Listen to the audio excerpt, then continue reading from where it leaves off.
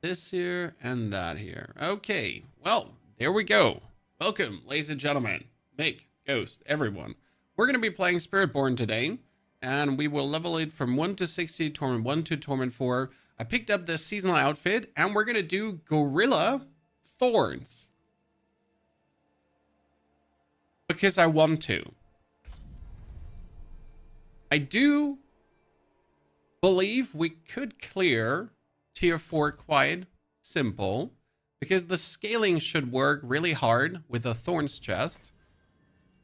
But I'm mildly, I wouldn't say worried, intrigued to see how far we can push the Overpower in Spiritborn with a Zan rune potentially. So that's what we're currently writing on our flag. Trying to do basic skill, Thorns, smashing, because we're going to go for the Gorilla skill, and the Gorilla skill enhances our Thorns. Then we're going to have our basic skills give us bonus damage. We're going to have to wait for Ciala anyways talking, so we're going to move forward. We're mainly just going to hold right mouse button and we smash everything with like these skills. I think that should work out plenty fine. We have Belial's Eye Beam with damage over time, with Varshan, and also the bonus damage to distant for the time being. Yeah. It would be like easy leveling. The basic idea behind leveling with the Rock Splitter is also that you can do very simple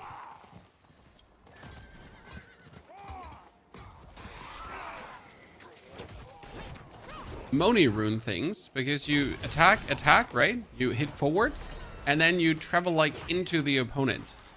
So there should be quite some easy things happening, hopefully. We'll see. Ciala. And I hope I got my Spirit Hall saved, because I really don't want to do the Spirit Hall quest again, right? See about that. Izarian, good to see you there. Solreal also, howdy. Moins into all of you. Spiritborn has definitely been the underdog of this season. We all know. Not too excited to play by many. But I know there are Spiritborn lovers out there, so we gotta deliver, chat. You know how it is. Can't just ignore. But at least we get a travel skill already with our first skill right away. So that's kind of cool. Right? We can just jump forward into everyone. Oh really? I just got the dead end twice. You.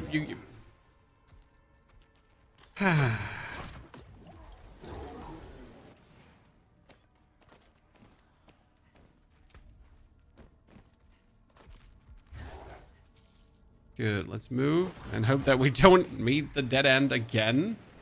Wait, seriously, what was that now?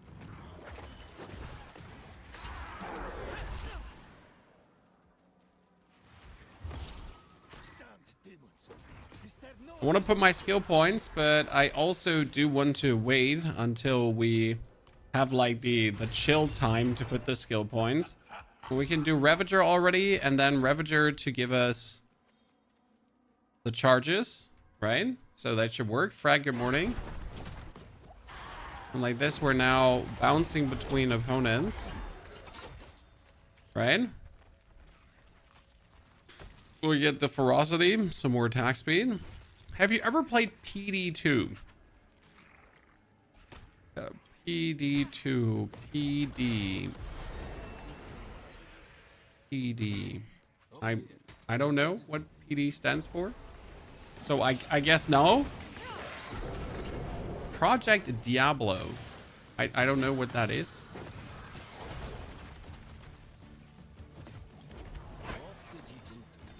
So the answer is no, I guess.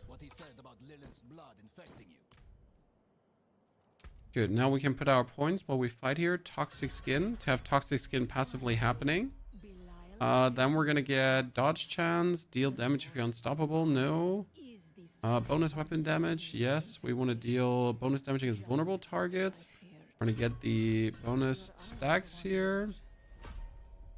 And we're gonna get here the potent should work. So that's a good start right now. It's like getting everything ready. So We had Toxic Skin, that's passive. We had Armored Hide, that's passive. All of it should be working. Is your audio lower than usual?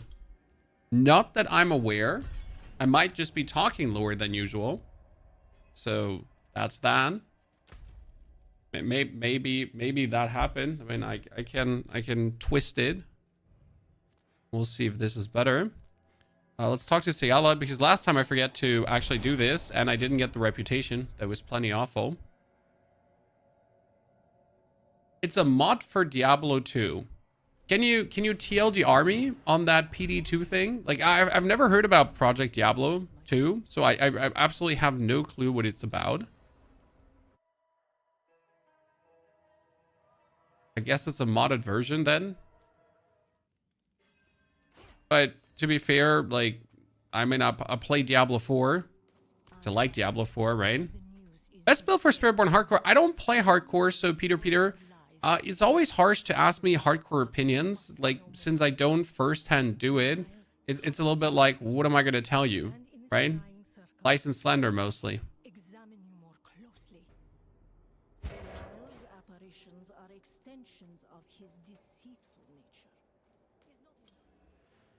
Like, how can I give you a proper thingy?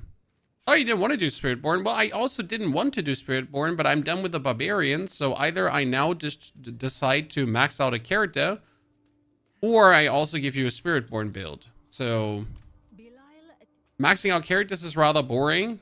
I guess giving you a Spiritborn build is probably the most interesting thing I can do at the given moment. Right? Well, that's already level 9. Let's go. Okay, we get this, there, then die. Let's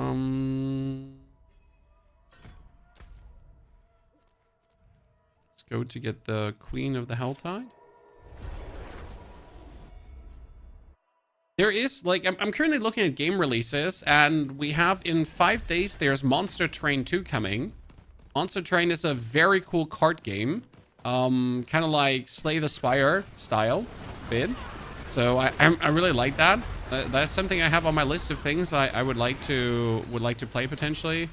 There's Elden Ring Night Rain at the end of the month coming. On the 22nd, guys, we're having the next Diablo live stream for the future of Diablo.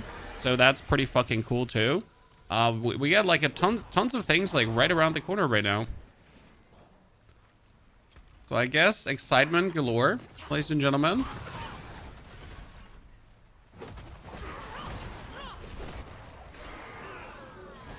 Right? The Stormancer also is an opportunity. Yeah, I heard that. Even though like the gameplay it didn't look bad, Overflow, but it also didn't look like, you know, an absolute must play for me, right? Bit generic.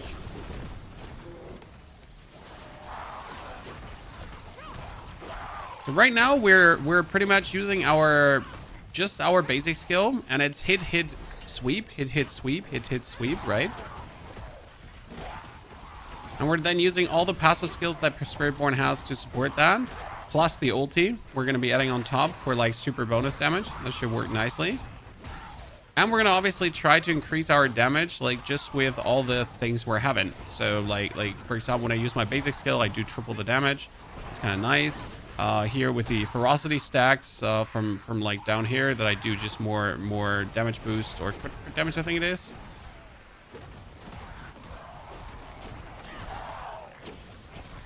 Best tactic to farm seasonal reputation. You can either buy yourself the scrolls with Spectral Ash if you have spare, or you go into the Infernal Hordes and you choose the boss summon.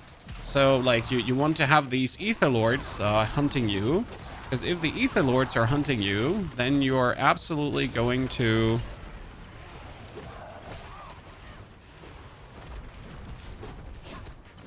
be demolishing everything.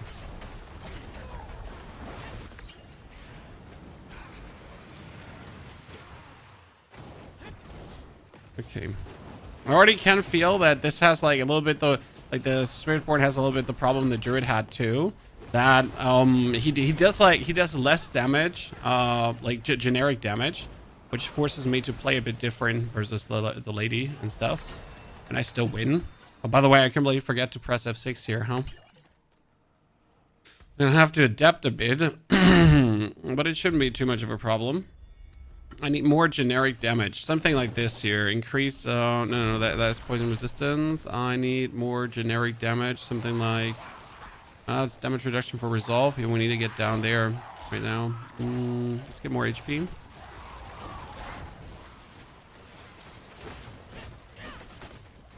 I have a build for endgame in mind. Yes, we're going to do Thorns, Gorilla, Overpower. So Overpower is obviously the name of the game. The thing is, if we use Rock Splitter is this attack here. If we use Rock Splitter, we can play the rune that says use 2 mobility skills. So now you got to imagine tons of attack speed with Rock Splitter. And then with tons of attack speed with Rock Splitter, we use 2 mobility skills. That is 100 offering. So we only have to cast Rock Splitter 6 times and we would overpower.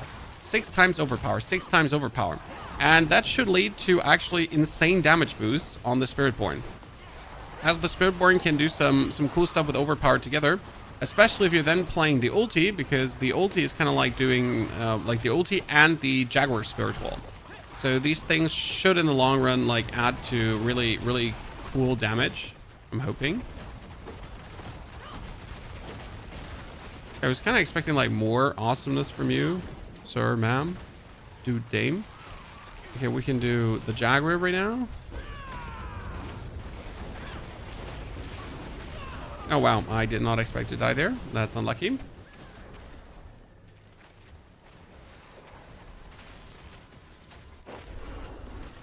It's fine. They're not doing any damage to her. Wow, that's crazy. I was like expecting these guys to like do the carrying for me, right? Like, I mean, they're 50 plus. Why else are you here? You're 50 plus lads, right? I'm only here to leech off you. And they're incapable of actually killing the Blood Maiden. Why summon her if you can't do it? I mean, seriously, why does the level 15 player have to save your Tushy there? Oh man, that's so weird. Like, this was not the plan. The plan was different. See, like I'm not even safe here. I usually kill her once for the 5 favors, right? And then I just move on. Ah, god damn it, you make my life hard. Minis. Yeah, we need to slay harbingers and we need to open chests. Let's go through this now.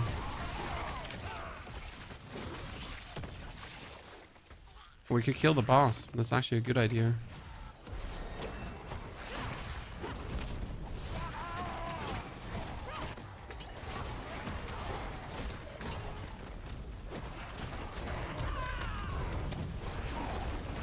Tigermon.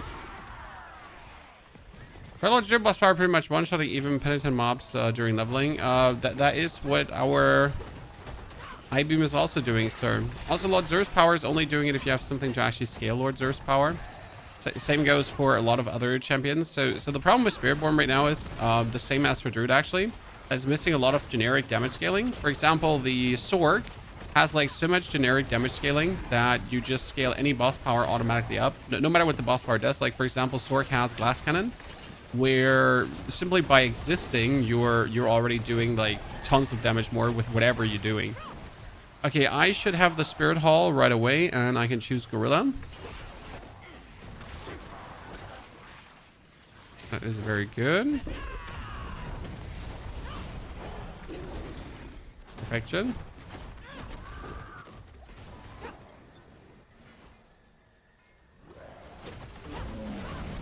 Not sure why we bother fighting with him, but here we are.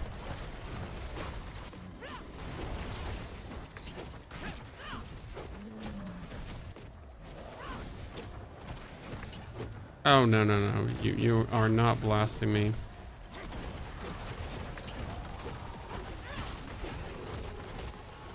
Yeah, win. You lose. But at least he gave me a heart, I guess.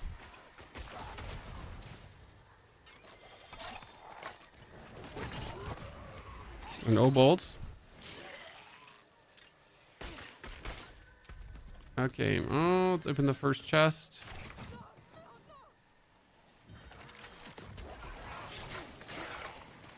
Whee! another weapon. We'd love to see it. You're just like barely doing any damage in the beginning.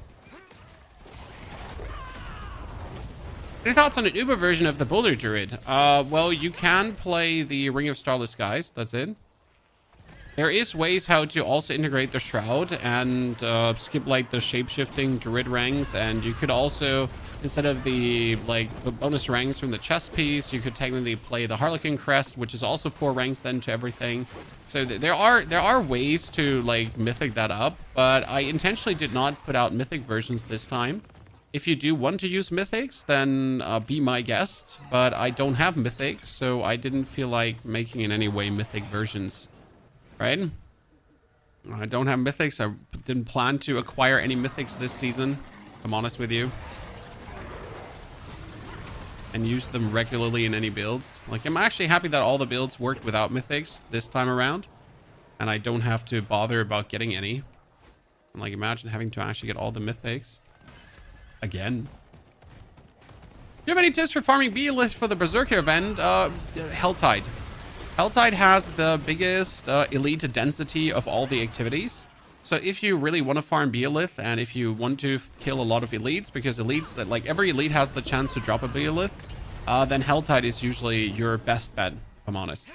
That being said, there is not really a good spot to farm this. You should just literally play the game, and it's actually terrible.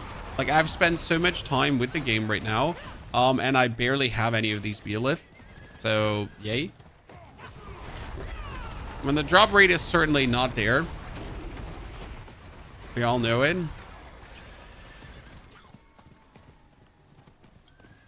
But hey, it is what it is. Okay, we're level 17 already. Doing quite good.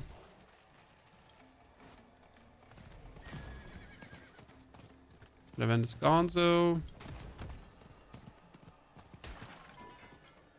I hate this area, like generally from a layout standpoint. It's one of the stupider Helltides. Like the right side is cool, the left side is horrible. I'm gonna try to knock out this Whisper here quickly, so I can move over to the other side. It's not a single elite here.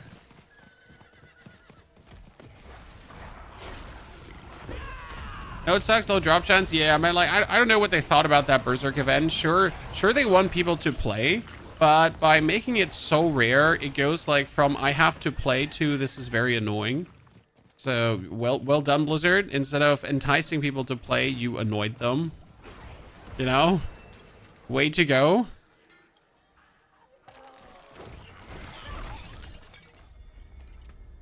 Okay, what do we have here? We got hitting enemy shields. That would be vigor. This would allow me to spam stuff. I could get stacks of supremacy. Yeah, that should be fine.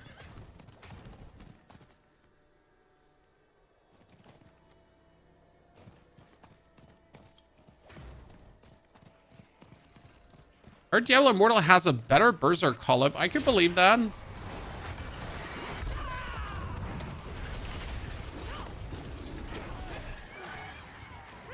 When it's the mobile game should be also making more money than Diablo 4. I'm honest with you, I'm pretty sure the mobile game is making vastly more money.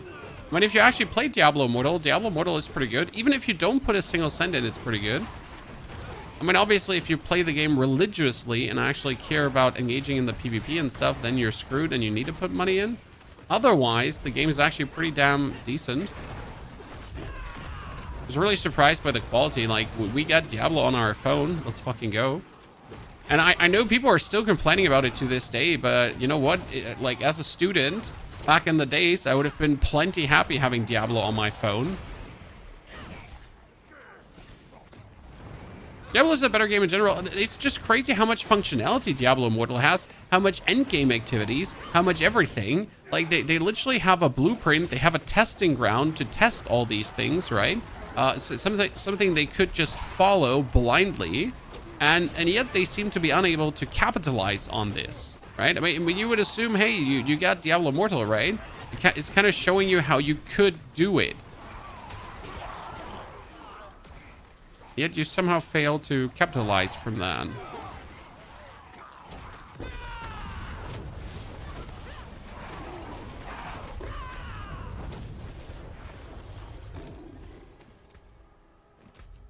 Okay, let's go back to Kivachop because we can hand in everything here now too.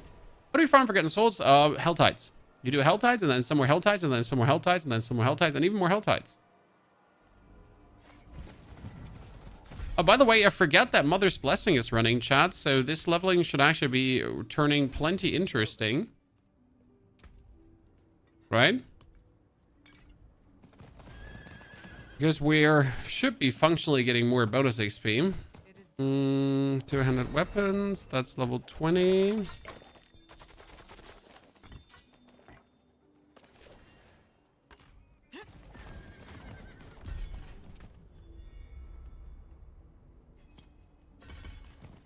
The ulti max leveled. Can we get this for another 55 minutes? That's perfect. Usually tons of like monsters down here.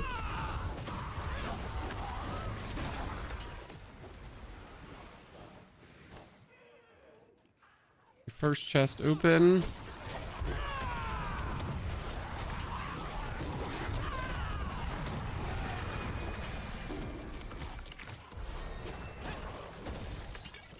Invaded in a hot second.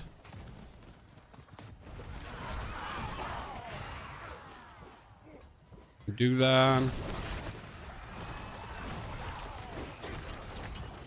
What did this bring? Dodge all the attacks? Oh yeah, it was dodge all attacks.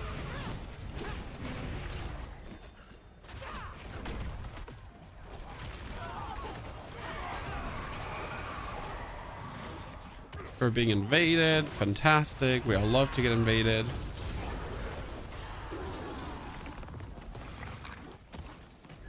So then we summon the lads.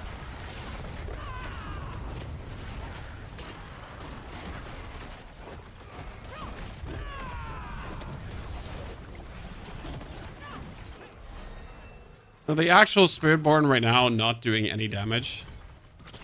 Kind of funny. Like all the damage is just coming from the boss power right now.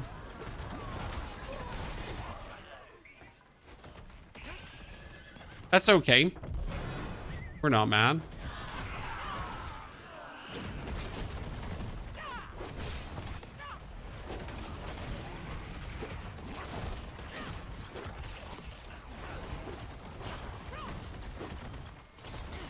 Ow, ow, ow, ow, ow.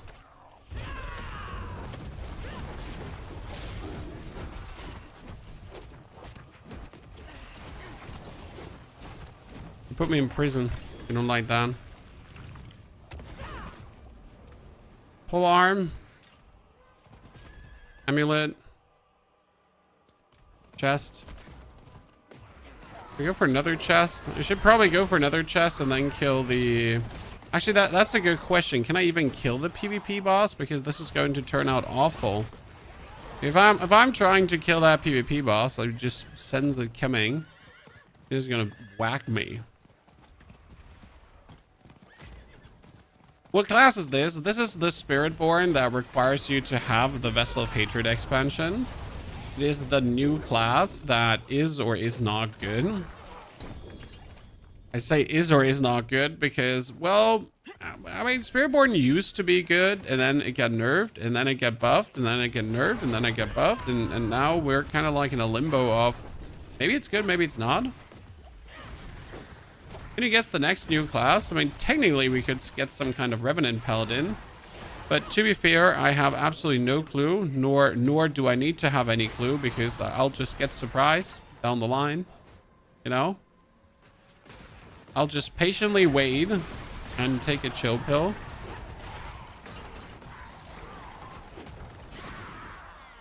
No advantage in speculating.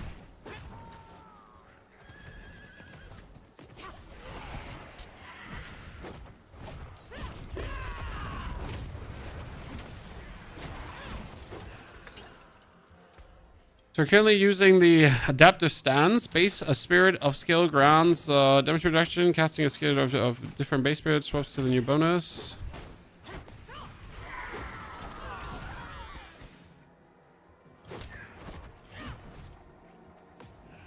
You can finally kill something, Mom and Dad. Look, look.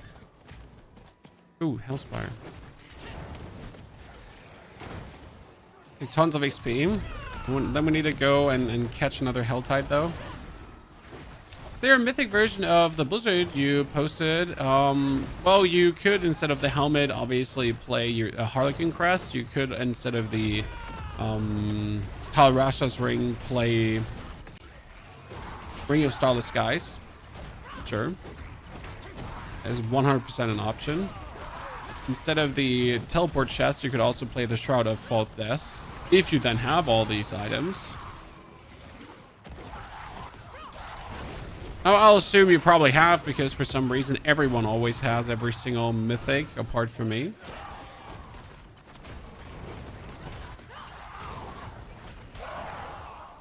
Because why would I have all the mythics, right? But Steven, good to see you there, partner. Hope you're doing well. By the way, we posted the Barbarian build in case you missed it, Chad. It is out and about.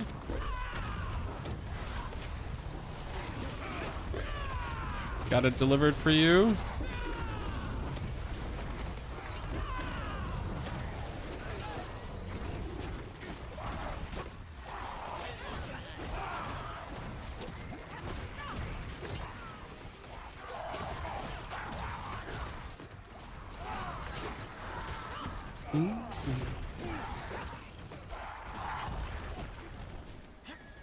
Okay, open the chest. 24. Here, any enemies while on ultimate skills active grants a stack of supremacy. That will give me more damage. That's actually really useful. Rogue still fastest. Rogue is still with the, well, technically Lightning Spear is faster, but Lightning Spear is still harder to put together. But Rogue is still fastest for leveling, if that's what you're asking. Yes. I mean, that Dance of Knives was definitely in a unique position to be absolutely OP leveling wise.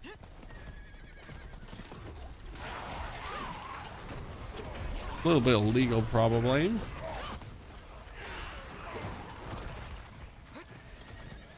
I'm at 249 Paragon, only get 9 mythics so far. Definitely feeling the nerf. By the time last season I was swimming in sparks. Well, it's not a nerf, sir. You just don't have rotations anymore. I mean, rotations was why you had all the mythics. Rotation was why it was so easy to get the mythics. I mean, this was spam resources, and so on. The whole process of like killing bosses has just slowed down. So it's not that anything got nerfed. It's just like literally that the whole process of getting these things gets slowed down to a point where it just feels slower.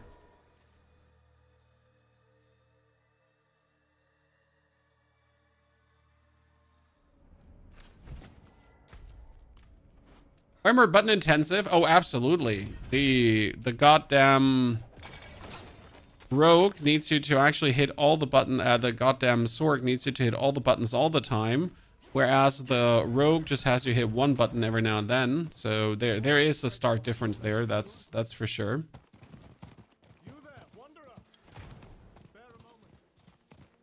Tuesday, Vandra, spare a moment. No, I'm good. Thank you. Appreciate it though. Thank you for your interest in my persona. So I'm ready to just get slapped silly now by that thingy. Should probably just get the things here for bonus thorns. You know what? Let me actually pull these points here out.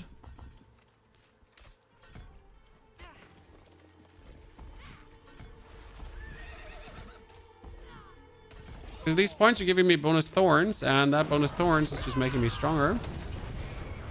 Because right now we have the Spirit Hall running that gives us here casting Gorilla skills, deals thorns to enemies hitting around the area. So, yay. Wait, any more mythics than ever just farming Belial? I have killed over 100 Belials now and have not gotten a single mythic from him. My account is obviously cursed because no other explanation is possible, right? It is a curse.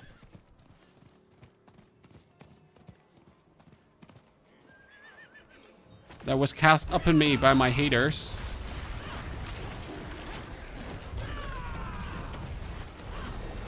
Everything else does not make sense. And I deny your reality, if I'm honest with you. So if you say anything different, like you're wrong.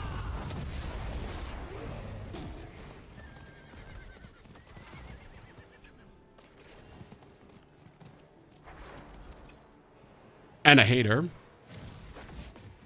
You know how these things go.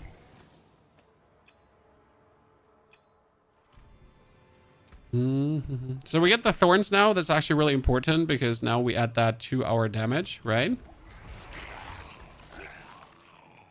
I think I need to upgrade this to 5 because on 5 I get more passive resolve.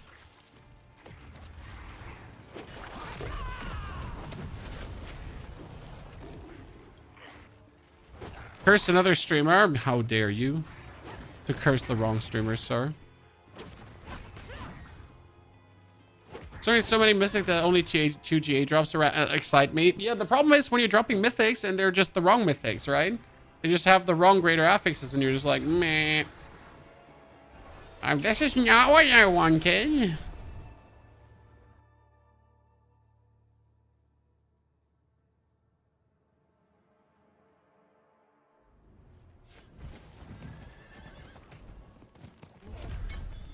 I wonder why they put the Raven of the Tree so far away.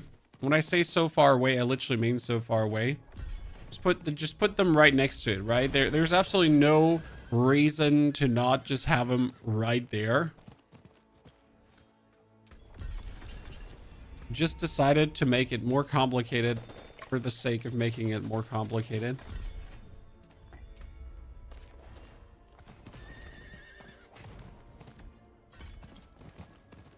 Need to activate the teleporter.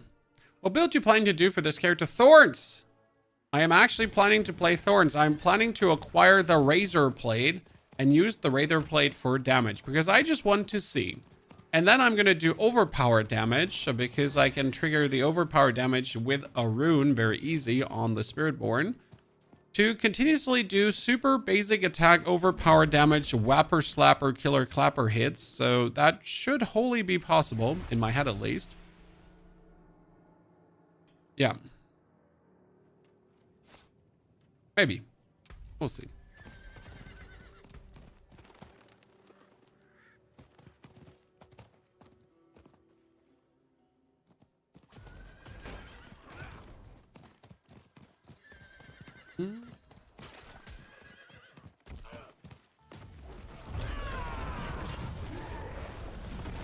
I mean, usually I'm not a fan of Thorns because I think Thorns gameplay is just stupid and Thorns is a dead stand. But technically, you can get Thorns on your equipment as a stat and then maybe go bonkers. The interesting part is that Thorns pieces on the market are basically worthless, right? I mean, who wants to have a piece that has Thorns on it? So you could even acquire greater affix Thorns items over trade if someone is then trading them. Rather simple.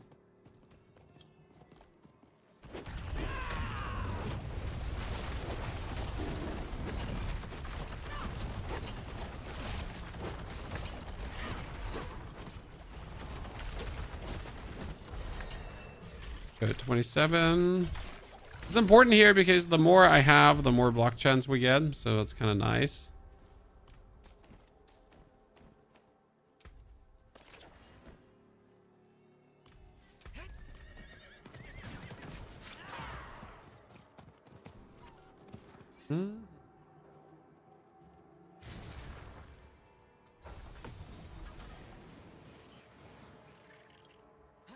Good.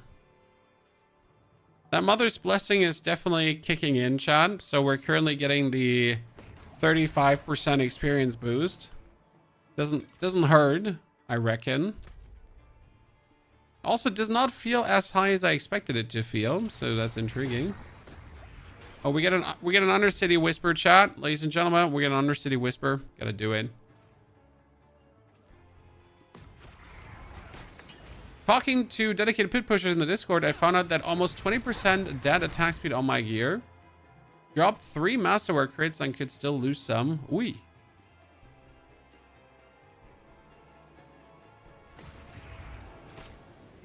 There's dedicated pit pusher Discords.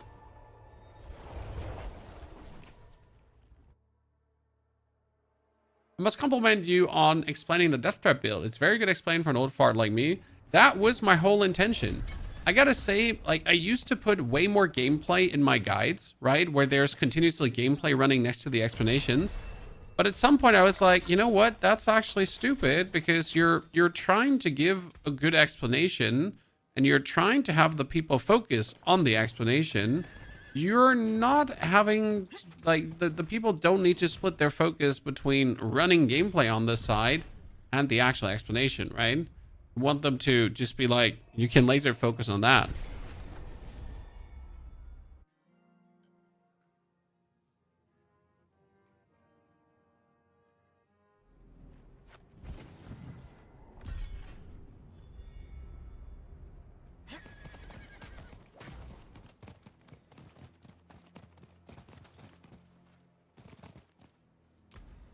Okay, we got magic runes and experience. Great. I was hoping to get one of those, right? Because we wanted to just push through an undercity really quickly. What do you think of the Spiritborn this season? I can tell you once we reach the end game, because leveling is obviously, due to the boss powers, like more a fun experience than like serious like slapper dapper. So it's not really going to tell you something about the power of a build as you're just floating through the leveling, right? If we're kind of hard to say, is it now strong, right? Are my boss powers strong? What's strong here right now, right? What's powerful? What's popping? And the mobility is there, so that's nice. But being able to spam your tiger is kind of cool.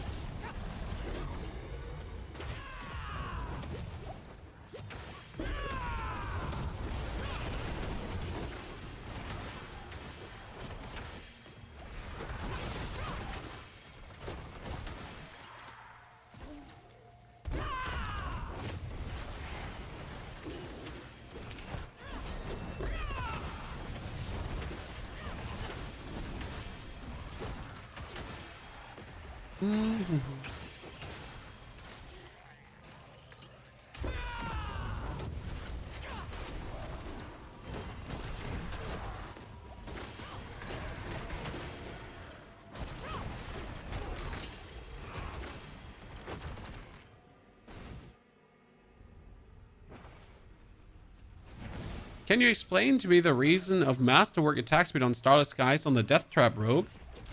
With more attack speed, if I'm not completely mistaken, the placement of the Death Trap is somewhat faster. I might be completely wrong about that, but it should be working that way. And since you're spamming Death Trap, that's that.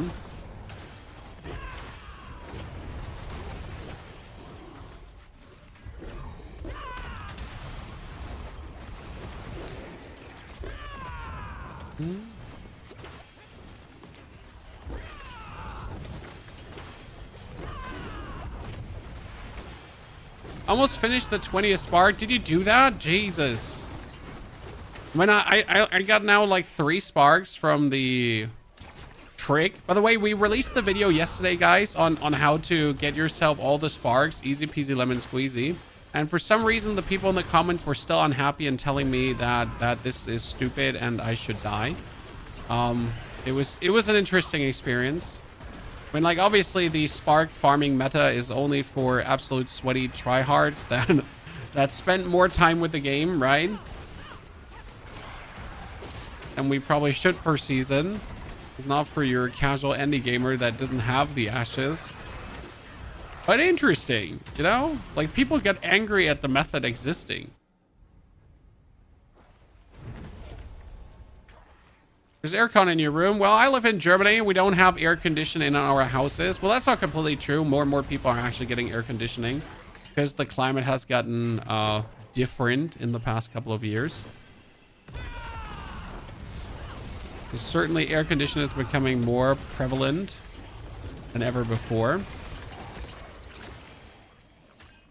It's not the American level of like, we need air condition, but it's coming, you know? We're doing it. You're going to laugh when you live in England. What do you need air condition for in England, sir?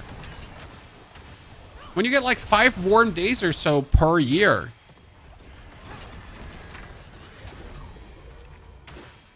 Seriously.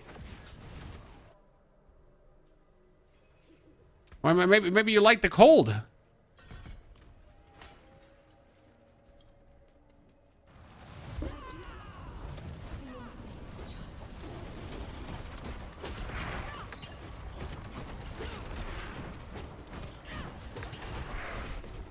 I don't do any damage. That's not true. But technically it is. The office reaches 30 during summer. Yeah, 30 is not acceptable. I used to live in a rooftop apartment. That was our biggest times during streaming. So like literally when we were grinding PUBG like there was no tomorrow. Rooftop apartment, and in summer, like we were doing our 10-hour shifts while the sun was just blasting in there. It was literally sauna. It was like 40 degrees, sweating, like sweat was literally running down my face while we were creating content. That was a whole experience, I'll tell you that much for free. You know, no one wants sweat running down their face while they're trying to do that. When I was done, and I was literally drenched as if I ran a marathon. What are you running for this build, Ortega? It's going to be a Thorns build. So if you have the Razor Plate with greater affixes, that's going to be good. I will definitely farm a Razor Plate. I don't even know who drops Razor Plate at this point, but we'll definitely farm a Razor Plate to go ham with because I think it's going to be like really, really fun to actually do that. You know what? I'm going to knock out the rituals. Plus, yeah, we're going to knock out the rituals and then do the other thing. Your kid has air conditioning because he can't handle the heat. Honestly, kids should have like a cool sleeping place. We all know how annoying it is to sleep in summer when it's like way too warm in your room, right? I mean, no one wants that. What's their drop said? Yeah, I'm going to farm like one with 4 greater affixes. And that's like, look at my thorns. My thorns are amazing. I kind of want to see how far you can take it. Also, like, with the consideration of Torment 4, if you think about Thorns is my damage. And if I can get Thorns early, that should technically allow me to get a very easy damage spike that I can't achieve with other builds, right? Because it's like a level of Thorns that's just crazy that you can get. Cool and dark place for sleeping. I recommend a crib. Oh, I'm with you.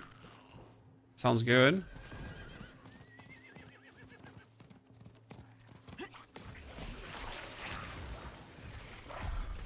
Let's go to this now.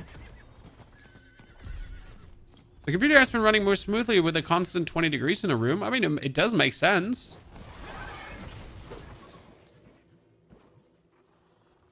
I dropped a 3GA off him yesterday. I accidentally salvaged the rest of my inventory before I put it in my stash. Yep, sounds reasonable. Sounds like it totally never happened to me before, and you're like bad at the game, right? I would never accidentally salvage like a unique item that I actually wanted to keep. Like I'm good at the game.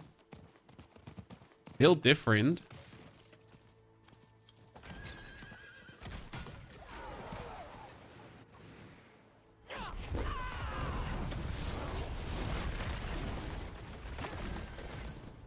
Could never. You love big numbers. Oh, it's going to be interesting. I mean, either this is going to be a complete failure and we're not even going to post a Spiritborn guide, or it actually is going to turn out to be quite fun and then we're all happy. Right? I mean, these are our 2 options. Could turn out good, could turn out terrible.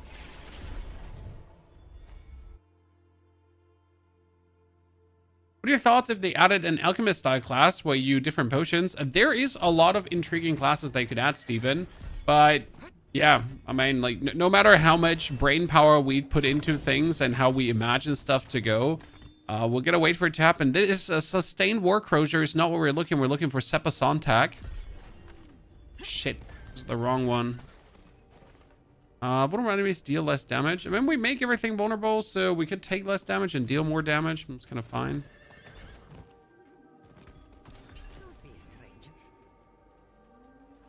Okay, now we're almost 35, so we can start doing... So you know what? I can just start doing strongholds right now. I usually wait for 35, kinda, but I have done all the activities I needed to do, so let's go. My American ass wondering how hot 40 degrees is. Oh, wow, I couldn't tell you, sir. We work in proper measurements, not in freedom units. I really couldn't even remotely tell you.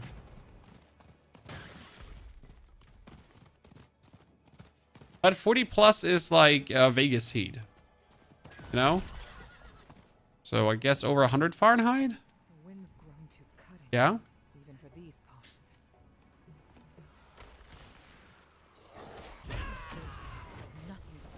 I think Vegas can go up to 50 plus, if I remember correctly. It's been a while I've been there.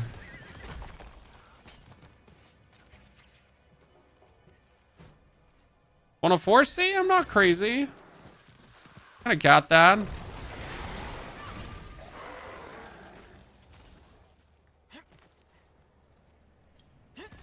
Yeah, everything over 100 Fahrenheit is too hot. Exactly. But in Germany, everything over 30 degrees is already too hot because, like, Germany has a very humid, annoying heat. Right? It's like everything above that is already fucking stupid. Like, get off my yard, stupid, kinda.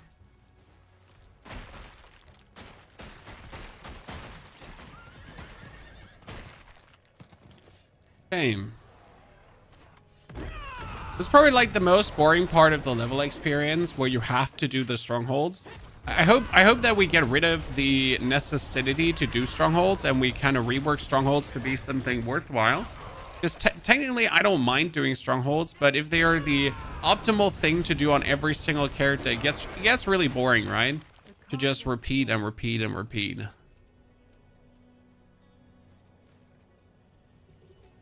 I think Harlequin would be good on Minion Necker. You posted. Yeah. Harlequin is good because you get bonus ranks to the Army of the Dead. So that should work nicely. It also provides you with armor, damage reduction, and cooldown reduction. So should certainly work out.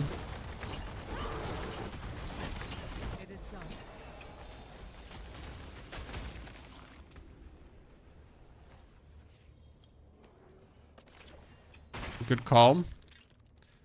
Again, I don't include uniques because I don't have mythics because I don't have mythics.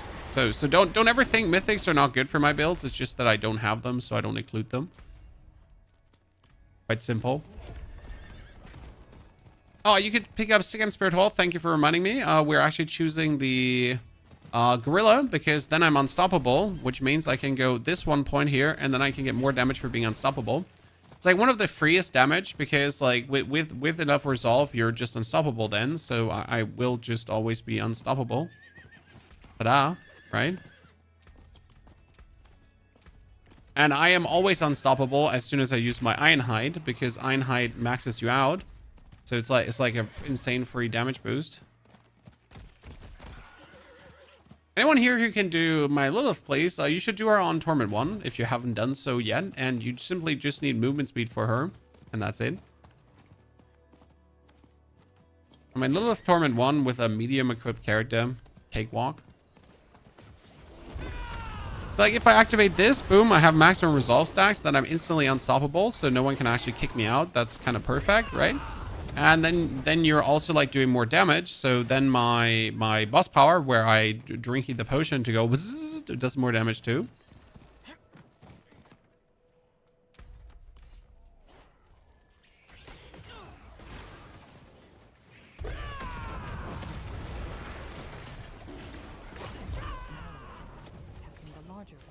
Now we just need the bonus damage per stack of resolve. I think it's still worth it to actually play that way. No, they nerfed it.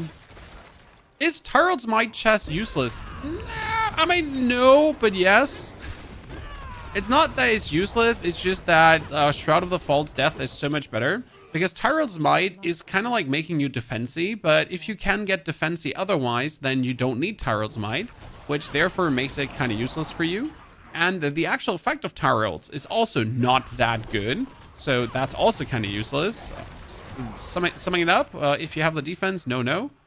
And Shroud just makes you wholesale stronger and more defensive too. Because if you look at Shroud of False Death boosting all your passives, right? All your passives. And your passives are not only aggressive passives, right? Your passives are also defensive passives. So obviously the Shroud kind of like dominates there as it does like both. It gives you damage and defense at the same time. That's kind of like an absolute banger. Did Spiritborn get nerfed after the patch? No. Okay, let me set the facts straight. What got nerfed was a boss power that was overpowered, that was making everyone stronger, aka Varshan's boss power. Spiritborn itself did not get nerfed unless you were abusing that boss power. Okay, so no, Spiritborn did not get nerfed. Actually, Spiritborn did get buffed in Season 8, or at least some things about Spiritborn get buffed, not everything. So you can actually play a more powerful Spiritborn if you then know how to.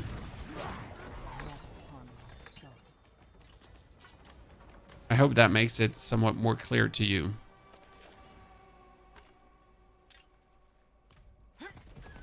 So yes, but no, but no, but yes. Okay? Maybe.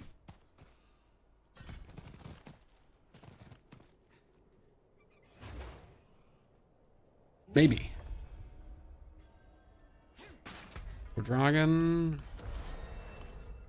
It's got to level up, John.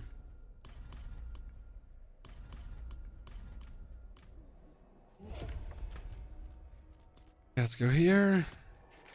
Helltide is up. Should probably knock out the Helltide, but I think it would be a waste to do the Helltide right now if I can keep doing the Strongholds until 45. Right?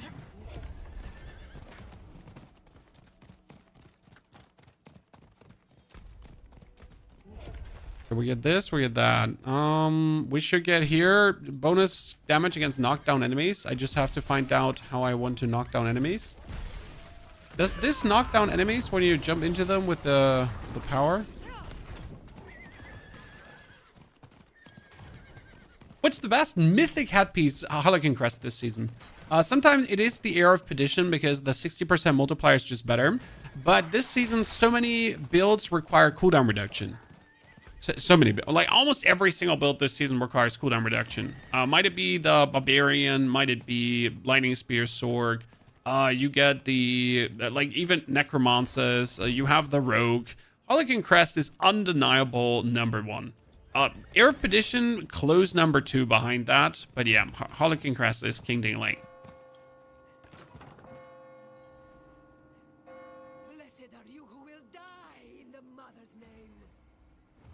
Do you use the Battle Pass token to claim thingies? Yeah, I have used all my Battle Pass tokens. I've claimed everything in the Battle Pass, and now I'm just saving them for next season.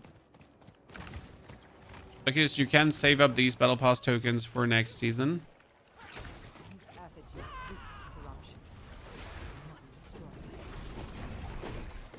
Oh my lord. I'm just trying to free the prisoner. Leave me alone. Interrupt me. There will be consequences. How do Thorns work? I'm interested. Well, Thorns, in case of the Spiritborn, work that with the Gorilla Spirit Hall, the Thorns damage is being added to your damage. So when you're hitting someone, you're also hitting him with the amount of Thorns that you're having. It's kind of like how that works.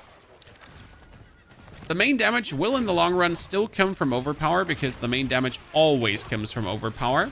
But there are easy ways to actually get the Overpower as a Spiritborn, because you can use your main skill, in this case my Rock Splitter, to generate Resolve and or Thorns, later Resolve probably, to then consistently hit your opponent with overpowered mobility hits on a Zan rune. It's at least the plan. Oh, you just started playing 2 days ago. Well, welcome to the fray, sir. Oh, we totally sent her, Chad. Before she could even get like her 2 sisters up. Holy moly. She got pummeled. Sorry, lady, but we're playing around.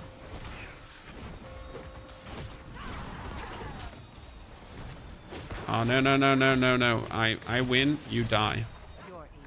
Thank you very much. 37. It's going very well. The pull arm, but we have the... When we need the Moonrise aspect. So the good thing about basic skills is if you go for overpower damage on basic skills, right? You have the aspect on the Moonrise, 80% more damage. You have the aspect of adaptability, which is also a huge damage boost. Essentially, you can get your damage up for free, very easy, very quick. I highly recommend that, actually. Okay, now we're gonna write to the next one. Man, how much time do I have? I have another 46 minutes. So I'd say we're spend like 20 minutes for the strongholds, and then we're gonna go over to push the Helltide. What do you think about the Spiritborn buff? Well, the Spiritborn buff, the adaptability stands a bit.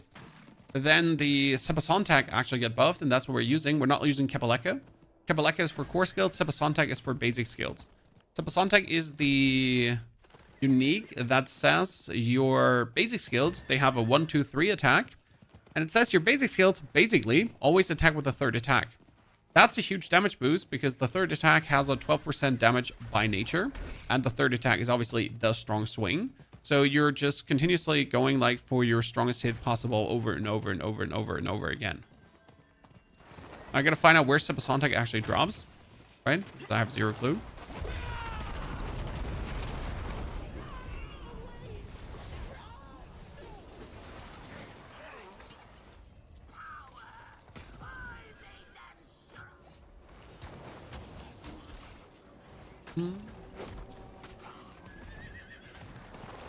Didn't this stronghold used to have like a quest where you had to like find a doll from a little girl?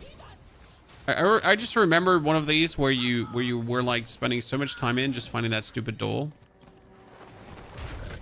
So you had to like loot every single statue and pull around every single stone. It was like, oh my goodness, I like it. It's so fun.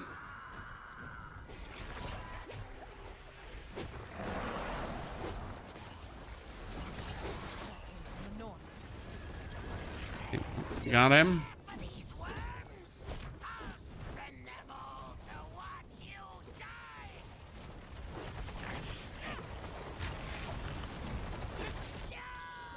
I win. Next potion drinking and you're dead. Let's go. Better chat. Level 38. Knocked out. Okay.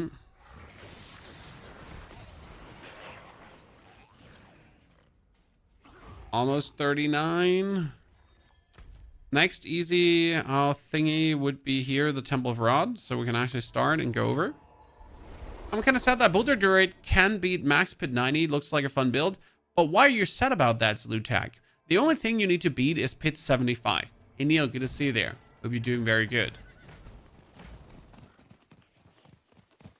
So, like, you only need to beat pit 75 to kind of finish this season. Everything above that is you just wanting to dive deep into the pit.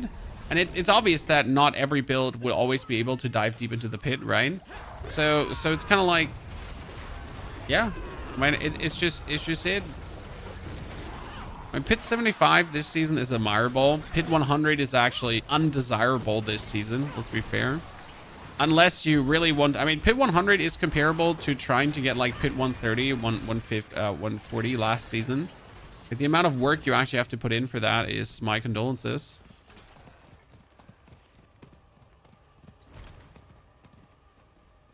I need a razor blade with 4 greater affixes, Neil.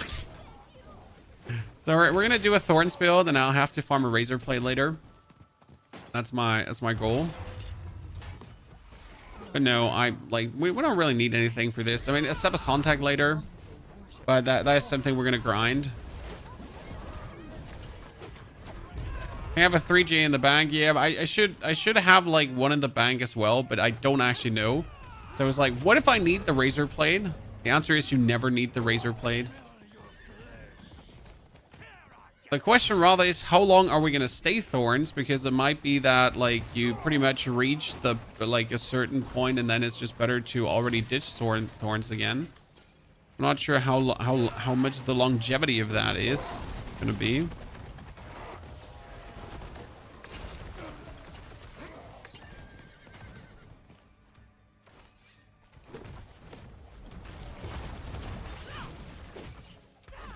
Oh, fat finger. We got him, chat. We're better. Come on. And Eden.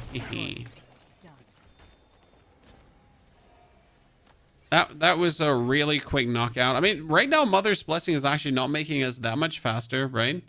You'd have assumed, like, we're going to be zooted, but, I mean, we're fast, but it's not, like, super fast. Illegal fast.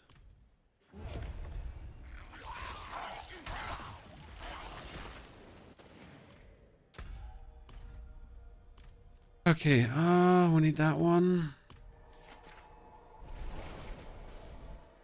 I actually have 2 4GA and oh Jesus Christ. Why don't you just jump into someone's pit to get level 60 in like 20 minutes? Because that's boring. I mean, excuse a content creator just trying to create content, my friend. Parts of the experience has always been actually doing the leveling with every single class, which actually creates quite some interesting rewatchable streams. Because if anyone actually thinks about leveling a Spiritborn and he's like, you know what? I would like to level a Spiritborn, but I haven't done it in a while. So let's watch this video that calls about a Spiritborn speedrun, right? Where we are then leveling a Spiritborn. And you can actually follow if you so wish to. Now, if I just let someone push me in the pit for that, that's just like, yay, hi. So, watch that, you know? Step number 1, failed. Don't have a friend. Yikes.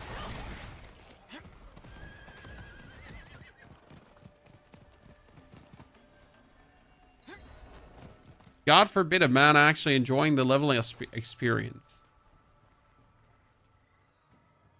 A rumor that the Mother's Blessing XP is bugged. I mean, that could be, as it is. I mean, we're definitely faster, sir. I mean, you see the times.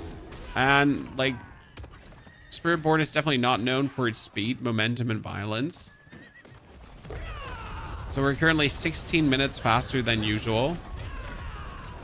They're also just not giving Spiritborn the credit where it deserves the credit.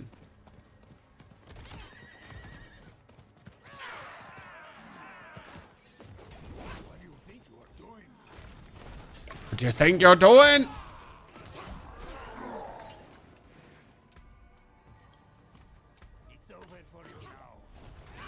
It's over, Jon Snow. I have the higher ground. Who needs friends anyways? Exactly.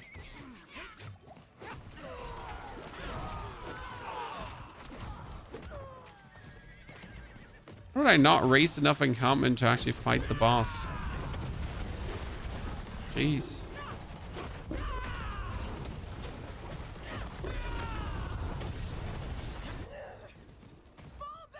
Weird. Hey, come lady. Come. I don't run with bandits. Then die.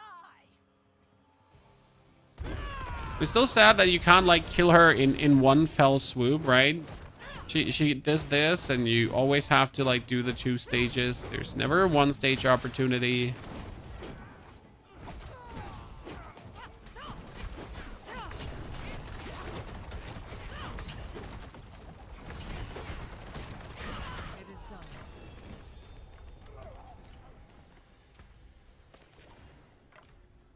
Okay. 41. Which one now? Ah, monument. Here.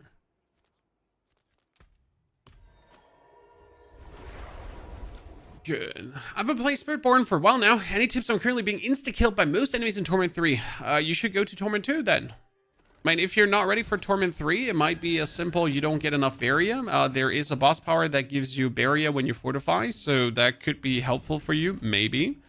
I mean, you simply might just not have enough fortify. You might not have enough damage reduction too. There is many reasons why you feel like you're getting your ass handed to you, and it's really hard to say what it is. Because survival ain't that hard nowadays, right? You need to have your 1000 armor, check. Then you need to have some damage reduction, check, and then you're good to go. It's hard to give you an insight what's lacking. I mean, you might simply lack max health because you're not focusing enough on it. Your resistances are 70. If your armor is 1000 and you're still getting 1 hit, then it's mostly that you just don't have enough life and or barrier and or damage reduction.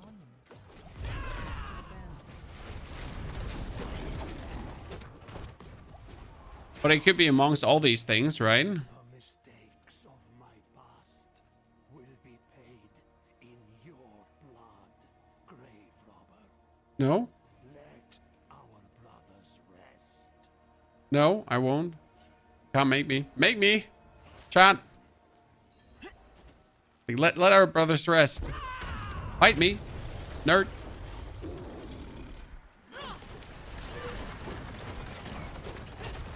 What you gonna do about it?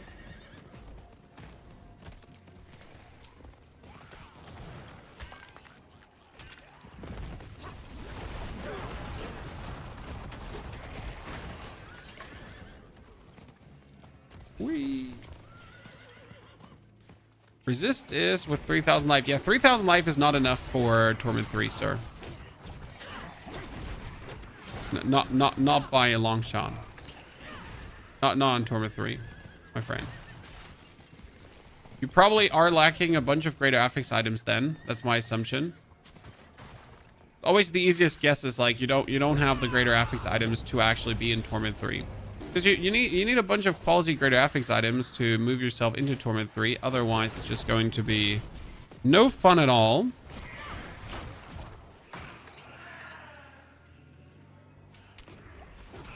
Like 30k life on one more. Yeah, but you're probably also playing an Overpower build.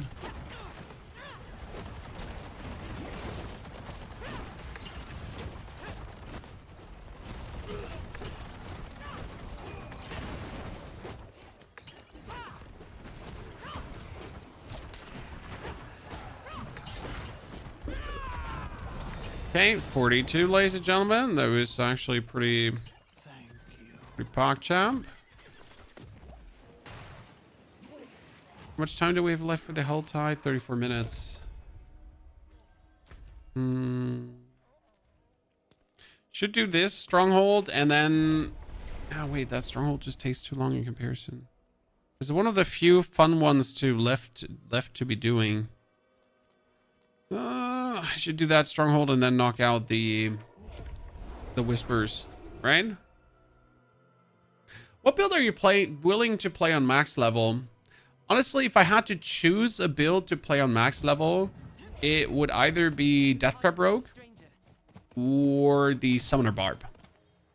Death Trap Rogue has the advantage of needing, like, of the masterworks of Death Trap Rogue not being too complicated to hit, so they're kind of like okay. Whereas Barbarian has a very, very strict, yeah, like hitting those masterworks is really harsh because it's like heavy hitter or a bust is the problem. Whereas Rogue has a bit more freedom there. Kind of like if you have a double instead of a triple masterwork, you're good to go. So yeah, but I'm probably not willing to max out any class this season. Like there's just no fun. Like going deeper into the pit used to be somewhat enjoyable, but it's borderline like just wanting to scratch your eyeballs out at this point.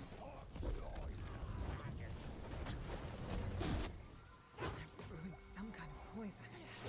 I need to stop it. Right? And who wants that?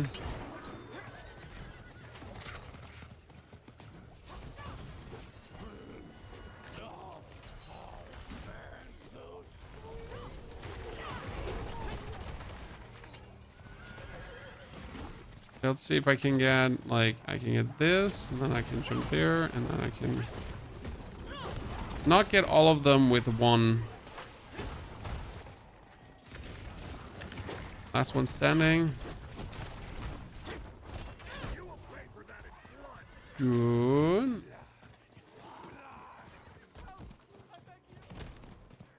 Used to enjoy pit, now it's tedious. It's the thing. So I'm not really intrigued to push a class completely out. I might just also lack the ambition this season as really like I don't see me doing it. Simple. Right?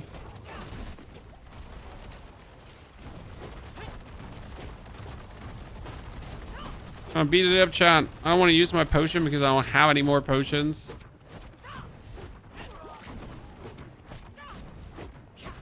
Okay, we got it. Grab a potion, please. That's the potion I was looking for.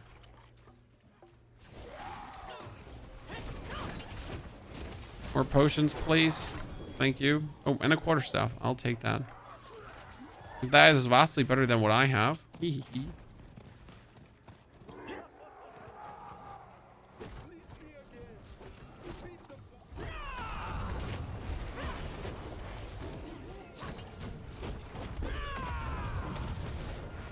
Okay, perfection.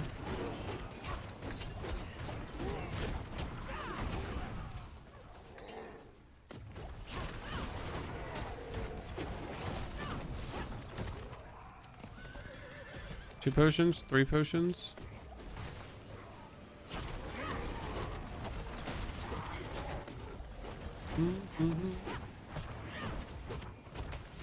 Oink!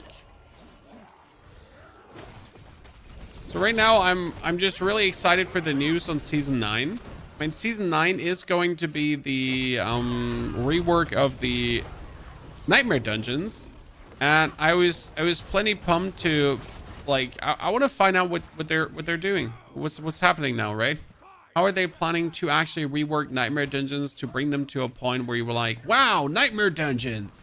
I really want to do them like 24/7. Right, because they're like, I mean, like how do you want to rework them that we're all just having like a rock hard solid need for nightmare dungeons? I can't see it. But maybe Blizzard is in for a surprise.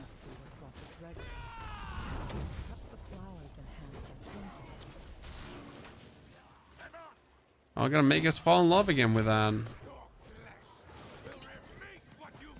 I wouldn't mind.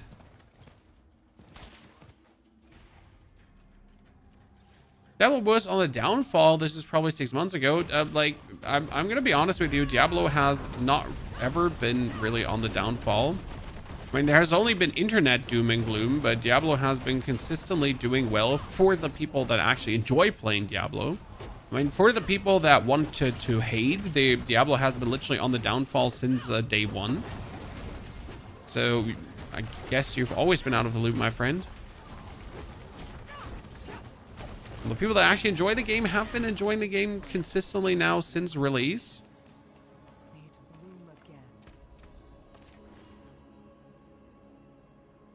The best way how I can say it, right? The people that have been hating on the game have been literally hating on the game since release, right? Correct me if I'm wrong, ladies and gentlemen. Please, I don't mind to get corrected.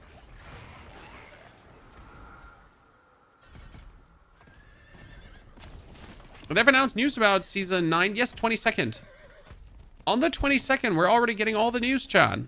Can you believe that? We're this close. This close. 22nd is the PDR announcement, and last time the PDR announcement happened, and then a few days later, we had the PDR already. If everything goes well, we might get a PDR end of May. Somewhere. That would be crazy. Because I'm running out of content. So you know what? Getting a PDR end of May, I'm all in. You have my attention, Blizzard.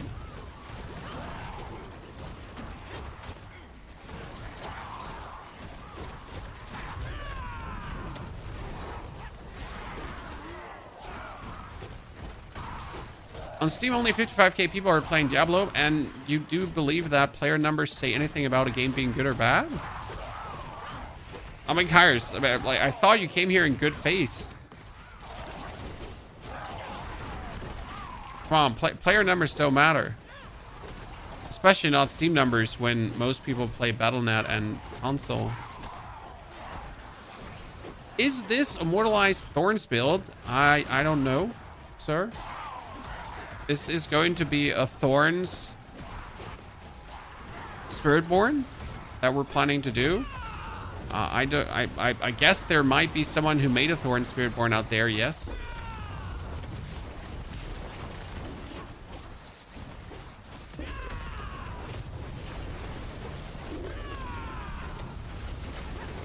If our builds will align or not, we'll see.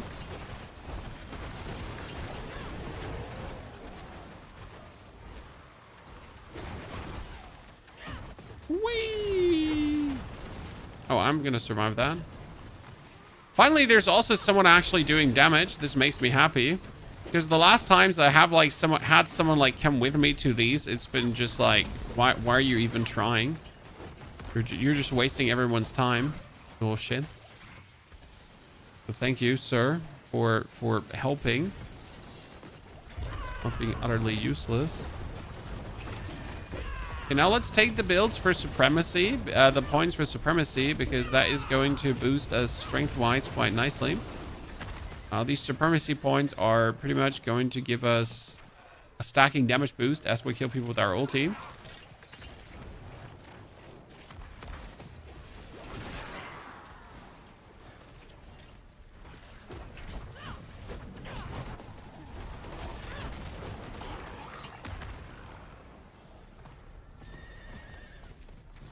Okay, we need to get invaded. That's important because we have this quest, this whisper for killing a Hellborn.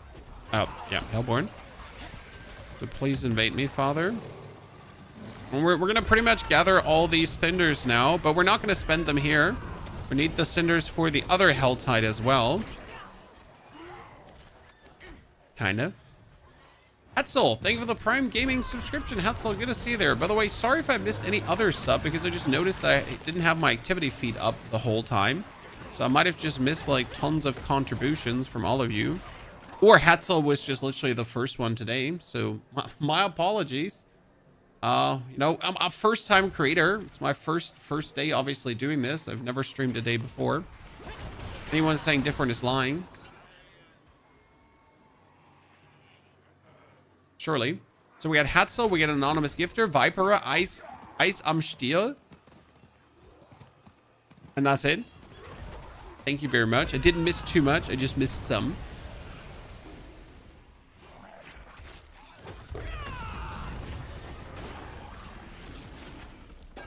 Good. Now we're getting invaded. That's everything we ever wanted. To get invaded by demons, Chad, in our sleep. Thank you very much. Oh, and we need to kill the Harbingers too. It's actually reasonable. Okay, 2 more, please.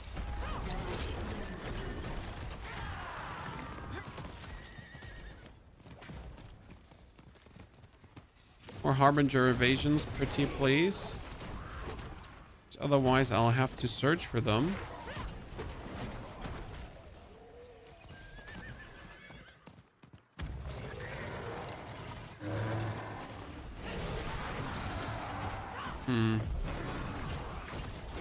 That was it. There didn't come another Harbinger. That kind of makes me sad. Oh no, you get HP for days. So this is going to be somewhat complicated. We should be fine. Okay, no barrier. Put that cookie down.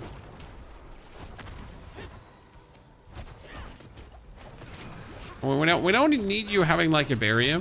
It's really not what we want there. Okay, Hellborn down. Thank you very much. 45. We need to still get like another. Here we need to get like 2 more Harbingers. A few more cultists. How much time is left on this one? 22 minutes. We should have the time to get it all, right?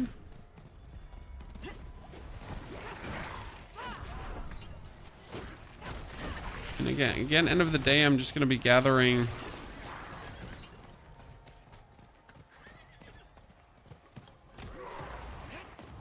Come on, give me like Harbingers. They should be in this corner of the map too, right? There should be a Harbinger up here somewhere too.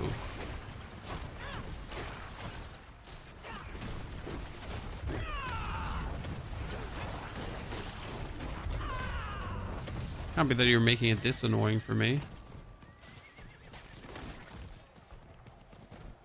Cultists.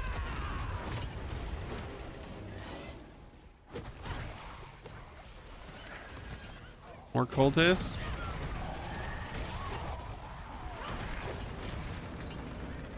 Still no Harbinger.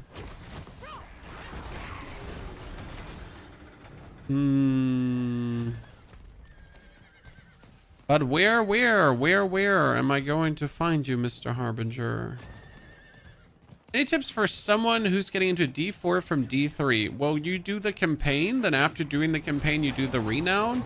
You get your Altars of Lilith knocked out because they're a permanent boost, and yeah, I mean, pretty much like following the campaign actually gets you nicely boosted forward, especially if you also do the Vessel of Hatred campaign, because the Vessel of Hatred campaign, at the end of the Vessel of Hatred campaign, you're going to be like asked to actually perform certain activities that are kind of easing you into the end game. So that's actually really cool. They created like a feature called the end game bridge, which is pretty much meant to like get you used to how the end game in the game works, because a lot of people, like, actually, according to the data of Diablo, a lot of people beat the game and then they just decided that they're done with the game. Okay, I have no more potions. That is bad. Right? So they were like, oh, campaign over, game over.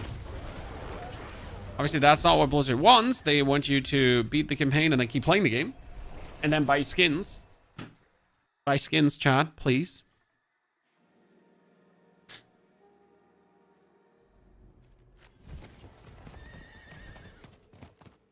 It is done. Collection of gauntlets. Ooh, unique gauntlets. Are they even good unique gauntlets for Fist of Fate? Nah. Are they even good unique gauntlets? Nah. Nah. They are not. Not a single one. Oh, but I think I just destroyed like rings that I might have actually taken. Oops. I got no clue what to go with, Apollyon. We're doing Gorilla basic attack. Then we're boosting the basic attack right now. We're also using the Gorilla Spirit Hall that gives us bonus damage to the amount of thorns we're having and gives us also Barrier. And we're pretty much just holding down our right-click button. Our right-click button is our basic attack to then smash into our opponents. We're obviously doing this in a harder difficulty than you would usually do. So with what we're having here right now, the hard difficulty should be absolutely easy to rampage through. I am in the expert difficulty and technically too weak for the expert difficulty. This is a big technically because I'm obviously using the boss powers to streamline my whole progress, which helps tremendously here. Otherwise, it could be getting like a bit tough for your Spiritborn to do what we're doing here.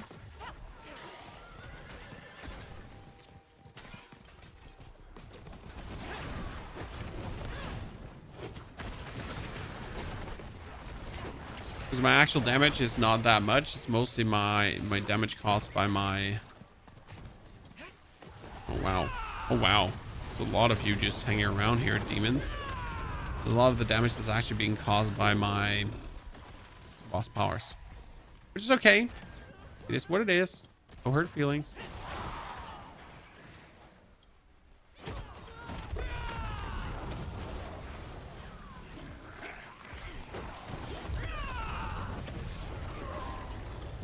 Some of the lady, and then we're gonna open a lot of chests. Let's see, what do we have? We got Hellborn and Hellborn.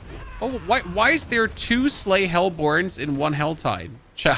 It's pardon me, but why?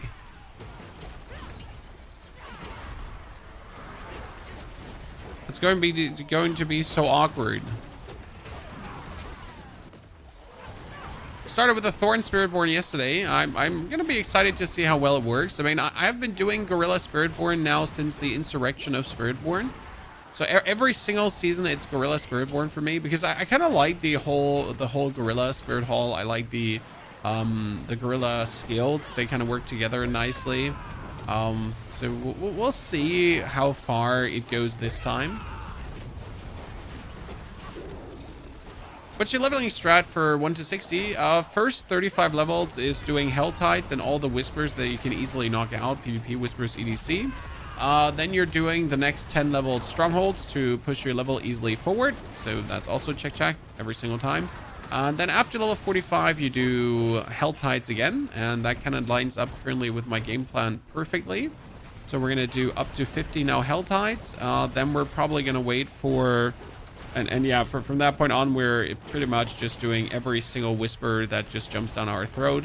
Because Whispers is what gives the most XP. So if the Undercity is a Whisper, we do the Undercity. If the Infernal Hordes are there, Infernal Hordes. If the Hell Tides are there, we do the Hell Tides. If you're going to be having the... come on, brain, say it.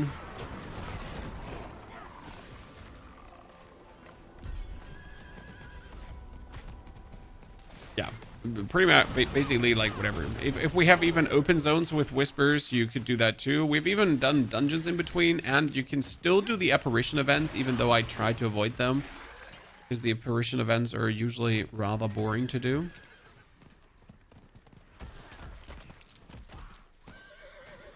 But they give good XP.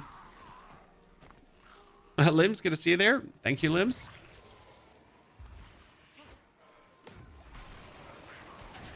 You can always save legendary caches. Sure, you could. I don't mind 2 hours of leveling. Kind of fun. And if I leveled this season with all the Whisper caches or pit pulling or whatsoever, do you know how short this season would have actually been? Chad?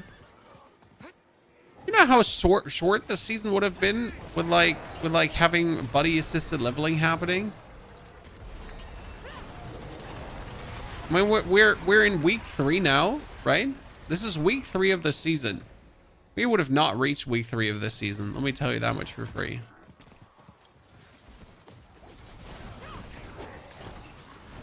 Right?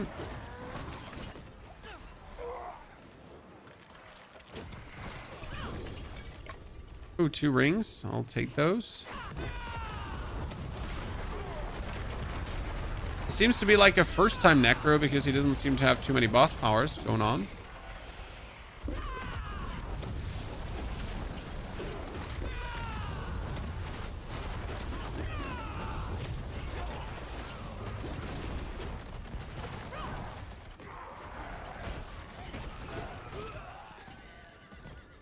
Oh, there is a Altine Harbinger.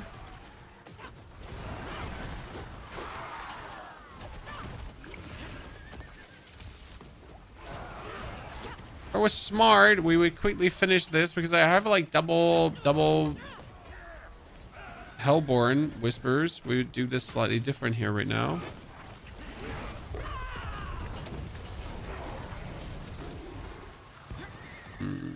Is Quill Volley build still meta? Yes, there are a lot of Quill Volley builds meta, but I don't personally like Quill Volley. That's why I'm not going for it, you know? So I never enjoyed the Quill Volley gameplay loop. It seems eh. Therefore, we're not even remotely engaging with that, and we're doing something different. Consider it off meta if you like. I mean, that being said, Spiritborn is anyways off meta. No, like, I mean, the whole existence of Spiritborn is off meta, so make out of that what you want, right? Certainly don't have to force yourself to play meta on a character that is wholesale off meta.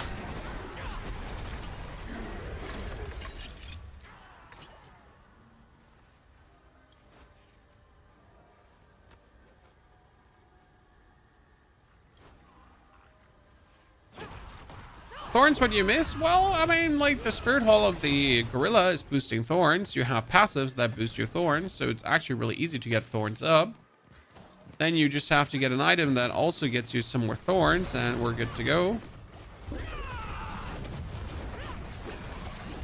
Technically, getting Thorns up is like the least problematic thing of them all.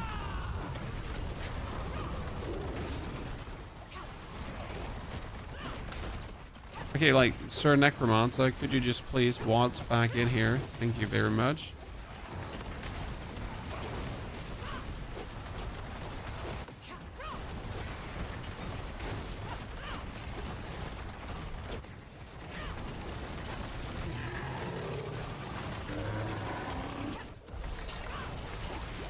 Okay, that's good. That's good. We get the Whisper. We get a level 48 shot.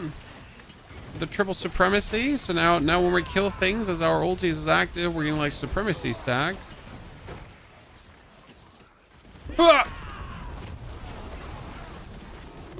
I say I'm really liking the jump here, forward down their throats.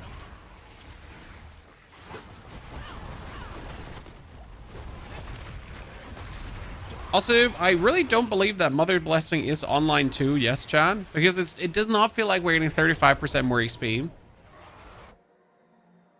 Try Payback Overpower with Kabaleka and Midnight Suns. Try Basic Skill Overpower with Rock Splitter and Zepozontag. That should be nuts too.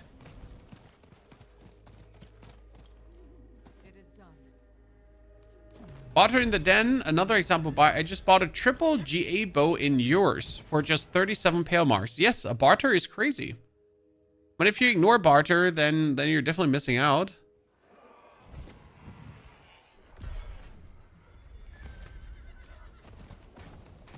It's also why I keep saying like not having the expansion is definitely hurtful for your progression.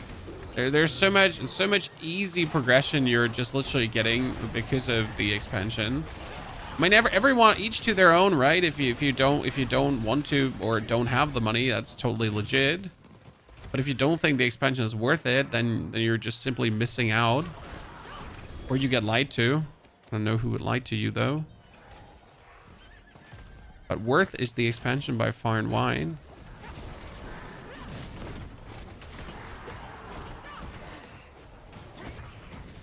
The amount of chests we've opened is amazing. That was a nice double Helltide. And the good thing is the Helltide is going to be over in a jiffy, right? And then we get the next Helltide already. So I am really looking forward to that. Like we're going to this time spend a lot of time Helltiding. We're going to teleport to this Helltide because it just has more chests left. Sir, please don't you interrupt my teleport. Like seriously, I really don't want you to. Oh god, this. I am just trying to teleport out of this Helltide, okay? I don't want to anymore, chat. I give up. I just don't want to teleport out of this Helltide anymore. I'm just live here forever now. It's over. What is the best thing to do if I want to farm gear? Which gear, Tavi? Which gear? For Ancestrals, you can do Infernal Hordes, Hell Maiden, Hit, Whispers, right? These are all options to do there. But it really depends on, like, what do you want, right? What are you looking for? Uniques, bosses, obviously. Mythics, bosses.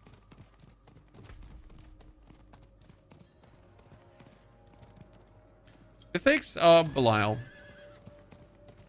Get yourself husks, and if you have to buy them from people in the trade chat telling you that they have thousands and thousands of husks, then you'll have to. But killing Belial is and stays the most efficient activity there. Buy a Morgan.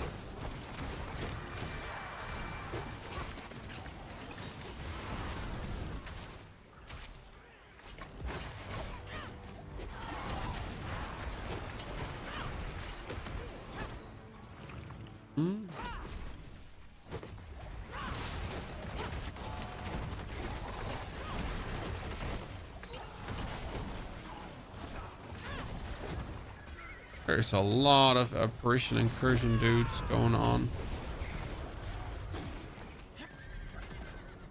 Okay, let's activate the last hard. Whee!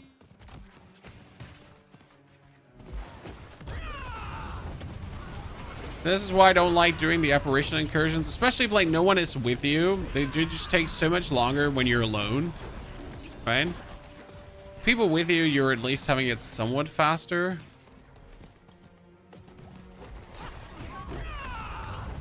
I guess the only advantage is no one's gonna slow the boss fight for me by just being present. One advantage of doing it alone. No one comes around bothering you. So like I activate that and the boss just dies.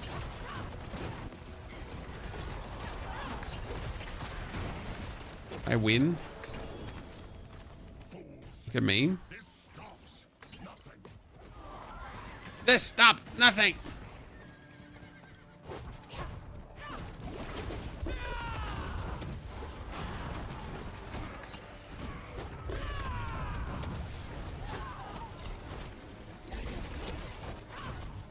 Okay.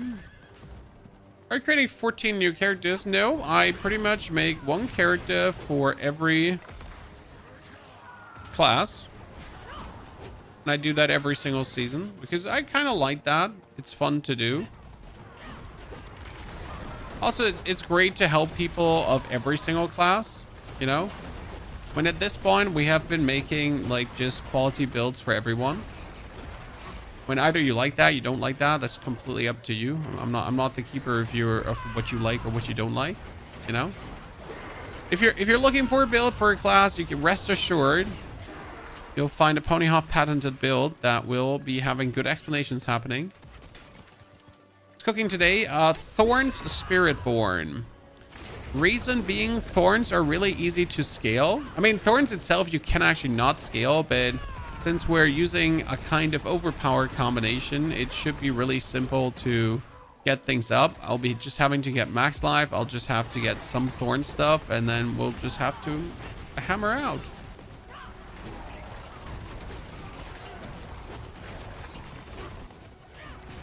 If everything goes my way, it could be powerful. Here, Neil has a Thorns Razor Blade for us if we then want to take that one. That being said, like, I don't know, what does a Razor Blade cost on the market right now if you would buy a greater affix Razor Blade? Can't imagine that actually being expensive. A lot of interest for the people that wanna have some fun. Usually multi-GA items. A 4GA is like 1 billion gold for a Razor Blade. That's insulting. Poor Razor Blade.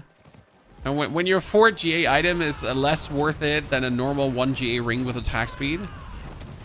Attack speed 1GA rings are really, really valuable usually.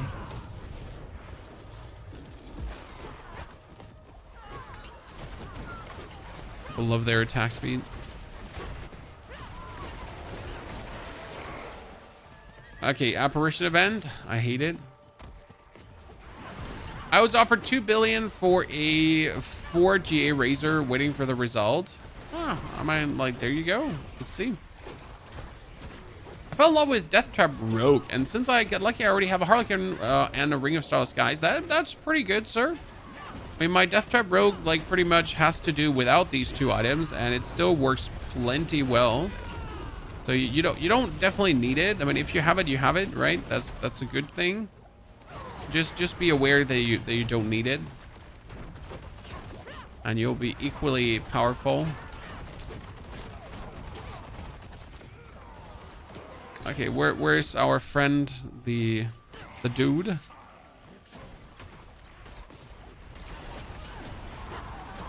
I still don't know where like all the Spiritborn uniques drop.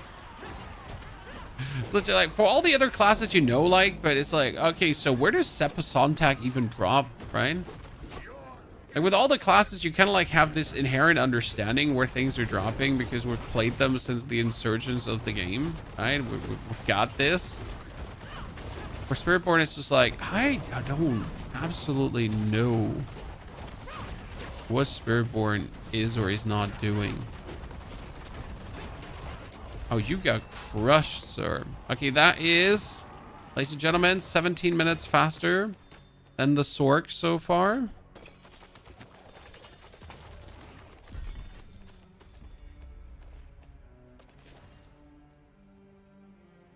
Okay. They're Undercity run, ladies and gentlemen. Let's get another 5. That's good. Kibeleka and Sepasontak drop from any Endurial. Oh! That means Belial, right? I heard you say Belial.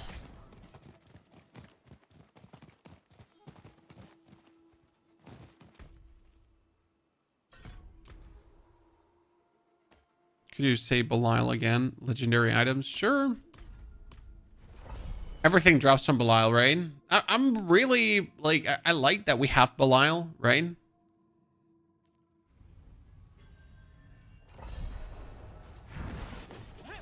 That's going to be good for the future of the game. By the way, the Barbarian build is out, chat. If you have been looking for that. We uploaded the whole video.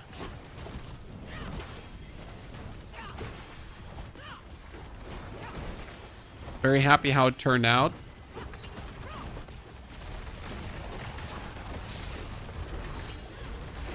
They're resisting police brutality. Can't have that.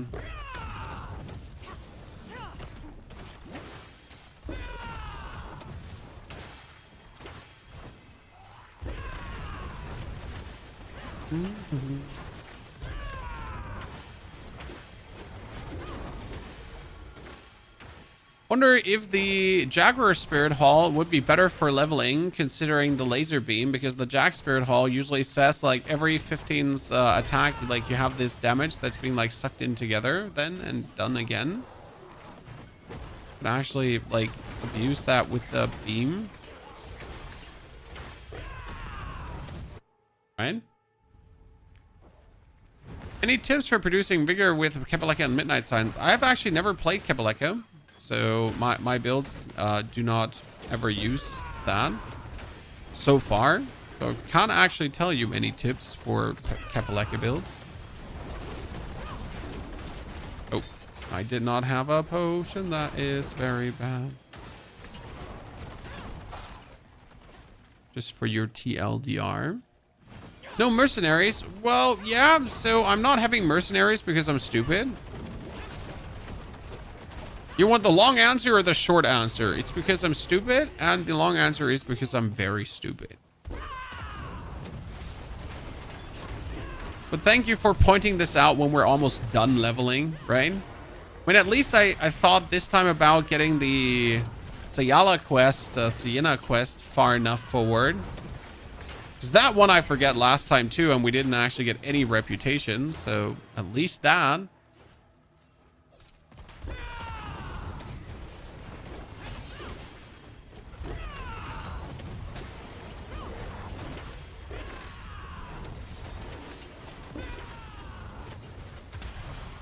Okay.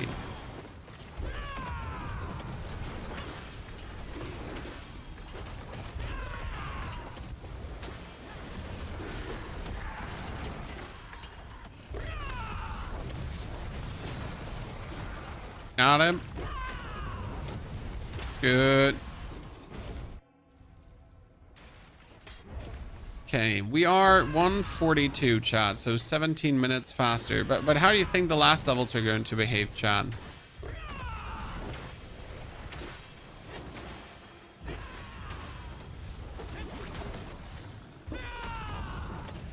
Know that this Jaguar traveling is quite cool.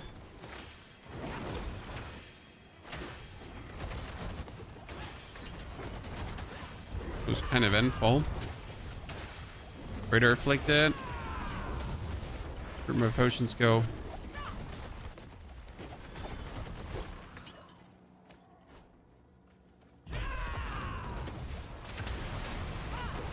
Okay, done.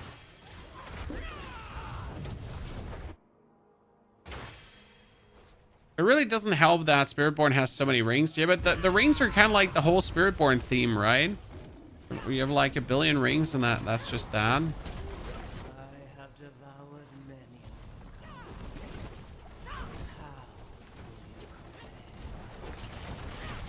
Okay, I know this dude has like mechanics where he like lights up and goes like crazy, but who actually ever does his mechanics? Right, Chad? Whoever ends up doing the mechanics of this dude?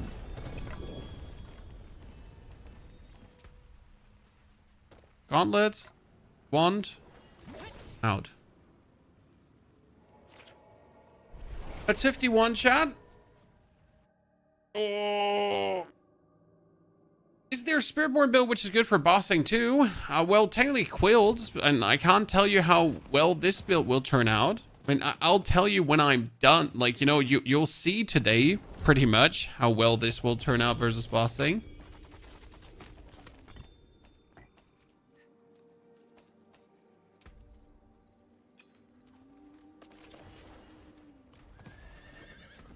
Hmm. 10 bonus damage glaive. We don't have a single aspect running, chat, because so far we haven't needed a single aspect.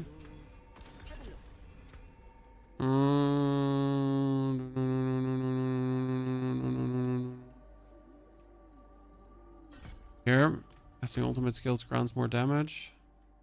Oh, the next Hell Tide is already up. Let's go! Very good. In toys, this might not be the same build. In toys, like, you know.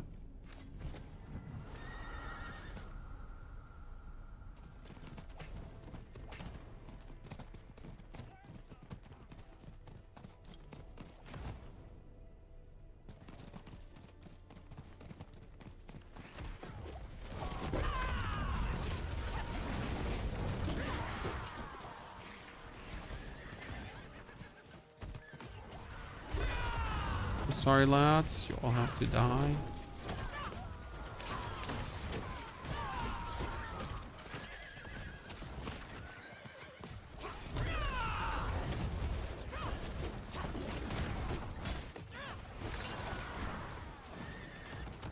You pretty much just have to wait like another 30 minutes and we're already going to be in Torment 1, right?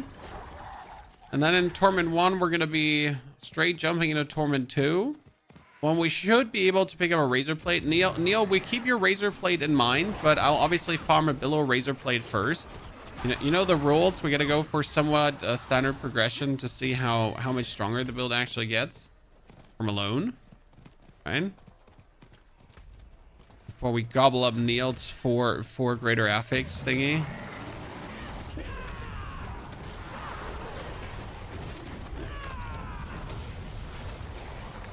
I'm doing a lot of overpowers. More overpowers than is reasonable.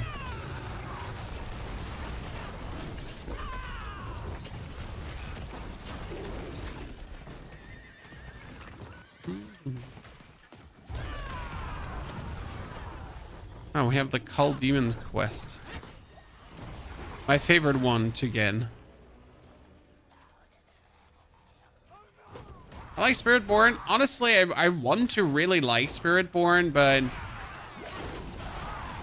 there's something about the whole, like, I love the Spirit Hall, right? The Spirit Hall is great, but there's something about the whole Spiritborn that's too much combo oriented for my liking at times. I'm also sad that I can't like do ulti spam Spiritborn with the Eagle.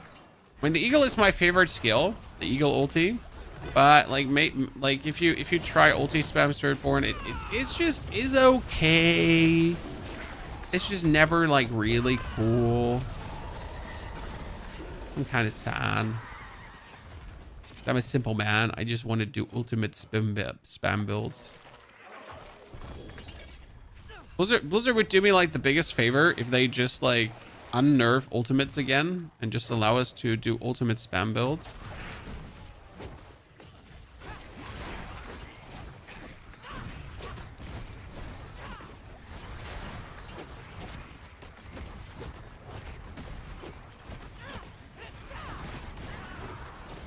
It's the only thing I want.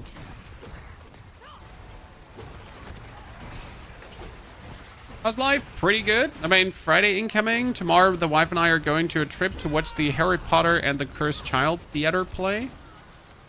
So that's gonna be like the children are staying at home with their auntie, and wife and I were just going on a little trip. So I need car snacks, guys. Any tips for car snacks? It'll be like a 4-hour ride or something like that. It's quite long for German standards. I mean, 4 hours to get somewhere. It's ludicrous. I know Americans build different. 4-hour ride. Haven't even left the state, right? Just drove to Costco for 4 hours. Welcome to Texas.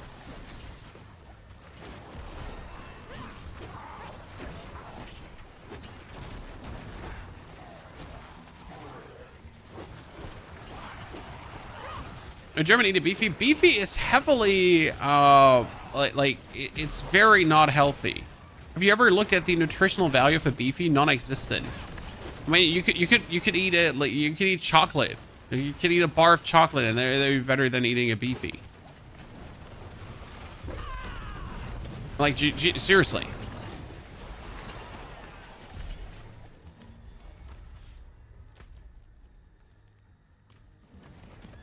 Just eat that bar of chocolate. You're better off.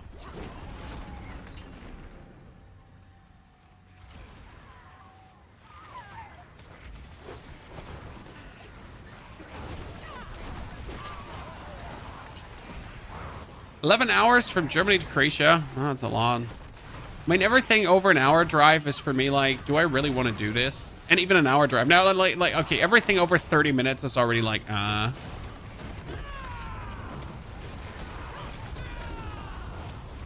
annoyed.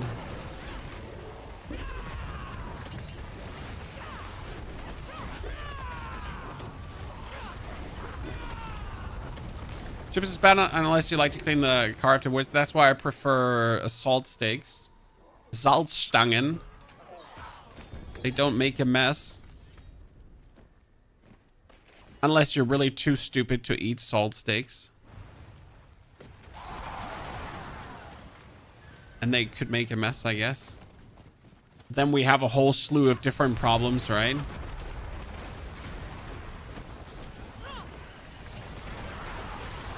But for the Necro build with Minion, it's been amazing. I'm so happy to hear that. I mean, it's funny, like you either have the creator calling the Zangivar's blade completely useless, or you just have a fun build actually using it, right? I prefer to be the guy making the fun build using it. Why ignore the fun potential of stuff, chat? I'll never understand creators at some point, right? ARPG creators are either like they know how to have fun, or they're really single-minded, like for this must be the best build or bust. And I guess if a lot of these creators are obviously hired by websites, they don't have the luxury to make so many fun builds, right?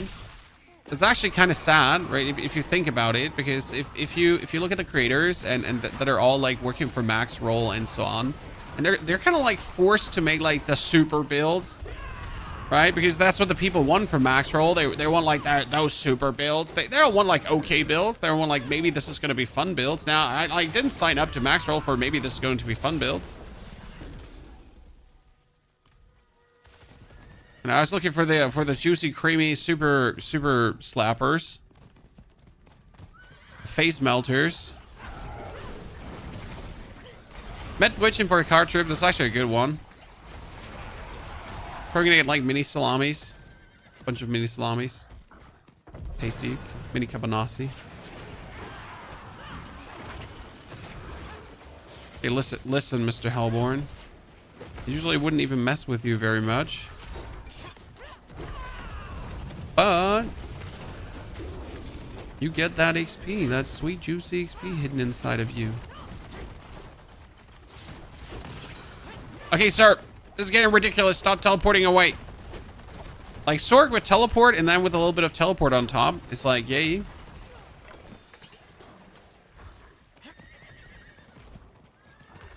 You get that chest of mysteries?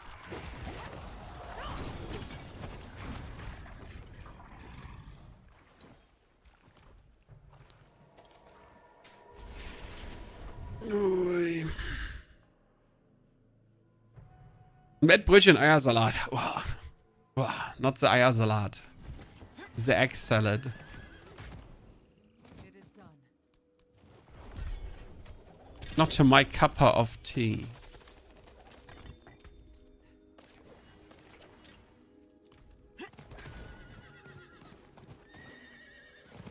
Okay, where do we put the last points, chat? We pretty much have all the damage reduction. We have all the bonus damage. We could take this one here. This is you gain increased poison resistance. Your maximum poison resistance is increased. So that would be easy poison resistancing out. We could get here, gain a bonus based on the weapon type you wield. So if I have a quarterstaff, I get more block damage. I guess, yeah, whatever. Could probably work out. Do we do the apparition events now? Oh no, they actually wow, I'm so lucky. They spawned the PvP events back in. Woo! As I said, sometimes you get really like fortunate and you get the PvP events back, and that's like huge.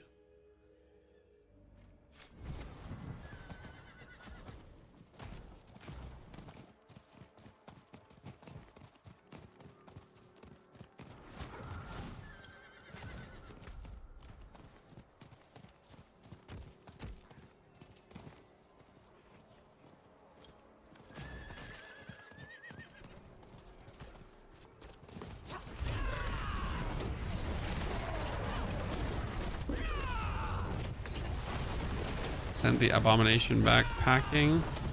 So right now, if you like do ultimate and then you like, I can pretty much have like armored height permanent uptime by doing armored height ultimate, armored height ultimate, armored height ultimate. Okay, so that's quite useful to make sure that I'm have like always the full amount of resolve stacks. Very useful. I also need to figure out why I can actually spam the ultimate. What was it about the ultimate that made it spammable? I'm currently just accept that it works sometimes, right? But I kind of forget what actually makes it spammable.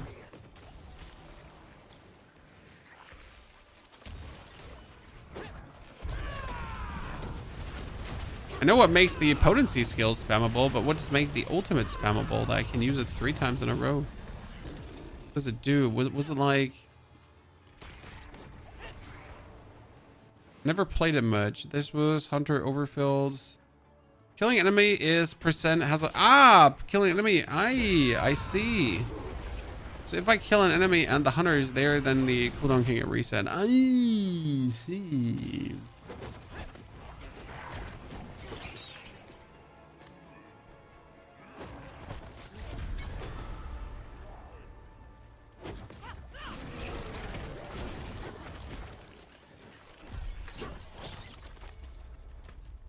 Okay, I forget to unlock that one. I'm a bit of an idiot. Now we get a walk.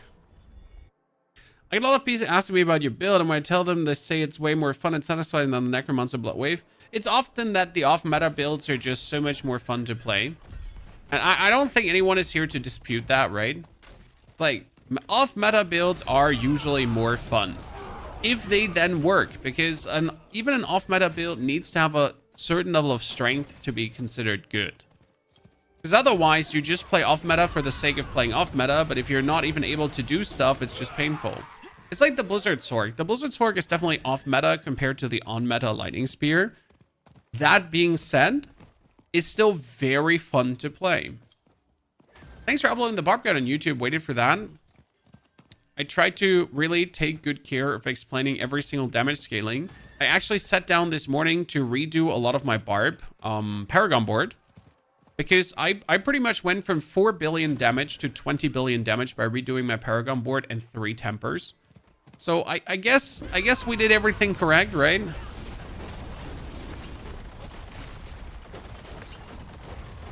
Sometimes you gotta like sit down and just redo things and hope that chat likes it. Oh wow, I really thought I could tank it. Well, the good thing is we have now the PvP thing activated. By the way, this is one of the things I wish them desperately to change.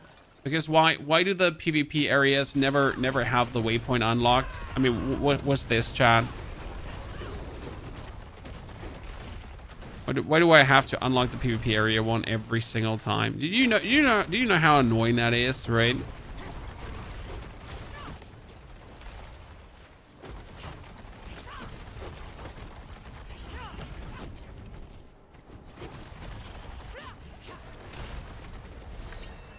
Okay, teleport out. Oh, the mistake yesterday about the 700 versus 11k. My bad fault. You get 11k for the board, but not 11k hours. So sorry, anyways. Wait, 4-man groups give you 1 bonus item. That's it. Just saying. 4-man groups are not so much advantageous as you think they are. No, they're good. Don't get me wrong. But like finding 4 people might be more hassle than just doing things alone. You know, like fighting for people is probably more hassle than just like, yeah, I'll just do it alone.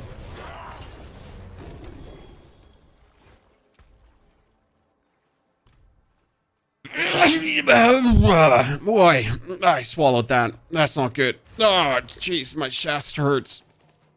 That was a very unsuccessful one. Yep, that's too unsatisfying. You know, when it's like right here, when that sneeze just like, this is when you're 30, you know, when you're 30, right? And the sneeze hurts your body. You're like, no, Mr. Sneeze. Don't do that. I thought we're friends.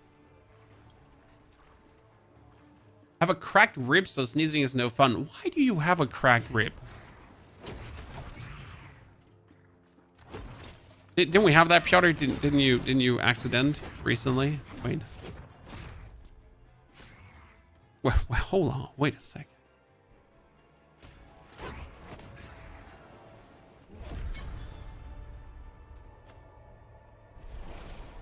Okay. Good. Let's put a break on for a second so we can all go for PP. Everyone, quick PP break, chat. This is your call out. You have been staring 2 hours long at the screen now, doing your work. I want you all to go for PP, and then we'll be back, and I guess another 30 minutes to 60.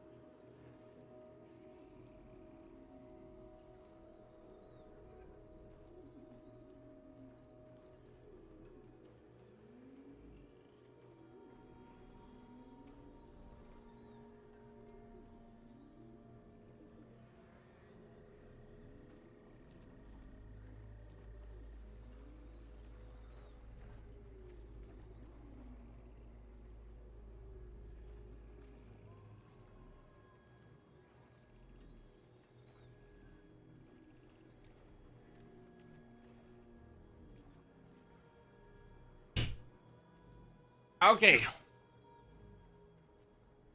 Whew.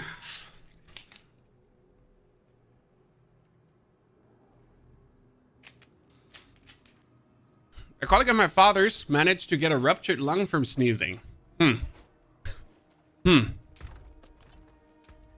My condolences, colleague of your father. Good. What are we doing? Apparition event. I really don't want to do an apparition event though. What I usually try to find is I try to look like for these here, the kill thingies and the rituals, because the rituals are usually easy to do, and while you do the rituals, you also knock out the one with the 100 thingies together, right? By the way, chat, happy Friday. Hope you get some interesting weekend plans, and your week has been progressing good so far. What is it you're gonna do? I'm going to see a Harry Potter musical in Hamburg. Gotta find another activity to do in Hamburg. I heard there's some interesting miniature wonderland to see. Maybe I'll book an escape room for the wife and me. I'm not sure yet.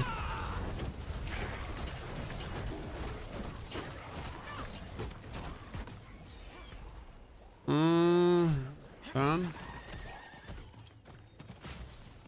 Small in Hamburg is really nice. Yeah, I heard that. And Hamburg itself is also really nice just to go for a bit of a walk. Get a little boats trip. There. Hamburg Dungeon is quite nice. Okay, I'll write that on my list of things.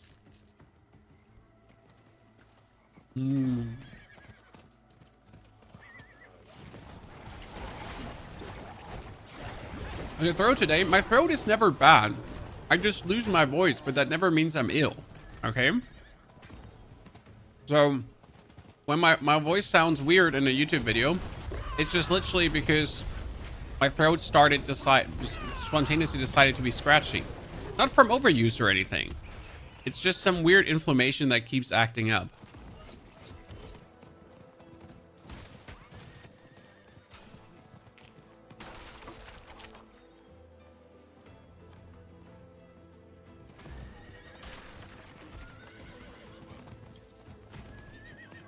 Allergies, nope. I'm actually allergy free. Where can you find this build? Nowhere, Erzin, because we're pretty much making it right now. So I have a plan derived of my old Spiritborn from season 6 that is more focusing on thorns than other stuff. And it either will work or not.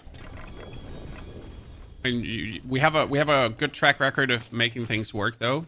So I'm not too fuzzed. I'm not too worried. I'm actually getting things to work out in my favor. Keys. Yeah, you know what? Just do that. One of the unique rings. Might as well just take it as long as you can. Here, vulnerable enemies deal less damage to me. Good morning, Hugh. I hope you're doing well. Let's knock that one out.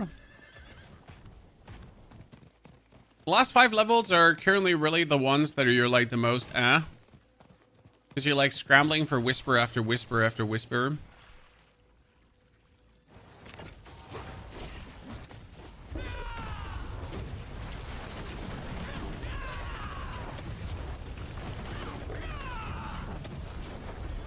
Okay, where are we off to next? I mean, we could do complete events in different areas of the Ninja Ring. Technically, that would be good. Technically.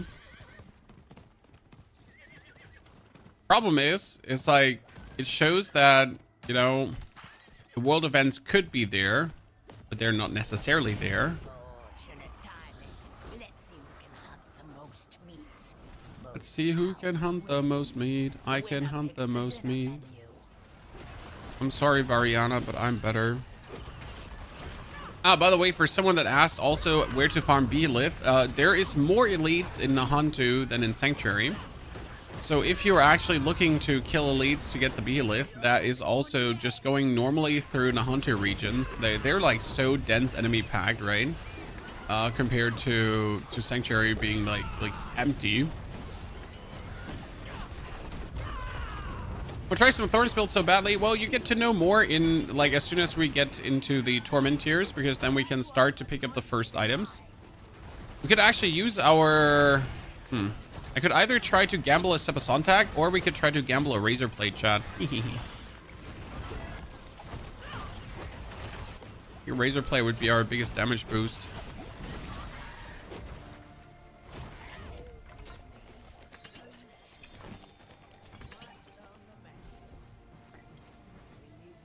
Okay, Boar Spear. One event done. Next event. Miss out, you can't just like do the same event 3 times if it would pop like right away again. There we go. Same event, Chan. Good that there's so much event variety in the game, ladies and gentlemen, huh?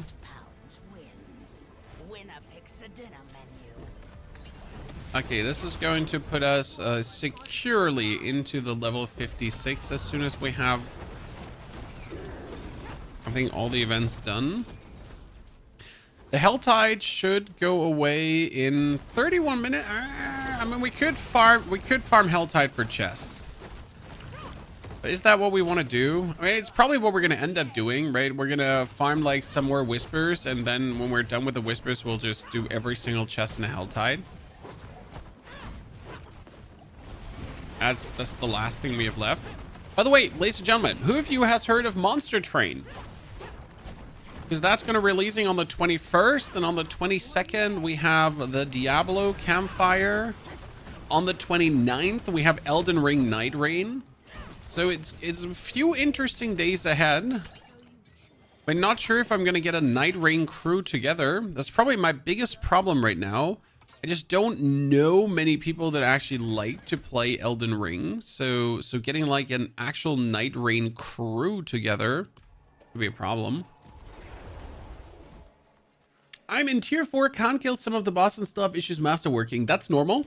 I mean, killing tier 4 bosses is truly aspirational content. Unless you have your glyphs in the direction of 45 or 45. Unless you have 4 to 8 times masterwork your gear. You're not supposed to kill torment 4 bosses, right?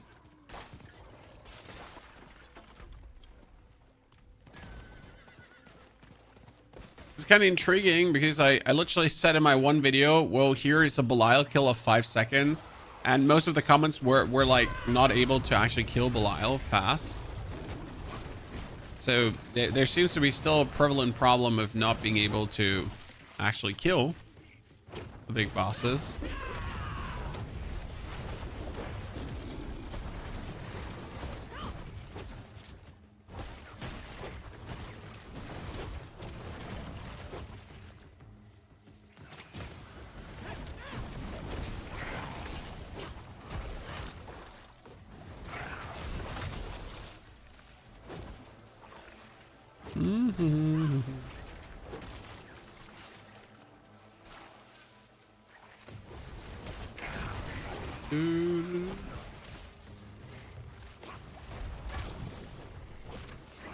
And again, technically you don't actually need to kill tier 4 bosses, just saying. Like, you can achieve everything with being in Torment 4, and like if you can, for example, kill an Infernal Horde, that's more important than killing those tier 4 bosses.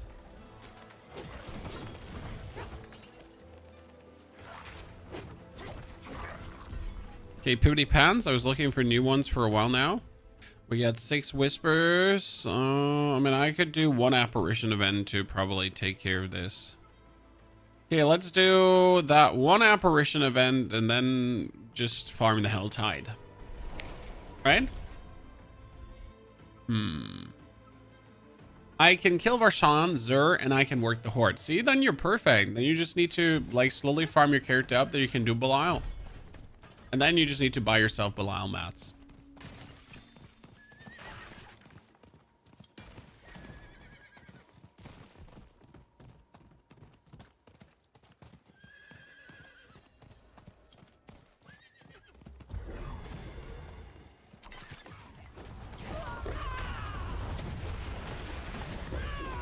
The good old just buy yourself the Belial husks. That made a lot of people angry too, Chad. You know, in that one video, it was like, if you want to actually kill Belial a lot, the best way to do it is to buy yourself the materials on the Diablo trade website that are obviously totally not duped. Like, I'm sorry, sir. That is what it is.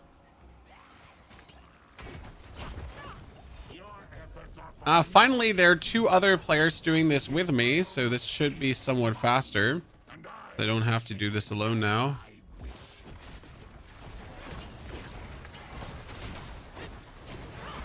Helpful. Good, good, good, good. Yeah, cheaper is the in-game trade chat. True. True. Valid point made there, Mr. Neo. The in-game trade chat is actually weaker. Cheaper. Can get some steal deals there. I mean, usually the advantage of trading in-game is also that the people actually react right away, right? If you go for the website and the game chat, it might be like taking time X until someone reacts to you. But yeah, in the in-game, it's like they're usually actually there. By the way, how are we looking here on the reliquary chat? We got another 83 Beelith. I actually bought the most expensive one for 200. So we're getting in the direction where it matters, ladies and gentlemen.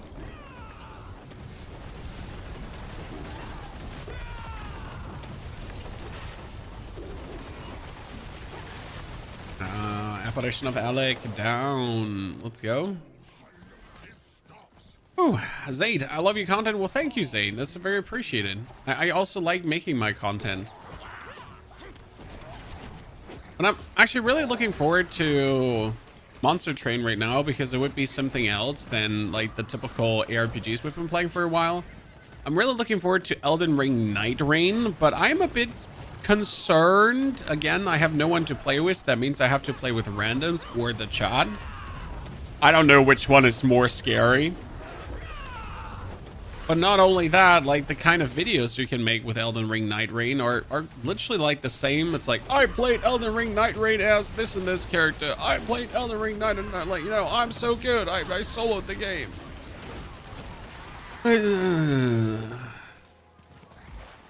With Monster Train is a Slay the Spire-esque. I guess auto battler, kinda. When you get your train with multiple levels and demons are attacking your train and you need to protect your train with the units that you put in there, and then there's multiple floors where you can put the units on, and you get ranged units and melee units, and you get to upgrade them in between, and then you get to get new cards to cast their attacks. So it's kind of like Slay the Spire in a train, driving through a map, upgrading your stuff, build your deck, and have a good time. It's really cool. Used to have like there's actually a demo, or there used to be a demo out for Monster Train. Let's actually check. The Monster Train demo's still out. Store. I'm not gonna die anytime soon. Monster Train. Monster Train 2 here has a demo. Yep, there you go.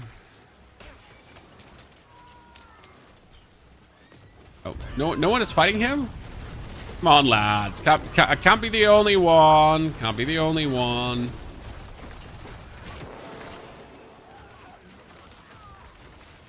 Really let me fight that, Chan. You like games like Slay the Spire? Yes, I am very much looking forward to Slay the Spire 2. I've been genuinely thinking about making a second YouTube channel only for Slay the Spire 2. Because when that game comes out, I might be posting way too much Slay the Spire 2 content. Then again, it might also just land on the main channel, because why the fuck not? You know? But yes, I do like games like that a lot. A ton. Exactly up my alley. Sadly, often these games are somewhat complicated to stream or find an audience to stream to. So it's not always easy to play the games you actually really like playing. Monster Train 2? Yep. Overflow.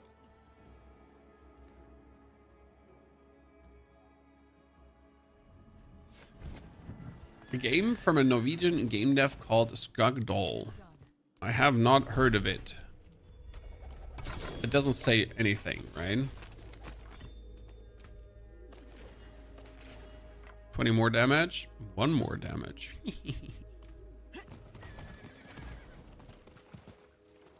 No, I'm gonna write it in my to-do list on the side, so we can have an eye on it. Thank you for recommending. I mean, everything Slay the Spire related is always chef's kiss.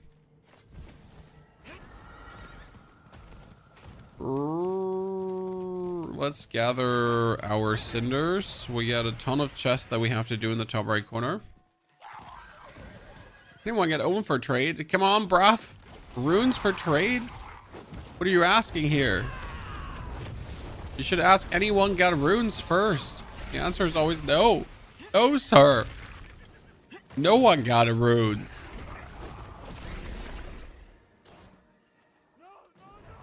Where do we look for you? Some kind of super savans? Actually, owning runes? What a weird question to ask in this economy. We're playing Sorg. We're already done with Sorg, my friend. We did Blizzard Sorceress. I might do a Lightning Spear, but honestly, I don't really have that much interest in Lightning Spear. So we did Blizzard. Blizzard was super cool. I had so much fun. Build is out there. We have covered every single class now, but the good old Spiritborn. So we're technically almost done with the season.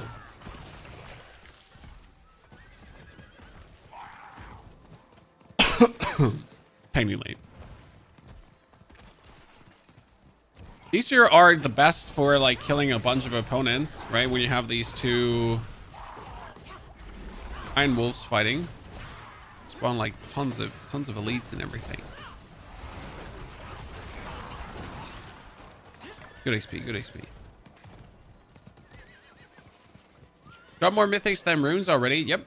I mean, legendary runes are definitely rarer than mythics. I'm totally with you there. And I wish we would be intentionally I wish we would be intentionally difficult and we would just be trying to be haters, right? Like sometimes I wish we weren't right and we're just haters, you know? Bunch of haters, but sadly we're not haters. We're just right about what we're saying.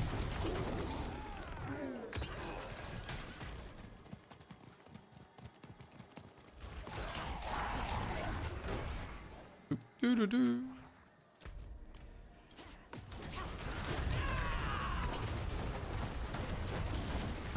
Same dudes here, same dudes, John, as before. Come on, someone help.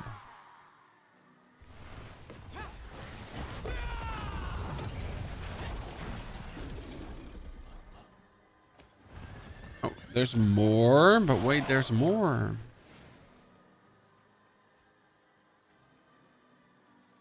That's it, I guess.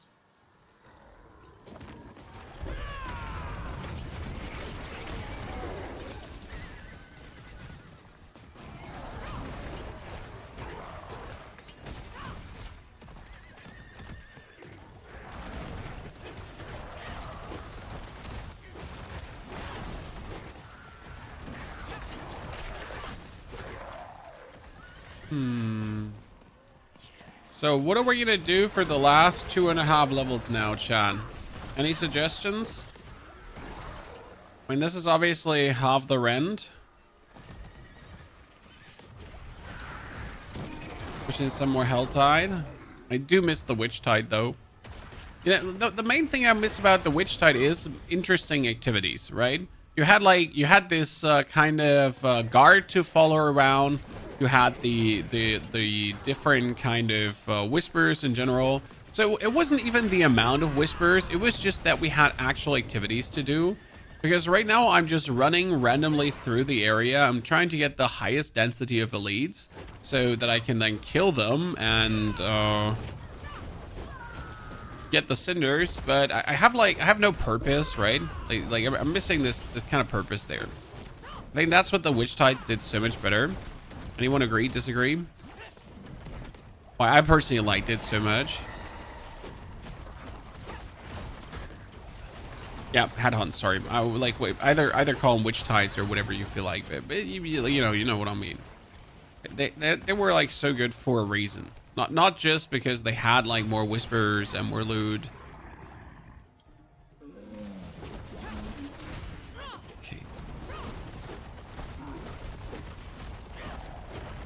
Okay, by the way, chat, if Mother's Blessing was fully working, wouldn't we expect to level even faster?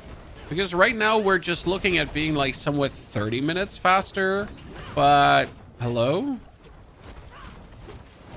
I would have expected a little bit more of Mother's Blessing because usually Mother's Blessing is working multiplicative with all the other sources of bonus experience. Right?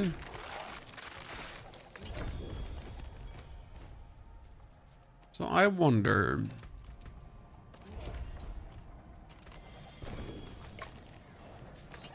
if they're actually correctly calculating. I think it's working, right? It doesn't seem to be working. I mean, the good old Spiritborn is just generally fast.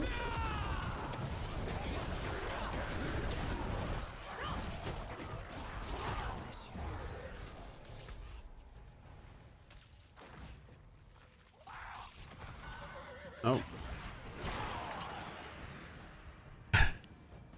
It's Diablo 4. Obviously, it's not working. I mean, like, I wish to say how dare you. That's preposterous, but you're onto something. You know? Mother's Blessing isn't working. I don't think so. I mean, like, look at my level time with a sorceress was 2 hours and 57 minutes. And now I'm sitting at 222. I mean, the difference is definitely not like another 35% bonus experience boost that usually, again, like multiplies with all the other experience boost multipliers up. It kind of goes bonkers. So, you know, you're legitimately like for asking if this is actually like doing the do.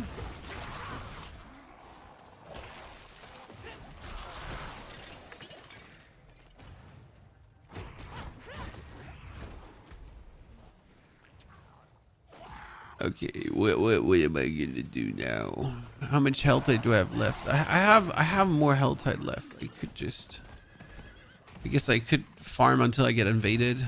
Yeah, probably. Yeah, there's 3 chests down there. Let's do them.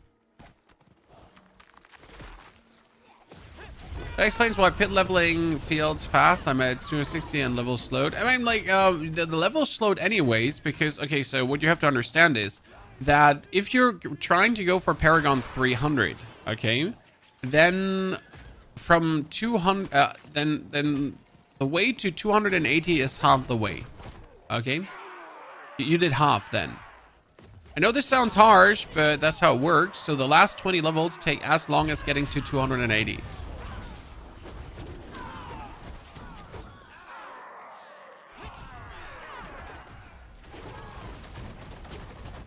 Just in case if you want to give up on Paragon leveling, because it's not getting better. It's not getting better. It's only getting harder. Yeah, I did. You know what? I am the content creator and I have not done 300 Paragon. So unless they introduce like a really fun activity that makes my PP hard, that I really want to play like 24/7. It ain't happening for me, chat, right? I mean, maybe in this season of the Infernal Hordes, when they rework the Infernal Hordes, maybe you finally will see me go for 300 because I really like it.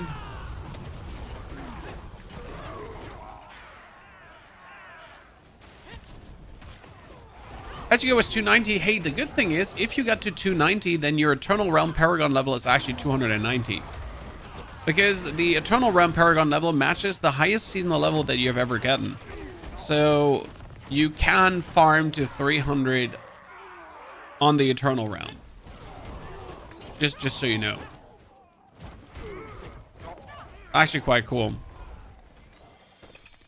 And all that sadness.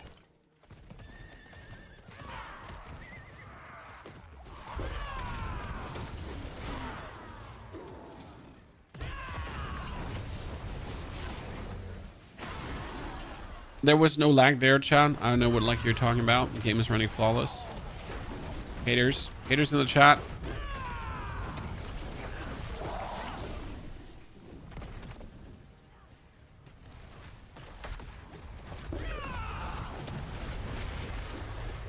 We're gonna get invaded in a jiffy, in a hot second, in a minute.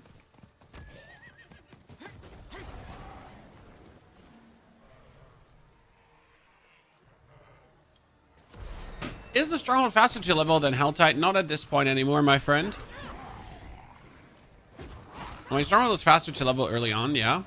That's why we did the Stronghold. But the experience gain falls off, especially on the later levels.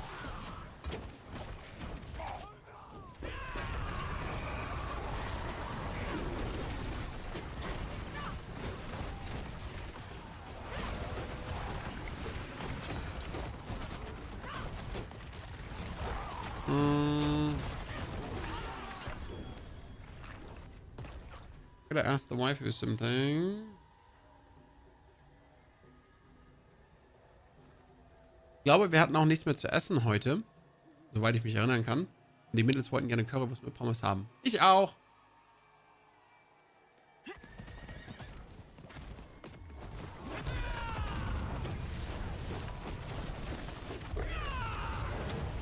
Wasn't aware what I like, you know, what our food situation was.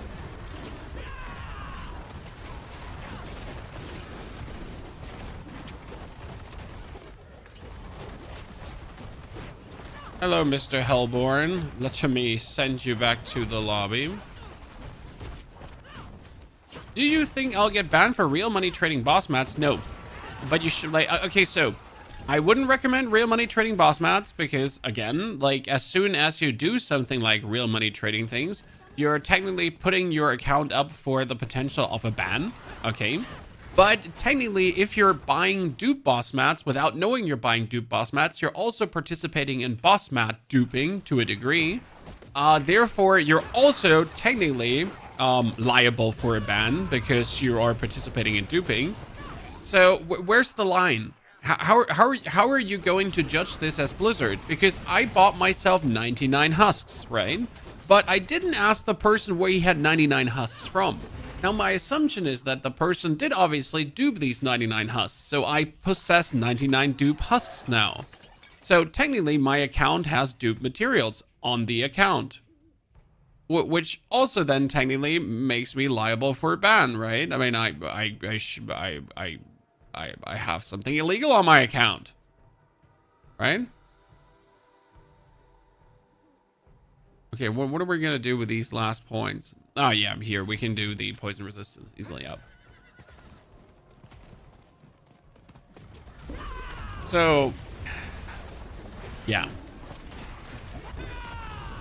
No, I don't think you'll ever get, like, I don't think you'll ever get banned for RMT, but it could happen. Just be aware, like, right? If you start doing anything with real money trading, then you put a flag on your account and you pretty much broke the TOS, so you can never complain if you then get banned. Because that's simply what you did, right? You flagged your account for potential ban. Do I think it will ever happen? Probably not. Should still not do it, right? Filio, thank you for the Prime Gaming subscription, for the Prime Gaming support. Filio, thank you for joining us. Chat, if you did bring your Prime sub as well, don't forget to use it here on Twitch. We appreciate it.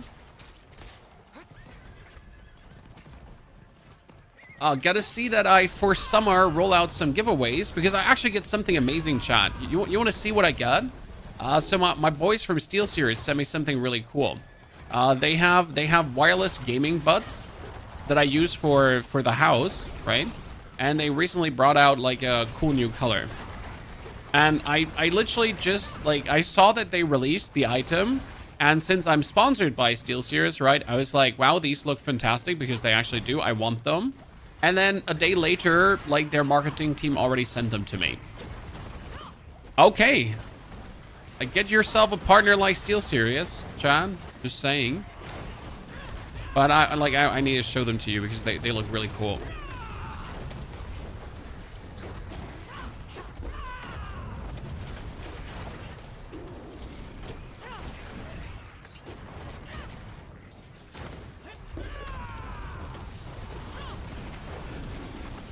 So long story long, short story short, don't do real money trading, and if you do, don't complain if your account like gets banned or anything, right? That's pretty much what we can say.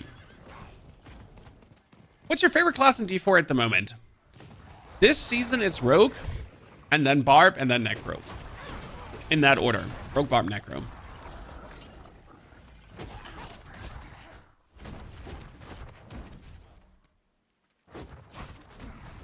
Let me teleport out. Let me get something for you.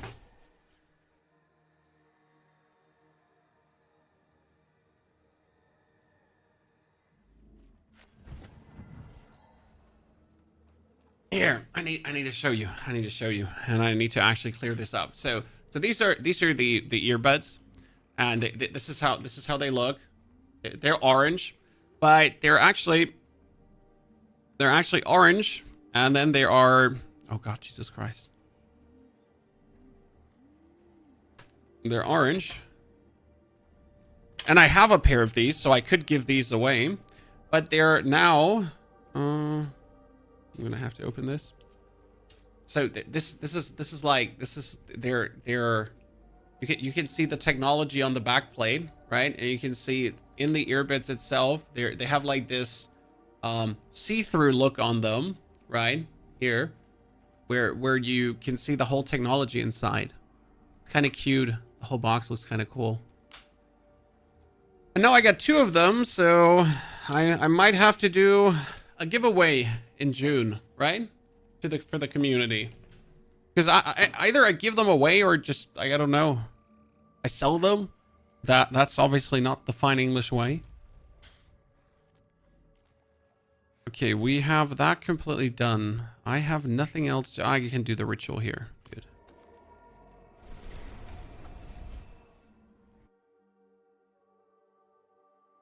How would you feel if Blizzard would allow platinum to be converted into in-game gold? No, I wouldn't like that. I mean, gold is really not the problem to get in game, but making platinum tradable for in-game gold would be pay to win, right? I mean, there's no argument if it would be pay to win. Could it be pay to win? It would be pay to win.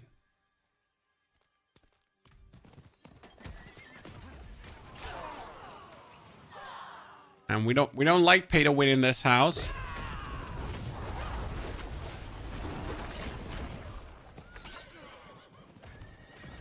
And then, like, it would definitely be a way for Blizzard, though, to beat the real money trading by just doing real money trading themselves.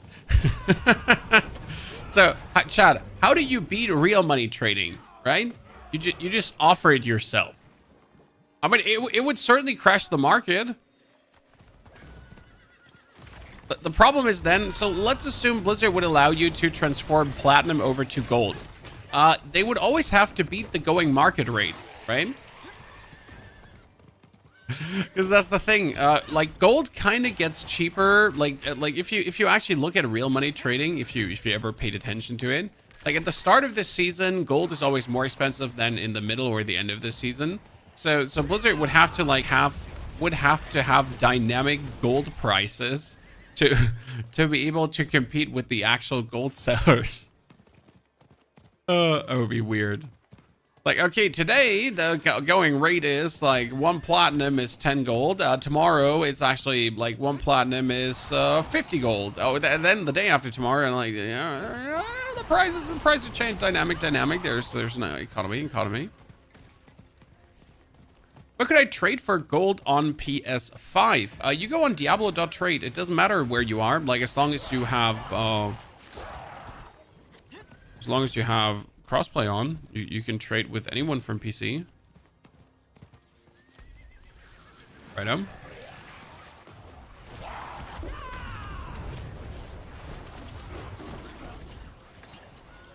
Okay, let's activate the last ritual. The ritual is on top. Almost 59, ladies and gentlemen. Go there. Then we need a 5er. We could do another operation events for this, right? For us, a casual 6 monitor setup, it's like years of content creation. I mean, I'm 11 years doing this already. Ladies and gentlemen, can we have some cabbages in the chat? Healthy nutrition for our friends from Bajira's stream. Bajira, I hope you had good time with your warrior. I hope you're playing the Petquake Barbarian. I saw you made 260 Paragon points already. I'm way behind you every single time. Jeez. Thank you for sending your community over. Greetings to the raid. Greetings to the lads.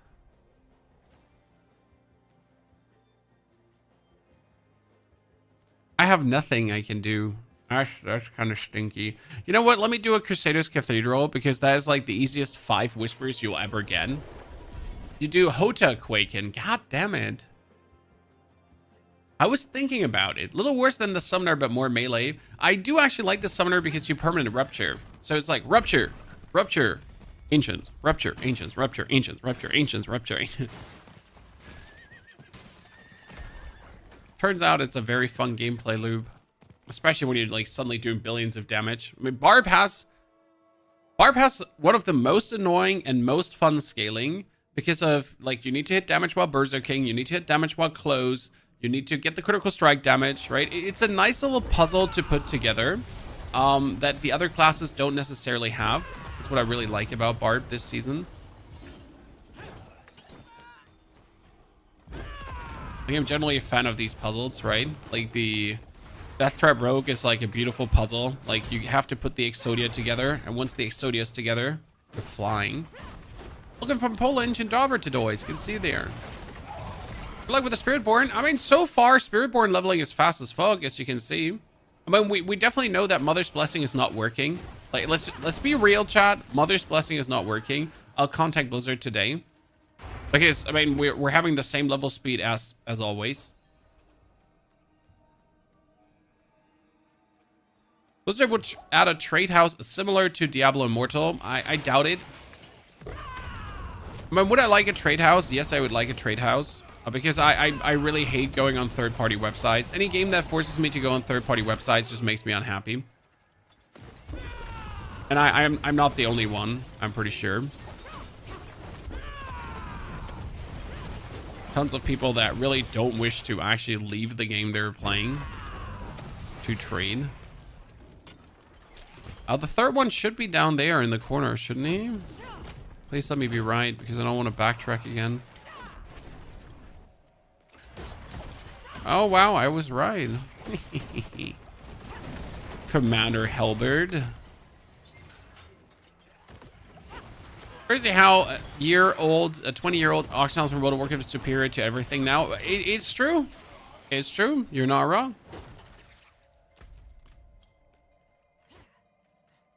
What's the name of the website for trading? It's Diablo.trade. That's where people trade. In case you're worried if the site is legit or not, it's pretty much the website that links to the Sanctuary Discord, and the Sanctuary Discord is the official community Discord supported by Blizzard for Diablo 4. Okay, so it's not just some random Discord with some random things. It's the official supported Discord, right? Where also the Diablo devs went for their dev talks and stuff like that. No, it's not just some random hodgepodge.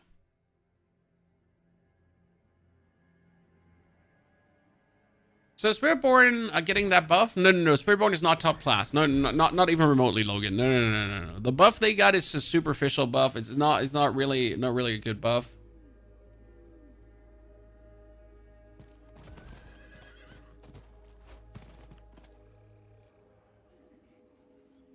Look at these shots. Rings. Okay, we're almost there, ladies and gentlemen. Can't wait to actually start doing aspects. There's one downside of what I'm doing, chat. Like you notice how I really don't care about like all the stuff we're doing, right? About any aspects or anything. How I'm just like sending it forward because we have the boss power, so I don't have to care about aspects. But on the one hand, that's nice because I don't have to care about aspects. But on the other hand, that can also be a little bit because like I'm literally just blasting through the game without like looking to actually improve my character strength, because you don't have to this season, right? I'm not like, okay, I need to change my aspect here and I need to keep this weapon and I need to look that. I just like, wow. It's cool because I don't have to look like for Shockwave, Glacial, like anything, any of these aspects you actually need, right? Just play. But there's so much scaling that we can actually do. Because we have the aspect of adaptability, we get the aspect of Moonrise, and I hope that I have these maxed out because they're like killer aspects. Are we doing the barracks here right now? They're gonna be easy to do and good XP, so why wouldn't we?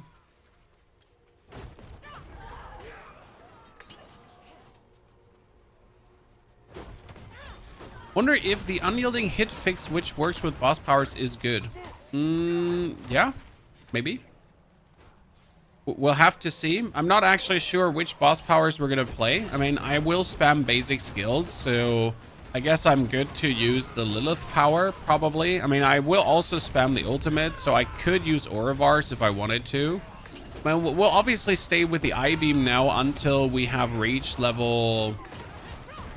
Torment 3. That's usually how long I actually keep the I-Beam, because this is how good the I-Beam is.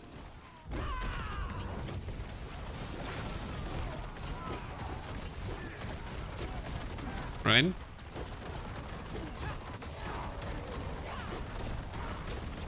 Oh, poor guy got beaten up. I have no more potions. How did I manage to run out of potions?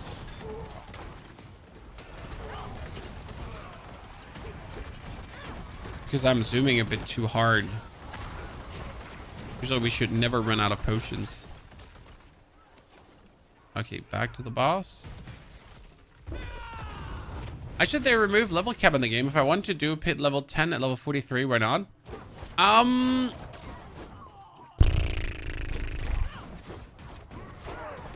You wouldn't have glyphs to level up though. So you could do the pit, yeah, but there would be no gain from doing the pit as you couldn't even level up your glyphs. I don't see much of the advantage of a proposed change like that, right?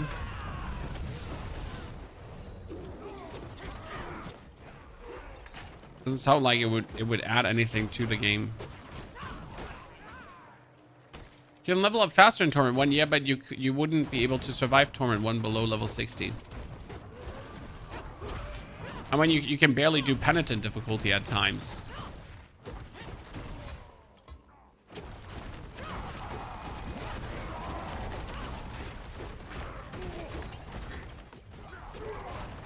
No, I do think the level requirements are good for one single reason, because people would like, this gives people structure. It gives the game structure.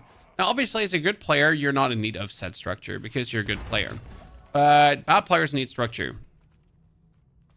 Now, it might seem restrictive then for people that are decent at the game, but I guess you still need to have a base structure for everyone, kind of. And it can't just all be about the good players, because they'll find ways anyways.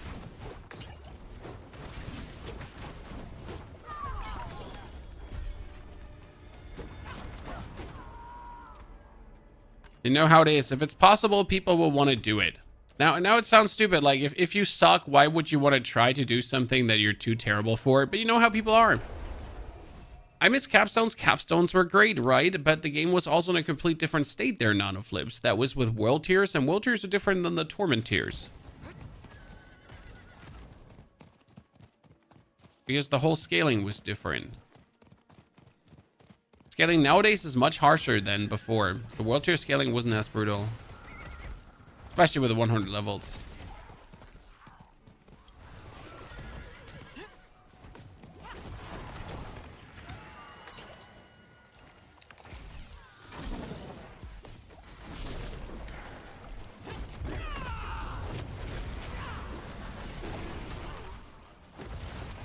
I still don't see the problem. Well, I don't see the advantage. You know? Right now, Blizzard wants you to have a journey, and that journey is a nice structured thing that they're giving you, and you want to skip that journey for, like, I don't know, saving another 5 minutes, right? When you could just get to 60, which is really, really short, and then you could just play the pit, you know? Challenge is the benefit. Well, you have harder tier 4 now. When you can't put challenge everywhere, you know? When if you want challenge, just start leveling in Penitent difficulty. There is your challenge. Why is Season 8 shorter? Season 8 is shorter because Season 7 was longer, since they had to move some things around, and in order to then stick to the usual cadence of update releases throughout the year, they had to cut one season short. And I think it's also good that it's Season 7, because... Season 8, sorry. Because Season 8 does in fact not have that much to offer. I mean, the lair boss rework was not too, like, sure, it's there, but if you compare it to what we had with the Witch Tides had an activity that you actually wanted to do in the end game as well, whereas this is definitely something you did not want to do in the end game, right? Okay, we did it, chat. Ta-da! 2 hours 45 minutes. That's a new high score.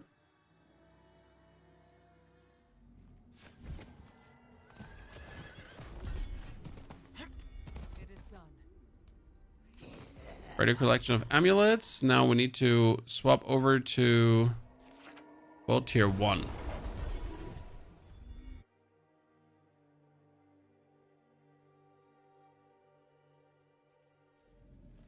I believe it should be up to the player to die in Torment 4 or wake your way up to. See, like, the biggest issue with that is that you would think people would be smart enough to then not just go into Torment 4, but people are not. And I'm not trying to be mean to people, right, Chan? But we all know what happens if you give people the opportunity to jump into Torment 4 right away. They will then jump into Torment 4 right away, no matter if they have the expertise or not, but because it's possible, they'll do it, and then they'll die, and then they'll complain, and then Blizzard has to change things again. You know? It's that simple.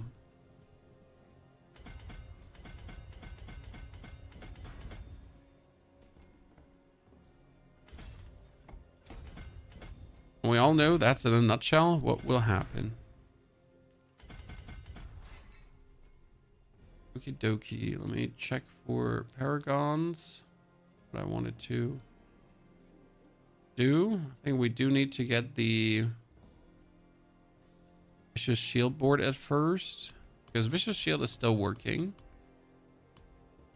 And we are always getting Barrier pretty much.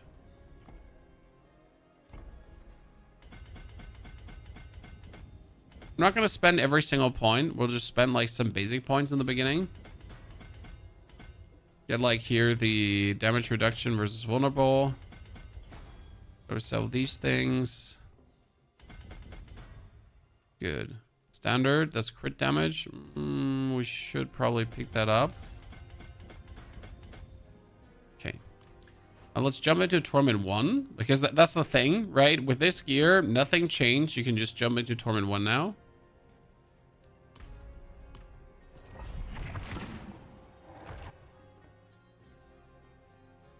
If you get a 4GA Razor, Neil has a 4GA Razor for me.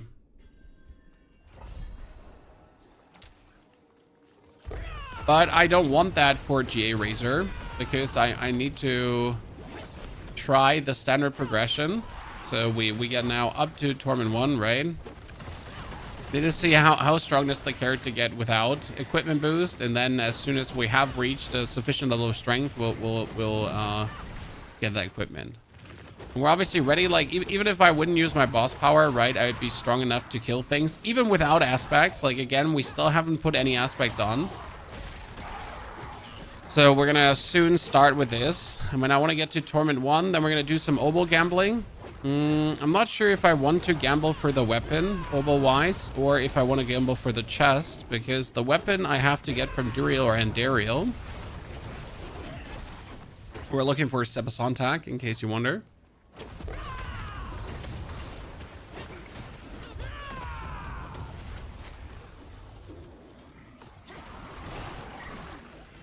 Now, if we would do like tons of billions of damage, we could probably just tiger jump through the whole dungeon, like tiger, tiger, tiger, tiger, tiger.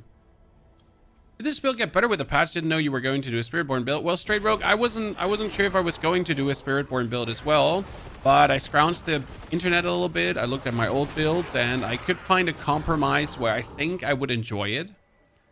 So that's the thing. I'm like, you know, I needed to find something that I actually want to play, right? Something that brings me fun, something that's not just good, but that's also like, that has a little trick to it. That's kind of intriguing. And that's how we ended up like thinking about maybe Spiritborn, maybe Thorns, right? Could be a thing. So there's some tricks to that to really scale it then, and has a nice progression feeling. Here we are. Making exactly that work. Oh, I have no more potions. Oops.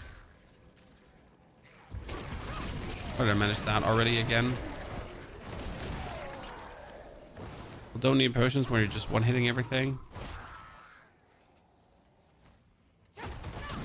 Nice seeing a Thorn Spirit being utilized. I mean, right now it doesn't have much Thorn stuff going on.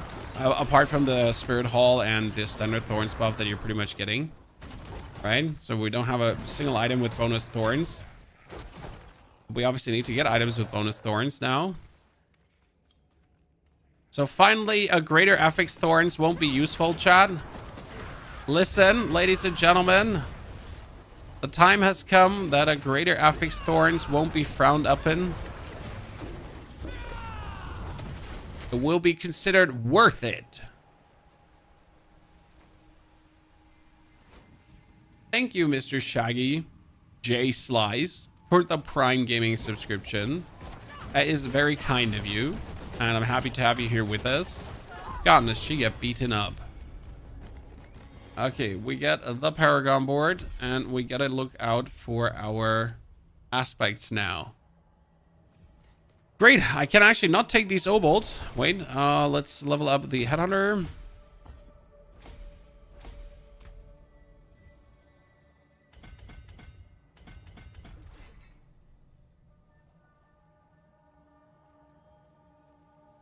Yeah, we need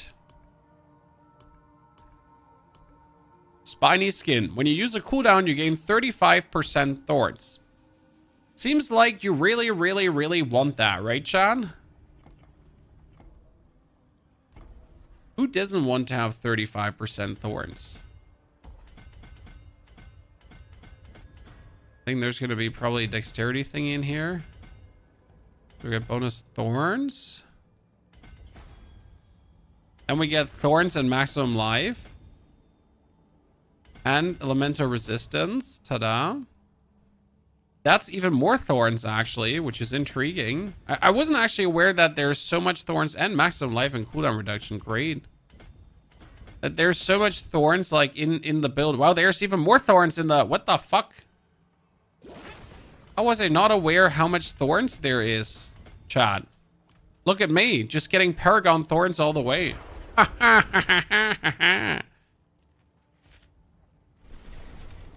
Denny, the Barbarian is uploaded to YouTube just this very morning, and you can check it out there. The thumbnail should be looking somewhat like this.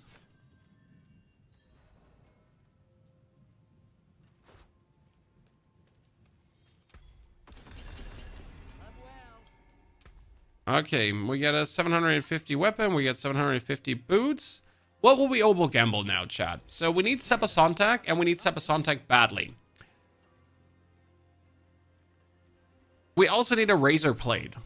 Do I have a normal razor blade? Razor, let's see. I have one single razor blade, chat, so I could probably take that if I want to. That would probably be the simplest. I want the Sepasontak. Sepasontak is a quarterstaff, so I would have to gamble for quarterstaffs.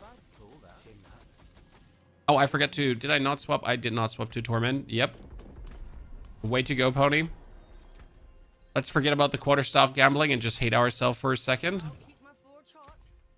I am going to gamble instead a ring with a greater affix, hopefully. I did not gamble a ring with a greater affix, but at least 750 rings. So we're gonna get...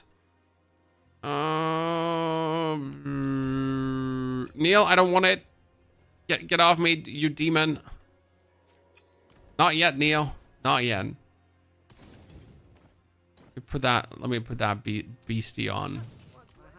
Okay, we want an aspect. So for the aspect, we got now the aspect of... So we get basic skill aspects, okay?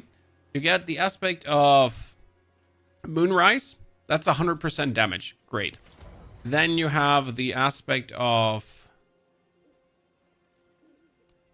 adaptability. That is another 100% damage, right? And then you also have... So that's already nice, right? This is a huge damage boost. This is like crazy. Then you have the aspect of the Plains power. Up to 50% chance to create a Mystic Circle. Wait. So Mystic Circle, and then casting a Jack skill while in Mystic Circle empowers them to keep your ferocity at maximum and increases your damage by 4 per stack while within. So that is with a Jack ulti then to boost things further. Okay, so that would already be nice. What else did I have? Oh yeah, we need here this one. So if we play this, we need the duelist aspect because we need more ferocity. And that's currently like the beginner setup we could whip out. Let's see if we can go deeper into the pit. And I just want to see, like, without the power, how much damage it would deal. Neil! What do you want? Okay, you want to throw it on my feet. I see. No one wants to throw things at my feet. Thank you. See, this is for later, chat. Okay. How many thorns will we have right now with the thingy? So our thorns would be at 2,000. Okay. Let's see how much damage that would equate to. Could I go for the next thingy technically? Next board would be convergence. No, we don't need convergence yet. Do you play hardcore ever? No. Hardcore does not make me happy. I love beer. Hardcore doesn't make the game harder. Hardcore literally just has me play more scared, and that's it. Okay, see, chat, if we don't do our potion power now and just beat things handishly, like with the thorns and the aspects, kind of working, right? No, I only need the Sepasontak because the Sepasontak would have all my attacks be area attacks. Because right now, only my third attack is an area attack, okay? And that's obviously a bit bad. Oh, we would already do the damage, so this is kind of nice, actually. Okay, I'd say let's try to jump like right away into Torment 2. The best part is how we like always have Barium.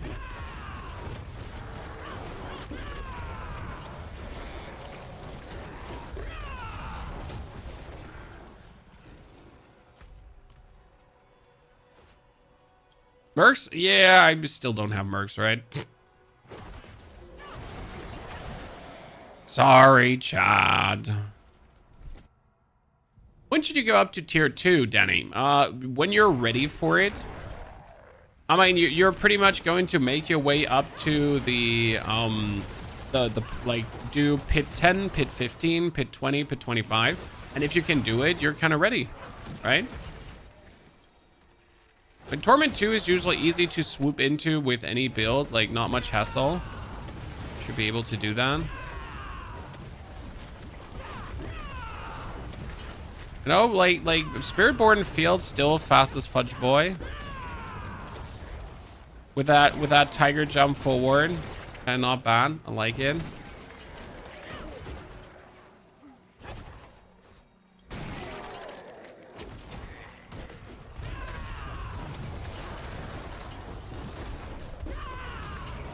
General rule of thumb is a tier 2 boss you can kill with 100k damage. A tier 3 boss, a tier 2 boss you can kill with 1,000,000 damage. A tier 3 boss you can kill with 100 million damage, and a tier 4 boss you can kill when you have the billions of damage. That's right now kind of like the way how it goes. Chat, did I just get another? I did. That's how I would personally look at it. Okay, I need Hubris, Revenge. Do I not like, do I have the Thorns? Here, Thorns. You get up to based on your dodge bonus. Okay, so I need more dodge bonus to use Hubris, correct? Ha ha ha.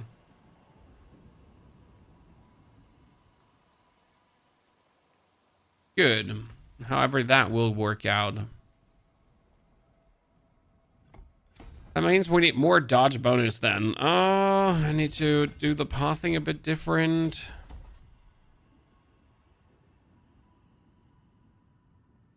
More strength to activate this, but for this I need more area probably. Because then it's just going to take these two as soon as that is 15. What's the strongest build that's the least gear intensive? Necromancer. Oh, wait. Bloodwave Necro isn't stays.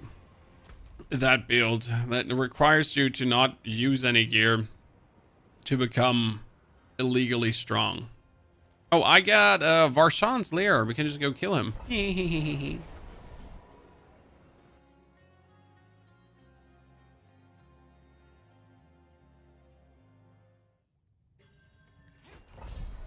Pit is leveling up glyphs. Yup. Are Nightmare Dungeons a thing? Yes, for masterwork materials. Boulder's really easy to make. Yeah, Boulder might be easy to make, but still, if you're looking at a build that you can make super easy, super strong, it isn't stays Bloodwave. I mean, you get Bloodwave, and then you, from that point on, just stacks Paragon points and bonus life, and that's about it. You're good to go.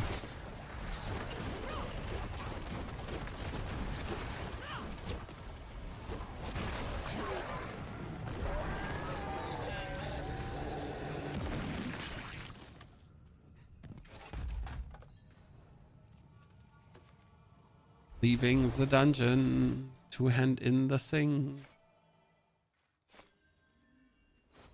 It is done. Gauntlets, leg guards, helmets, leg guards.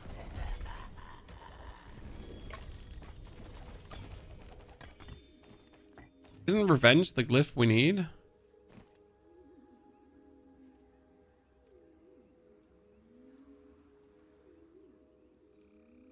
We're at maximum life. Yeah.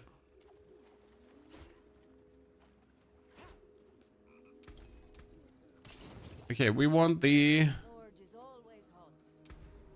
something with dodge, Chan. dodge. Assimilation is 8%, and then I get fortify. That is for its heal. Yeah, here, assimilation.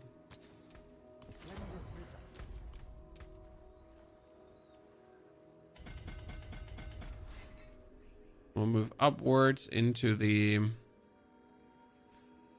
convergence board.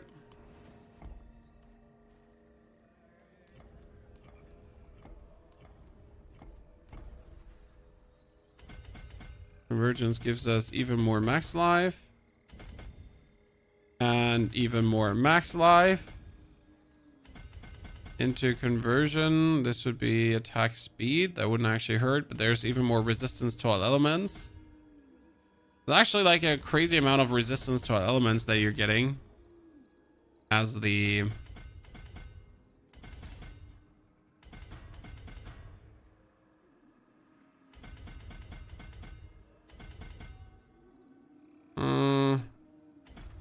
not sure if this is better or in a different pathing. And then last but not least, you want the revealing. Up to 30% chance to knock down vulnerable enemies. You deal 30% to crowd controlled, and we kind of need to knock down enemies to do more damage to them. This would also give us dodge chance. And dodge chance would be more Thorns damage. That's how it works.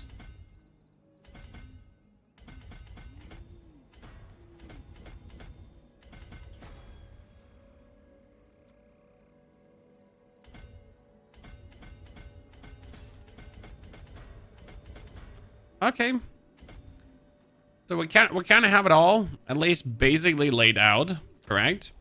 We killed our boss there. We need to do the boss here in 7, so let's just do the Torment 2.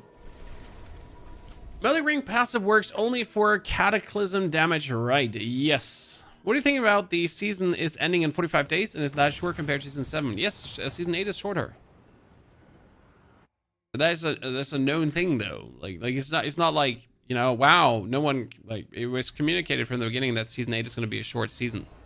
Season 8 is kind of like the same length as season 5 was. Like, if you remember last year, we also had a short season there.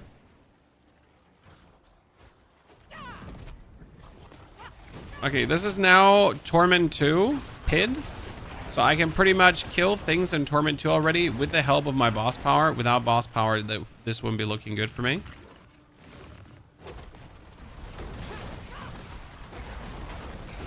So right now you're already feeling like the power drop from the Spiritborn. I mean, I also don't like have any good items, so that's that. I'm gonna go kill Duriel like Torment 1 now. Probably Duriel over in Dariel, I think. I guess we could now equip the Zan rune too. So there's a rune combo that we're doing, chat. We're gonna do Moni Zan. Moni is cast a mobility skill twice, and Zan is get Overpower. It's kind of cool. Season 8 is a test season. No, season 8 is literally just short. I mean, they needed to update their boss layer system, and they put that into a season. I mean, look at it the way you want, but it was pretty much, hey, we need to update the bosses, so that's season 8, yay.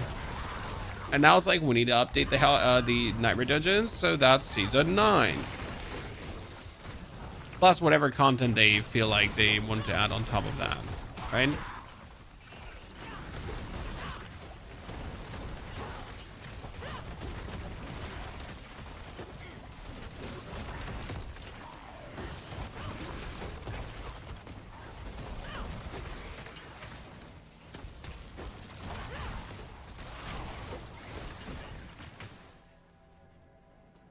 Torment 4 difficulty. I'm still unsure how much I like or don't like the Torment 4 difficulty. I think I have gotten okay with it, but I'm still not sure how good it is for the game, right? How do you feel, chat? Is it okay? Are you liking it? Is it like, wow? Like, without this Torment 4 difficulty, this season would have been horrible? I guess I still don't know how I feel. guess I'm indifferent. It's like, it's okay. Doesn't make me unhappy, doesn't make me happy.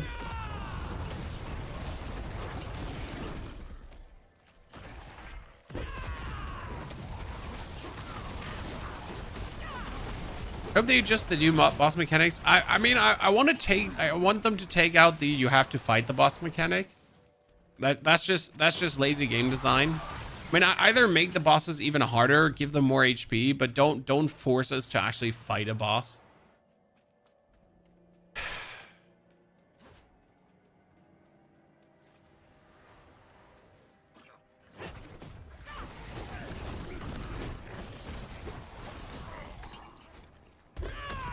Oh wow, that was a nice jump. Wasn't even where I could.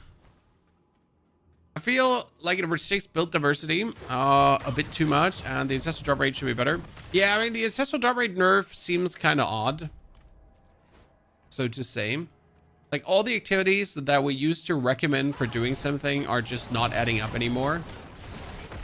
Like, oh hey, you used to do the Hell Tide for farming. Yeah, you don't do that.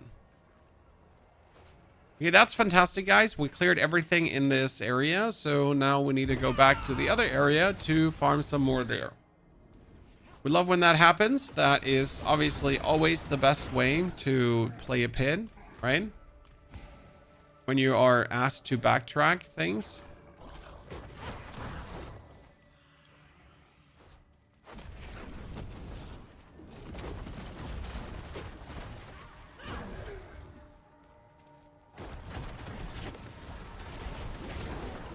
Yeah, and then that happens. Okay, if I kill that boss, chat, I am ready for the next torment tier. So let's go. Oh. Should pick up the potions, I guess.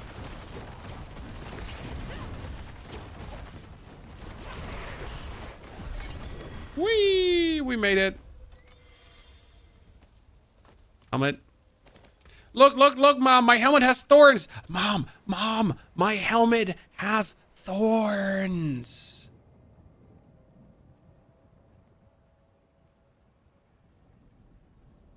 Right? Okay, we need to level Hoopers up because I need that one to 15 so it actually works.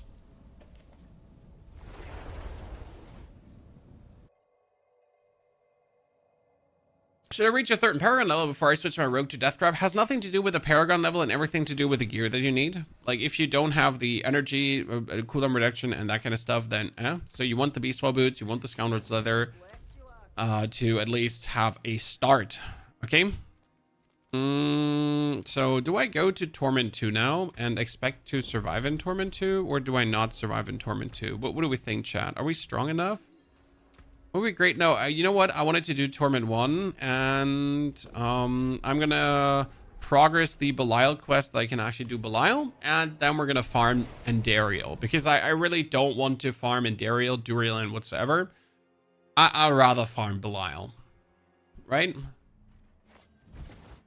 Let's actually do the quest. I mean, let's pick up here the reputation.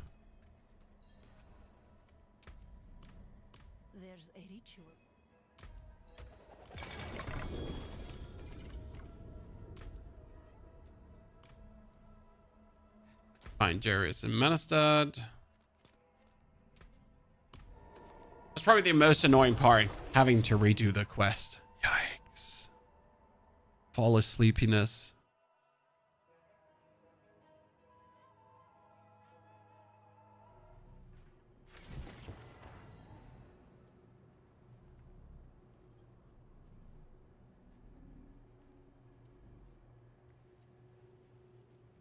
Sorry, I need to do something.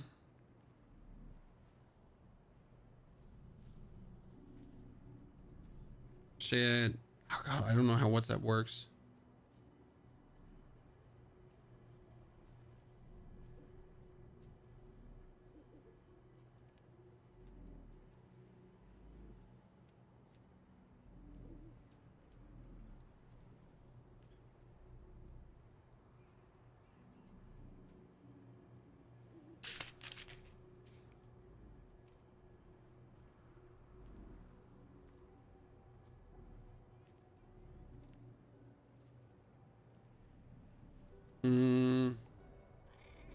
we go. Sorry. Bad finger.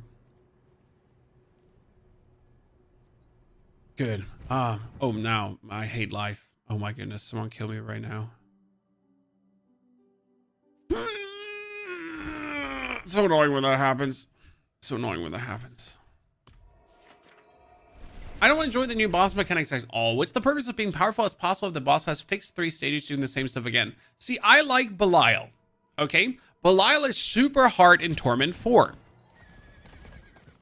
Unless you're doing frequent 1 billion damage hits. 2 to 5. Like, even if you do 1 billion damage hits, right? He still takes a while. So unless you're doing like 4 to 5 billion and that like with almost every single hit, right? Unless 1 billion is like your lowest damage possible, then it's going to be an actual battle. And afterwards, after you have reached the level of power like of 10 billion and so on, then you're just going to blast him. And I think that's cool. That's really nice. Like, right? Like, he's hard to kill in Torment 4. Really hard. So just make Duriel equally hard to kill. Just make Indariel equally hard to kill. But forcing us to go through the phases ain't it. It just simply ain't it.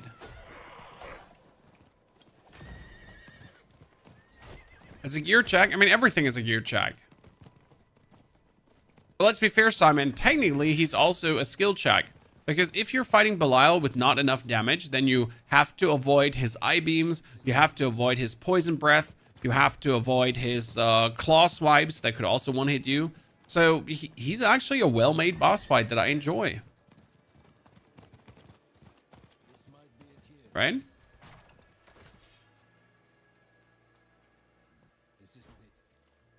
I think they really did a good job with him, design-wise.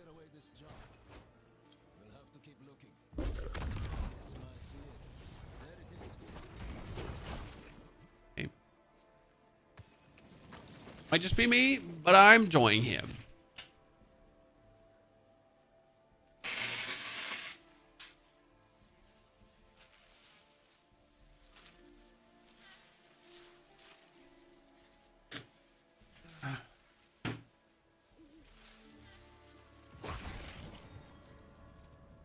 Hey, Darius.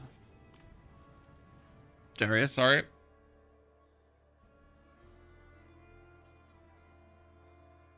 It's basically copy paste from D3 with the new mechanic. Well, then it's a good copy paste from D3 with the new mechanic. But I don't care where they have it from. I think it's good design.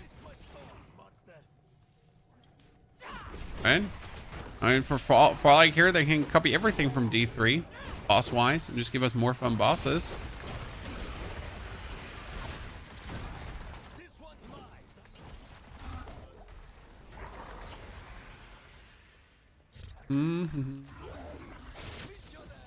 Okay, I want my Sebasontak because I want to see how much difference that makes for damage. What does Sebasontak even do, Chad? So Sebasontak does chance for basic skills to deal double damage. That's kind of nice, right? And you also have your basic skills deal increased damage and always use their 3rd attack. So you pretty much have the chance to deal double damage and you do another 100% bonus damage. And you get ranks into follow through. I think follow through is probably this one. Yeah. So it's gonna like a wholesale damage increase.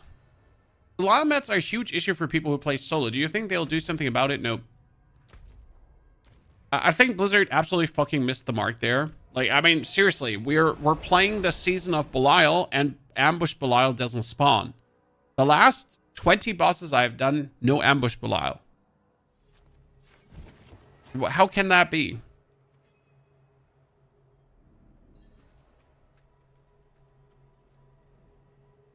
You found?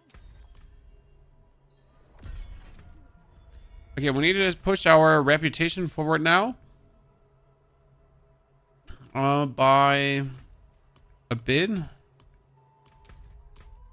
Oh, no. Let me log in again.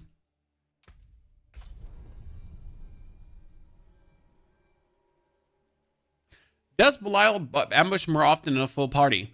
technically he ambushed more often than full party, because if I remember correctly, everyone opening the chest has a chance then for ambush Belial to spawn. That means if you play with 4 people, then 4 people each have the chance for ambush Belial to spawn. Okay?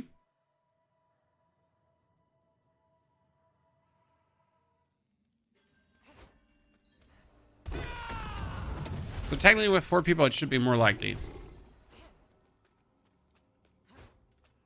If that makes sense for you.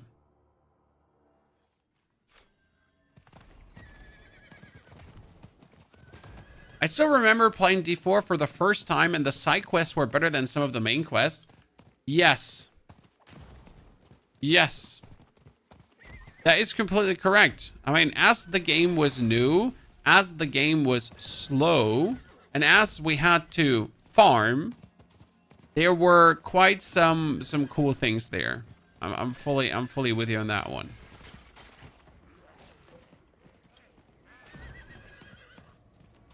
And there's still side quests to this day you technically wanted to do. There was a side quest for a potion. There was the Andariel side quest, which was kind of nice. I mean, that side quests are obviously at this point completely useless, and there's absolutely no reason to ever engage in a side quest. It's a whole different box of Pandora.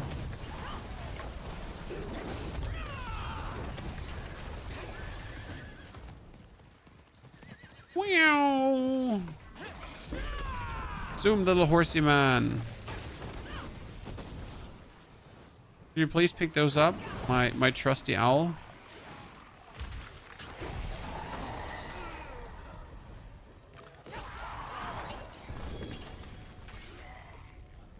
Okay.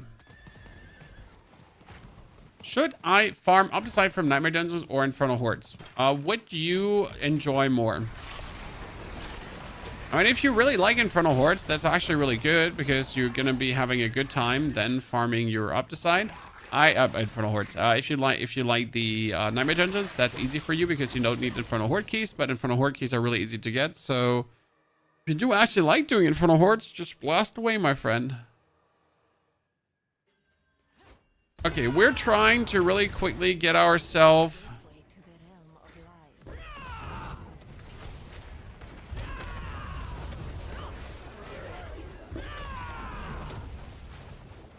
it's really convenient when like the Jaguar resets itself over and over again.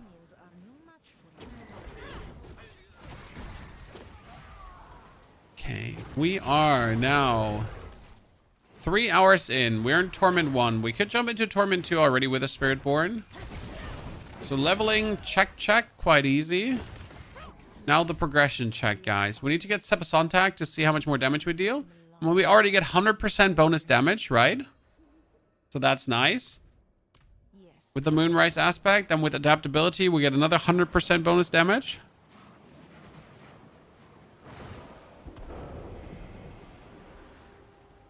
We get a Mystic Circle bonus damage. We get the Ferocity bonus attack speed bonus damage.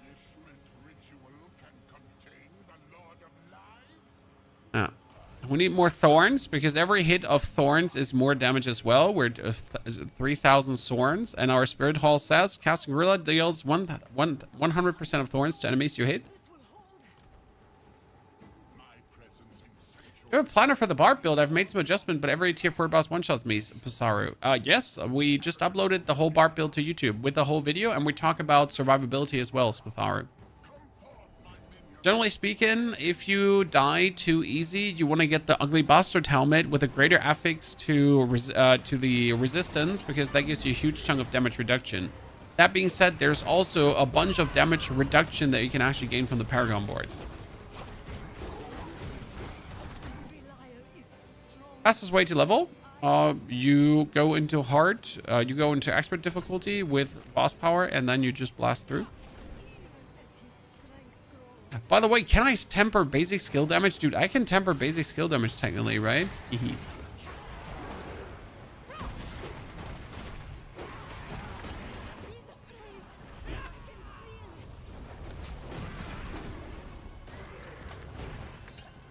11 stacks of ferocity. Okay, if I have 11 stacks, I get 46% more damage. Ooh, huh. That's intriguing. Mystic Circle is actually not that bad. Right? Which boss power for leveling? I use Belial's I-Beam boss power for leveling. And that's also my #1 recommendation. If you want to watch the video that kind of breaks that down for you, that one is also uploaded to the YouTube. I know I have everything uploaded to the YouTube chat. It's crazy.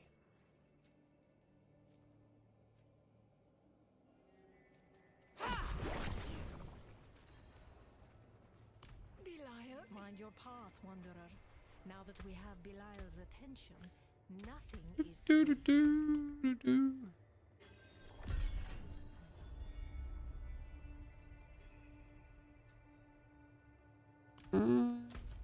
We got him.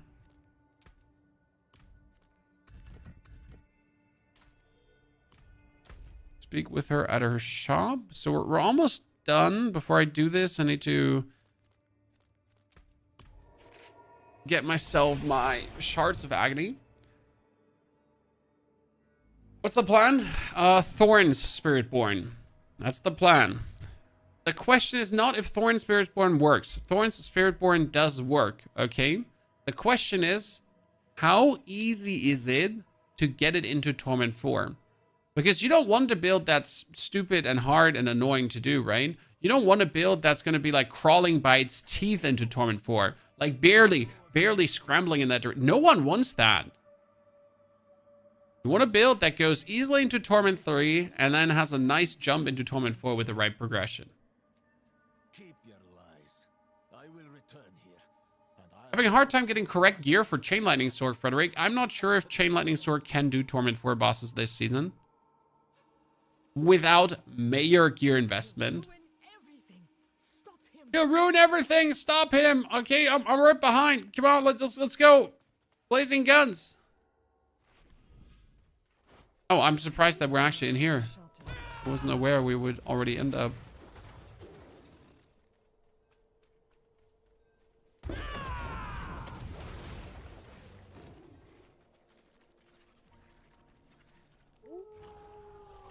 I made Rushing Claw. Well, so I actually checked out Rushing Claw builds if I wanted to play it.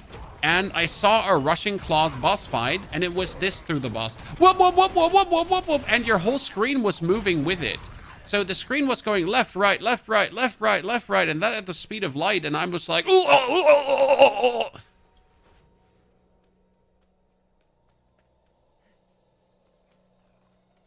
Right? I mean, seriously, it was so nausea-inducing to watch that actually unfold. I was like, nope, not going to play. A pass. I'm good. Appreciate it though. I still haven't gotten my mercenary, chat, and with I still haven't gotten my mercenary, I mean I have still been so stupid that I forgot picking up my mercenary until now. Okay.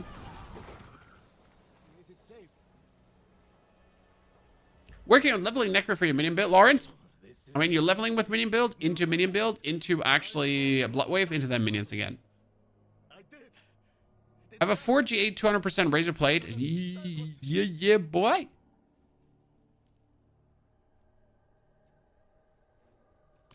my brother.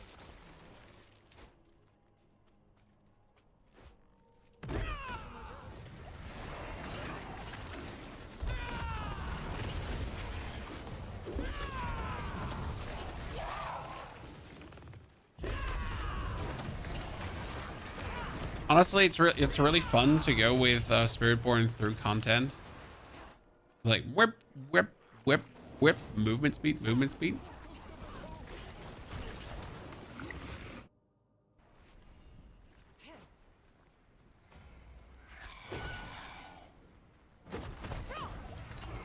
Level 42 and you forget about Merc until you said it.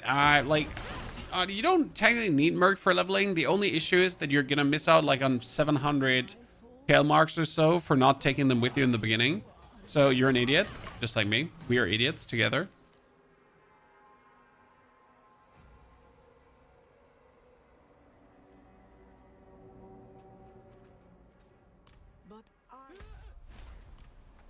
Brr, blazer.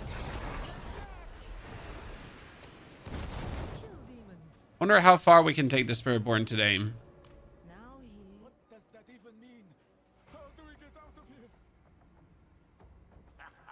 Brah, brah, brah, brah. Escape from the realm of lies. There's no escape from the realm of lies. That was Belial. He's here. We have to find him. What is the jumping coin for minions to Bloodwave? You kind of go into tier 1, then you use minions to kill Lord Zur until you have the Bloodwave pans. Jump over to Bloodwaves into tier 3. In tier 3, you then farm all the item pieces for a good minion build, aka Greater Affix Zangavar's Blade.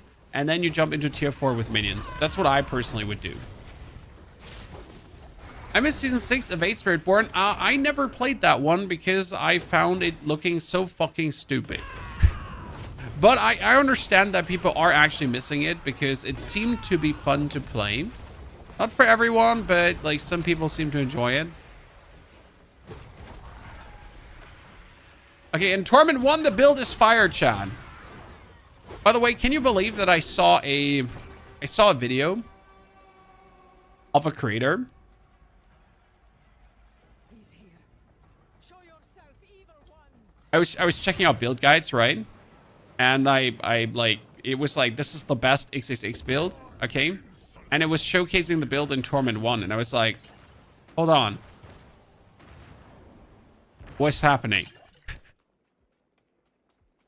It was quite interesting. You know? Showcasing a build in Torment 1. And that was a first. Chest in Infernal Horde, the 200 offering chest is what you're looking for. If he is not here. I'm so glad I left the D4 for PoE 2. D4 seems so far behind. Funny story, Jamie. Path of Exile 2 has the best, we talked about it. Path of Exile 2 has a great destination, so good endgame bosses. But the actual endgame is lacking to get you to those endgame bosses. Where, in my opinion, Diablo 4 has a good journey to get you to gear, but we don't have a destination. So we have a reason, like we have ways to farm our gear up, but we don't have any reason, like there's no why am I doing this, right? So I have no goal. I have nothing where I'm farming for. So that's like, but the actual game, I like the construct, the skeleton that we have right now. The base skeleton of Diablo is leveling is on point right now. Bosses are good. Boost the Nightmare Dungeons, boost the Infernal Hordes, and finally give us a destination, and we're good. Isn't Torment 1 to 4 the goal? No, Torment 1 to 4 can't be the goal. It's not enough gold to be the goal, right? There needs to be something in Torment 4 as a goal.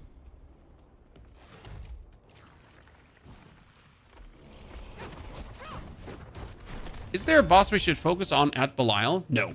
It doesn't matter which boss you open. I know people will tell you different things. Okay, chat? Let me not lie to you. People will tell you different things. They're like, if you go for Endariel at Belial, you're definitely guaranteed to get higher drops than if you're going to go for on Belial. It's lies. Lies and slander. It's people like making up stuff. I don't know, for clicks. I don't know how to say it.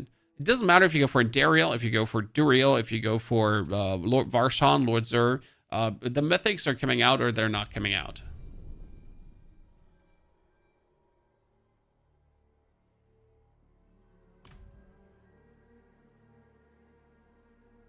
Build diversity is terrible. Every class has 2 builds that work. Now, obviously, the new Torment 4 definitely put a stop on making fun builds. Because if you make fun builds, you're kind of cooked.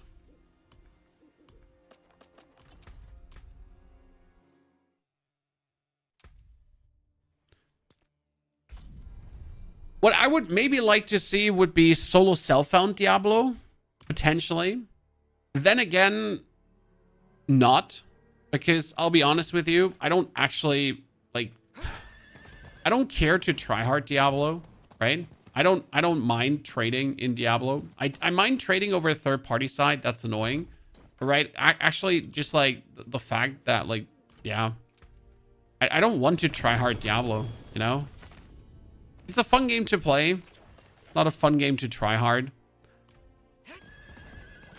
Not like PoE. I like tryharding PoE, for example. I play like Soul Self-Found there because I really can't be asked to trade in that game. I get the husks. Oh, wait. I get myself the husks, but I can't actually kill Belial. I'm so stupid. I wanted to get Shards of Agony. By the way, Chad. Oh, no! Oh, no! Ah! My heart! Fuck you, Nessakim the Herald. Eat a bag of Doritos. Pain. I should have not opened that box as a Spiritborn, I guess. Because they're like... The Necromancer can't get Nessakim, right? Like, there was literally no reason to open this as the Spiritborn. It's a mistake. Mistake was made, Chan. Okay, let's kill Duriel on tier 1, even though he's annoying to kill, but I want my Sapper Sontag. Sapper Sontag, Sapper Sontag. Come, come, come.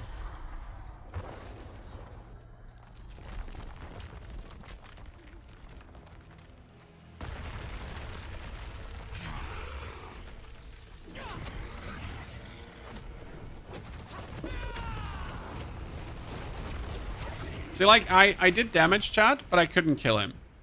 Because he's unkillable. Now you need to do this phase. Okay, so I need to kill these guys. And after killing these guys, he's finally going to come out again.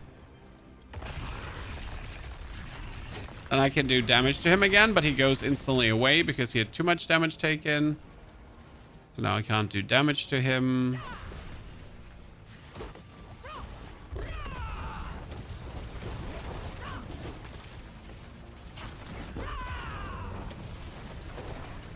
I'm gonna wait for him to come out again. And then I can kill him.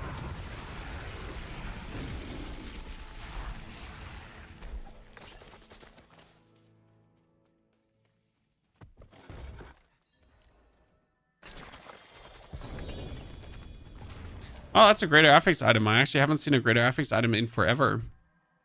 From that. By the way, let me quickly get a mercenary before we continue killing him. A 2-phase would be better. I think I'm just annoyed by the 3rd phase, Gozu. So if it was a 2-phase thingy, I would be fine. Because, like, they want to force you to do the mechanic. I understand that. But after I've done the mechanic one time, I've proven that I can do the mechanic. So you might as well then let me go further than doing the mechanic another time. So, yeah.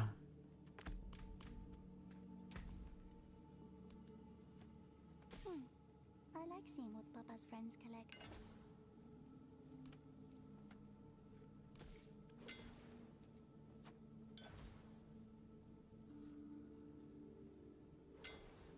Okay, no greater affix item.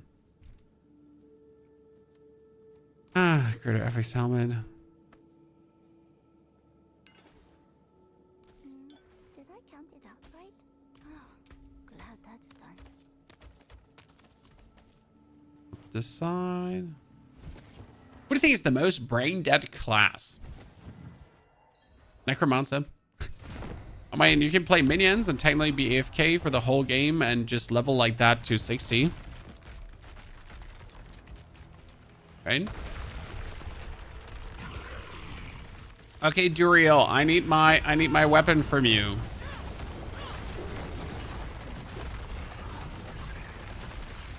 Mr. Duriel, send me a dream.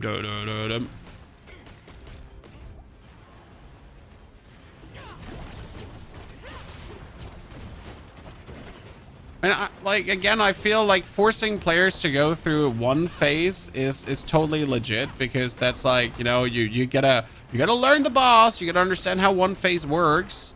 But then, like, now I understood how the phase works, right? So now forcing me to do this again does nothing. It doesn't give me any learning effect, right? It's like, yeah, I've seen this. I'm cool.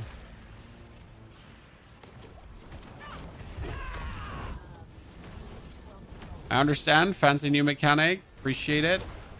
Please don't. What's the build link? There is no build link yet, as we're just putting the build together as we speak.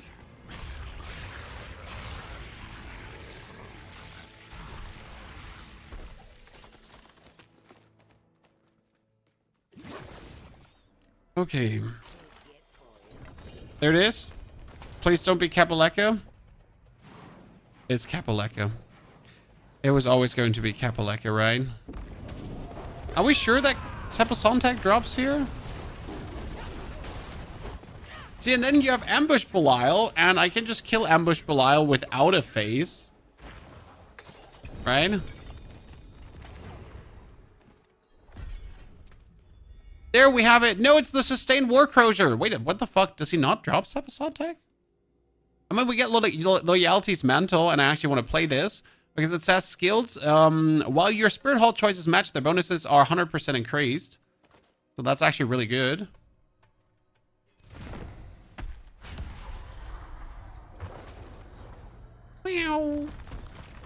I usually lurk more than chat, but I watch almost all your YouTube content. Keep up the awesome work. Thank you, Mountain Drew. I appreciate that a lot.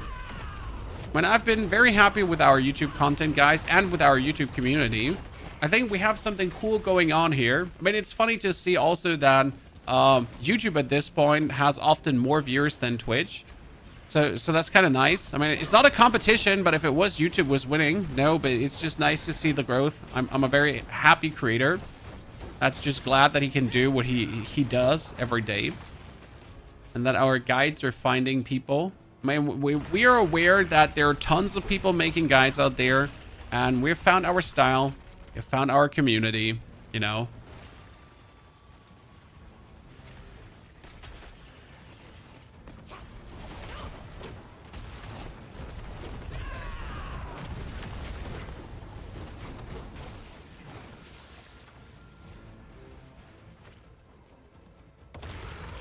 Yeah, I love you guys because they don't need 3 mythics to work. I know.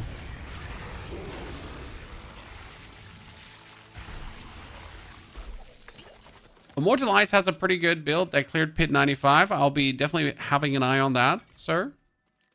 Someone mentioned that earlier today. Okay, 2 quarterstaffs. Chat, one gotta be it, right? Here, that is it. We got it. Your basic skills deal 120% increased damage. 2 ranks to follow through, but we need actually more. So this is the damage we're looking for. Okay, now let's go back to the Tree of Whispers. We got all the pieces, ladies and gentlemen. We get everything together. We don't have a single greater affixed item yet. That's a bit of a bummer, right? You have a triple Loyalty's Mantle if you want. No, I don't. No, I don't. Like, no. Why would I want this, Silver Moon? It looks, honestly, it looks trash. Yeah, you should just put it on the ground right in front of my feet, and then you should just walk away. And then we don't talk about it anymore.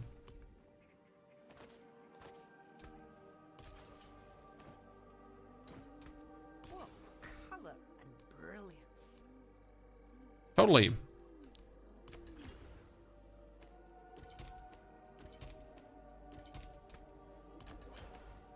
Okay, I get a lot of dexterity because that's all the damage. Then we're going to put the runes on. So which runes are we going to play, chat? We're going to play Mountain Drew. Thank you for the 5 gifted subs, ladies and gentlemen. Danny also, thank you for the Prime subscription, by the way. Mountain Drew, thanks for the 5 gifted. Isn't that the second 5 gifted you have done this month already, Mr. Mountain Drew? So we're going to go for your next attack will cause your hits to be guaranteed critical strikes and overpower, okay? But then we're also going to go for, shit, I don't have them here. We cast 2 mobility skills. What's a mobility skill? Rock Splitter. So by pretty much like spamming our Rock Splitter, we're getting things. Then I think is anyone like, this is not all considered mobility skill? No, this should actually be considered mobility skill. And that should give us a continuous stream of beautiful...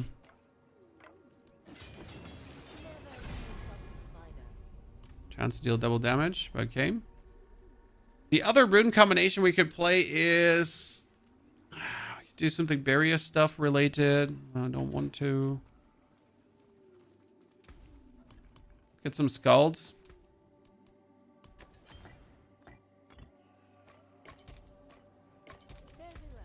We have no tempering yet because I didn't need any tempering. I want to kill the Hell Maiden in Torment 2. Yeah, let's do that. Because I want to know how much damage we deal now. And then we got to figure out which boss powers to use, guys. Because right now we're using Belial's I-Beam because it's just stronger to use the I-Beam. But I might be finally at the position that I don't actually need the I-Beam anymore. So we could potentially go away from it. Okay, let's go to her. Okay, Mountain Dew.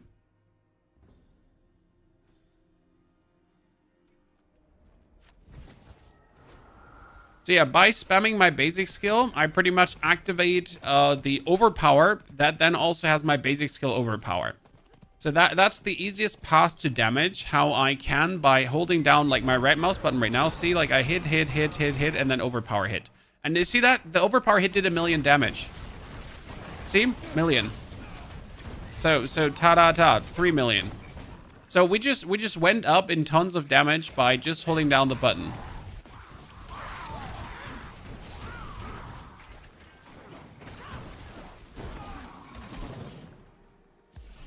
Best thing I could probably do right now is somehow get like a vortex to pull things together. Right? So like now I do just like we just up the damage tremendously. Because Sepasontek gives us another 100% bonus damage, and Sepasontek also boosts the ranks here to follow through, which is another 12% bonus damage on top of the damage actually. So we had like over 140% bonus damage from Sepasontek with a chance to do double damage, right? I've used that lot power. Well, the problem is like you could use probably Lilith Winds of Hatred as a power, and then you could put the Belial's I-Beam here as the power. Because now I would go into stealth, right? And then I would do more overpower damage.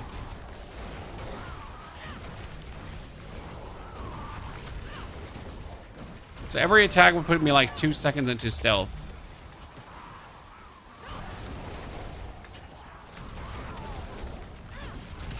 And we get the Lilith Winds of Hatred. See like how we're just blasting?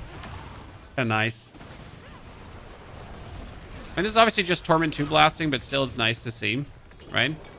And now we need to get greater affix items to boost our life because we have 3,000 life, chat, right? And Overpower damage is obviously scaling with life. So more life we have now, the more Overpower damage we would deal. Isn't it better to have the basic skill damage dealt sparking and Belial as a modifier? Lilith Winds of Hate actually do a lot of damage. They do 143,000 damage. If I take the sparking damage, I might trigger it more often, but I do get more damage like this in total. Right? Now, I'm not saying that's like the thing. Maybe the Harbingers of Hatred Volley could also be a thing, right?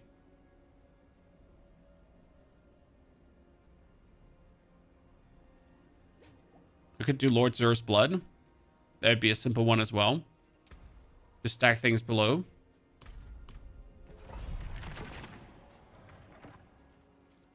It is done. Greater collection of rings. Oh, please give me a greater affix now. I mean, we need rings with attack speed, so that's necessary, right? Rings without attack speed would be a bummer.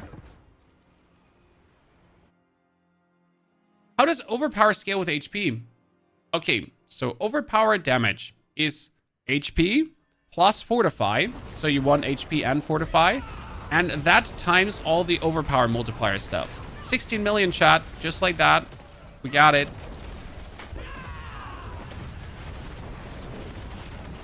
So all the things together. That was a nice scaler. I didn't expect like to scale this nice. So we're on our way to 100 million damage. That would then be Torment 3 material already. Damn, that's like, it was pretty good scaling, just like that. And we haven't even dabbled with Thorns yet. So like we're doing a lot of Thorns damage, right? So we want Thorns to go crazy. Damn. Some people watch them both on YouTube and Twitch. I know, Katie. Some people are crazy. Positive crazy. The good kind of crazy.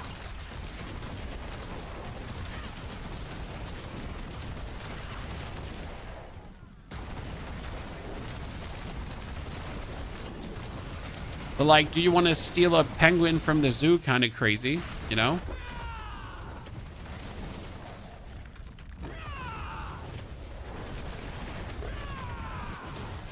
I mean, this is like really fun to play right now. I'm just holding down my right mouse button and tiger jumping around. Right, Chad? So I use my cooldowns because obviously why wouldn't I use my cooldowns? But you pretty much just hold down your monkey button that flicks you through the enemies, right? We smash him, smash and dash. And this is like without a great, like this is Torment 2, great progression, no greater affix items. I wonder like Torment 3 should be easily accessible, right? That's pretty nice.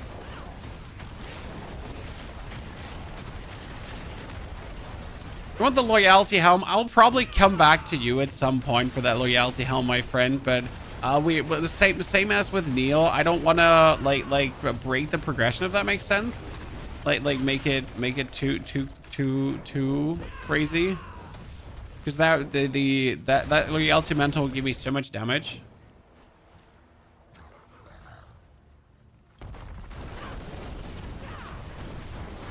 Yeah, this is nice. It's really nice. Okay, we got Hubris up now. Okay, so Hubris gives me 3,000 thorns based on your dodge bonus. If I activate this right now, so we have currently 2,500 thorns. Okay, so if I activate Hubris now, and we also need to get. Wait, let me check the others. I wanted to get Colossal Revenge. Revenge needs to get up. Okay, now I get 3,000. So we already get 1,000 thorns bonus. But we need more dodge. How do I get more dodge, though, now? Do I temper dodge? No?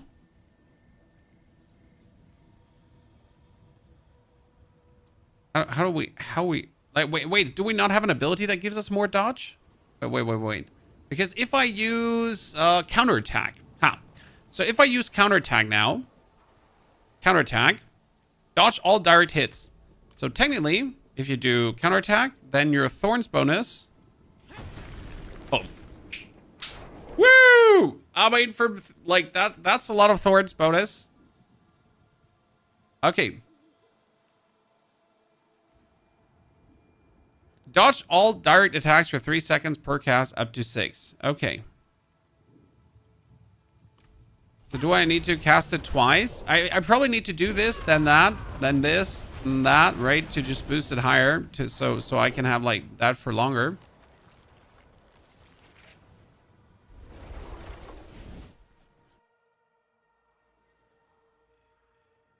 You don't need Duriel. Technically, I have the counterattack. Do that for me. What is Duriel modifier was permanent, right? Activate your main boss power grants you increased dodge chance for 5 seconds. Whenever you dodge an attack, you immobilize nearby enemies. I mean, that's if I don't want to spam counterattack, so we could put it on for now. Just to have it, right?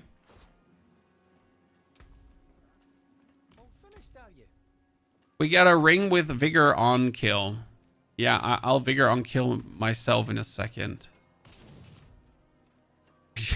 Seriously.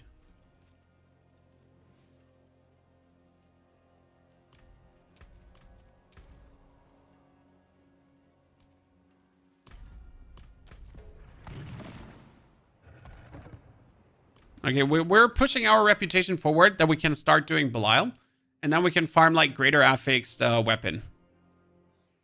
Do you think we're strong enough to kill a Torment 2 Belial right now, Chad? Should be, right? Yeah, that was a 100 million hit. Woo, Chad, let's go!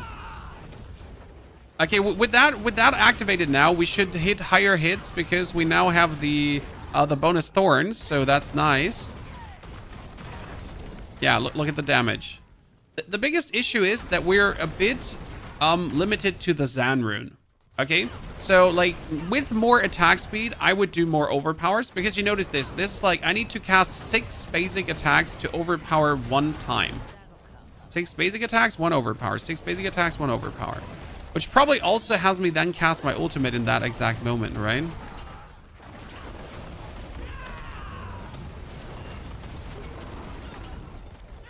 It's a little bit like a Blood Surge build in that regard. This season Spiritborn has been trash, unfortunately. I mean, right now I'm not feeling trash, sir. I'm having fun. I mean, does it feel like as good as Death Trap? No. Does it feel as good as Bloodwave? No. But it still feels fun to play. And plenty strong.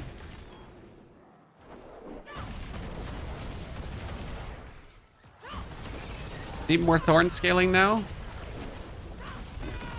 I forgot I need to use cooldowns to get more Thorns, Chan. We forget we are also getting 35% more Thorns if we use cooldowns. There was 138 million hit. Damn. And with 100 million hits, you're actually ready for Torment 3 bosses, right? It's the rule of thumb by said. And again, we don't even have life up yet. This is quite nutty. Honestly. I'm very happy right now. I thought I'm gonna hate today. I'm gonna be honest with you, chat. I wasn't sure how much fun I'm gonna have today. Because Spiritborn is always a mixed bag, right? It could be fun, but you could also hate yourself. I am happy that that is not... I can confirm, chat. I am not hating myself. I'm just actually having fun.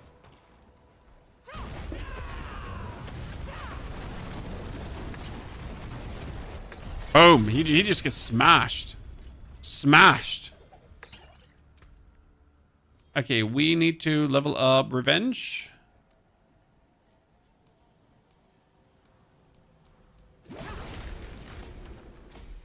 I wonder if we want to put Revenge somewhere where we can get bonus Thorns, because Revenge boosts the rare bonuses, okay? And then we have here, so this is bonus Thorns. This is getting boosted by Hoobers, right? This is magic bonus, so we get more Thorns here. We get more damage there, so where would we put Revenge in? Probably Colossal Revenge would be here. To give us more vulnerable and more damage to crowd controlled enemies. It's actually a nice bonus, quite a lot to be fair.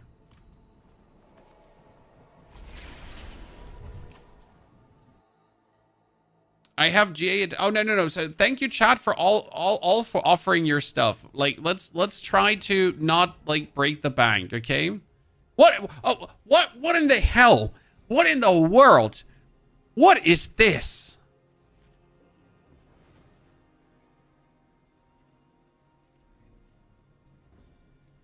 I mean, it's better than my current glove. Doesn't have to say anything because but what in the hell was that, chat? What is that? What is this glove? Use it well.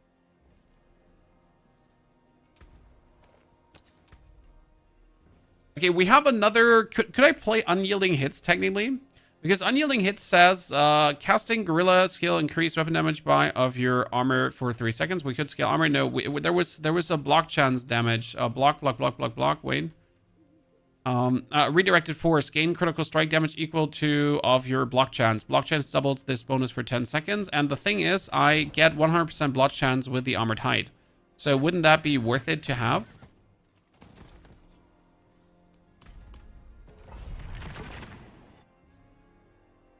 Technically.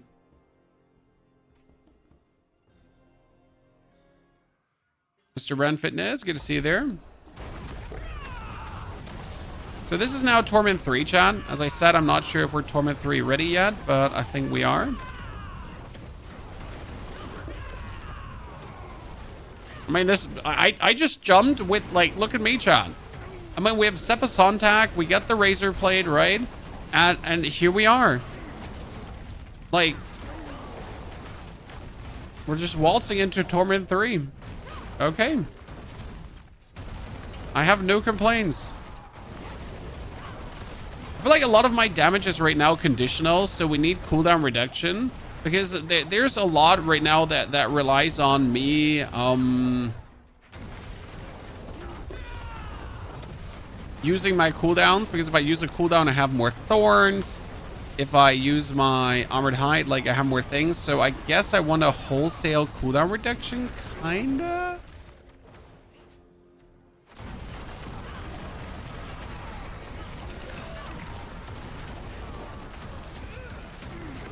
Or just don't spam my abilities too much.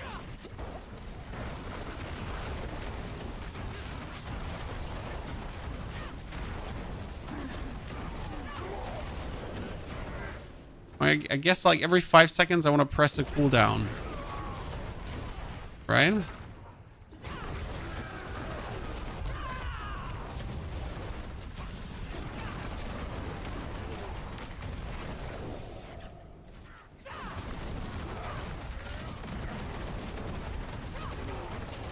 Oh, 200 million, Chan. We did it. Nice sewer.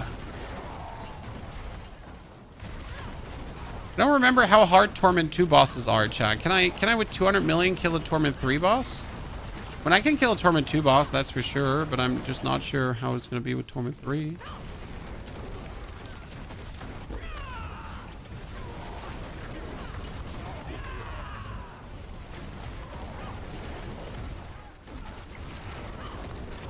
Maybe we should take the, like, we currently have Varshan's lifesteal for no reason. Maybe we should take the attack speed boss power. Isn't there an attack speed? There was an attack speed boss power, wasn't there?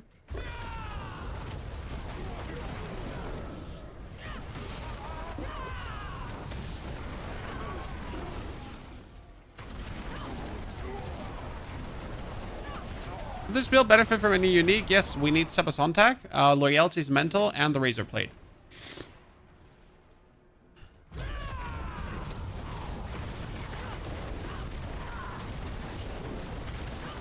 Boom. Wow. I just teleported into her and just smashed her face in. Nice. Reasonable, Chan. Reasonable behavior. Teleport over, cave face in. GG. Okay, intelligence, intelligence, intelligence. I need intelligence, and then I need another intelligence to do more damage. Means I need 2 different points.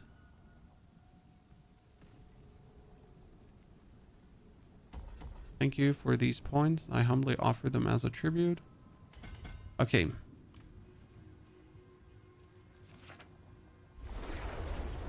How much costs an Igni rune? Diablo.trade. What class do you think they should add? I would like to see a Revenant Paladin.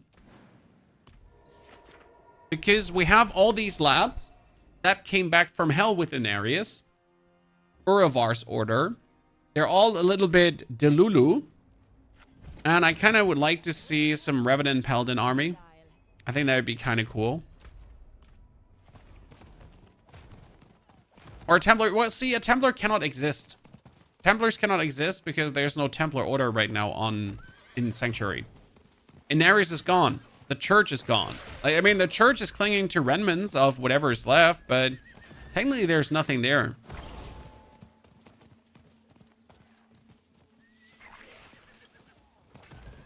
That being said,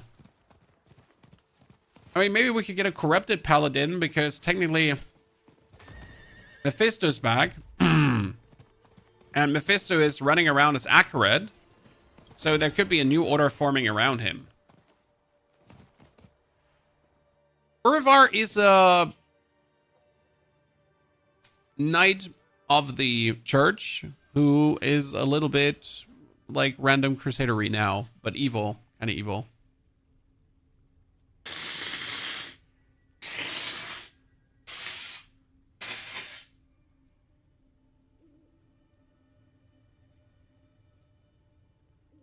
Okay.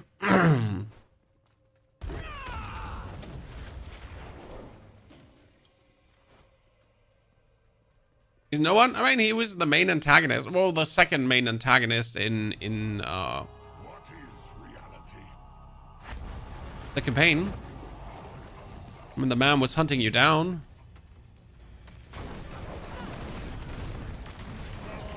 Oh, but he just died. What? I know it's the easier version, but still.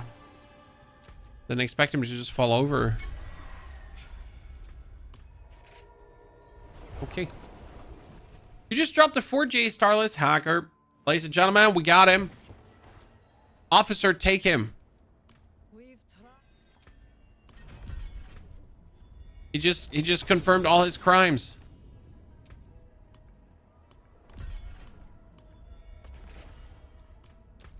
In front of an audience.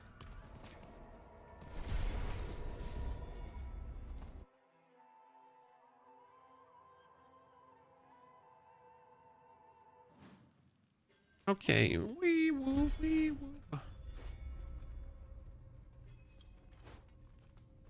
An Unholy Knight or Shadow Knight. We technically have this Vampire Knight in Diablo Immortal, so we still haven't gotten that one. Don't look at my gear right now then, Katie. What depravity would I see? What depravity would I see?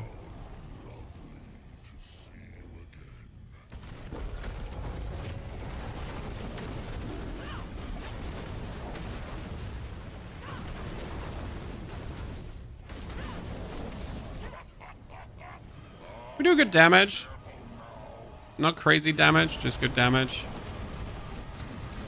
Okay, Torment 2 is... So like, this is the problem that I mentioned, right? My damage is limited to every 6th hit being excellent.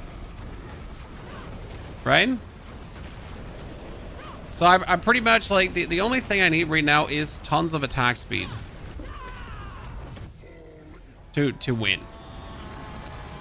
So I pretty much just need more attack speed because more attack speed, like, is king.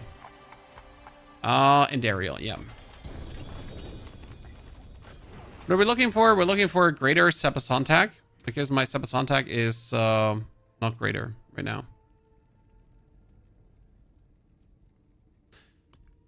What was the attack speed boss power? The attack speed boss power was I get... Attack speed to... Only 20%. Guess?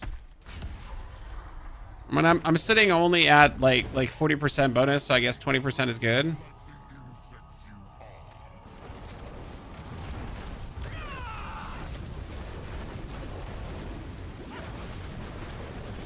So like how much faster I'm attacking.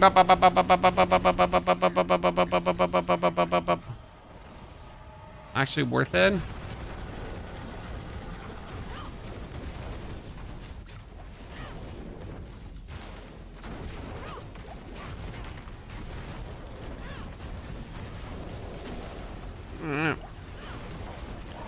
Out there, 58.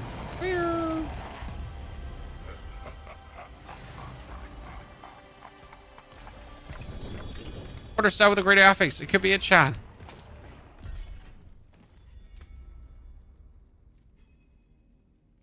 It's a Rado Kapaleka. Robbery.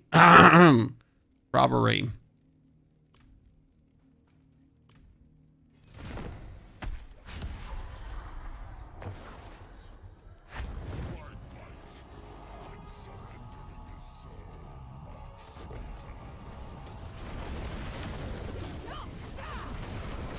That was a lot of damage for the start there.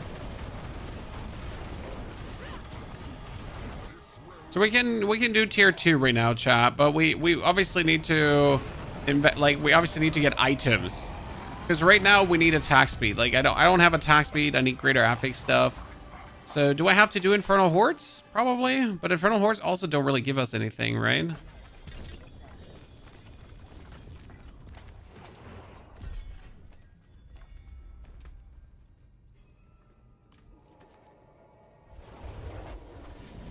Hmm. Hmm.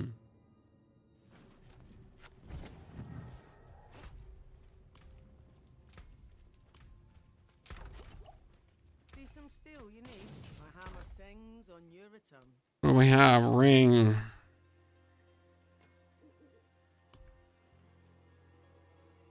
I not have random attack speed rings. I mean, this one could be re-rolled into attack speed, I guess. At least it has maximum life, right?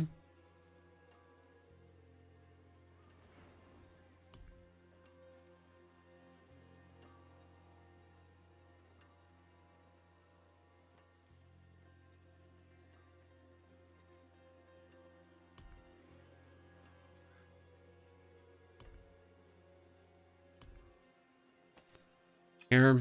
Let me reroll that to attack speed, so at least I have something for my attack speed.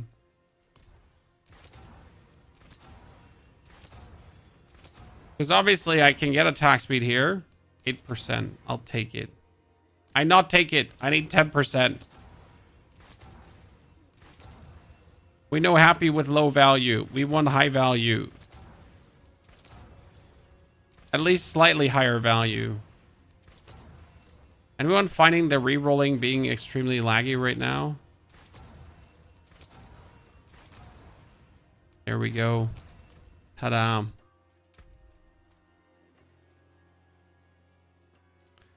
That was adaptability.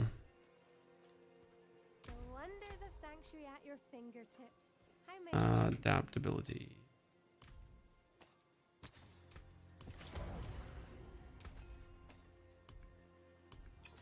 Can we temper anything? Casting, endurance, velocity, vigorous. Counterattacks, charges. Focus.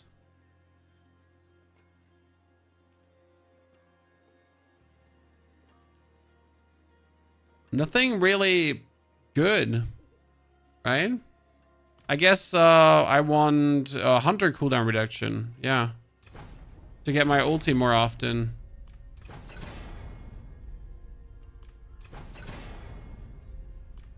And then offensive, I could get nothing.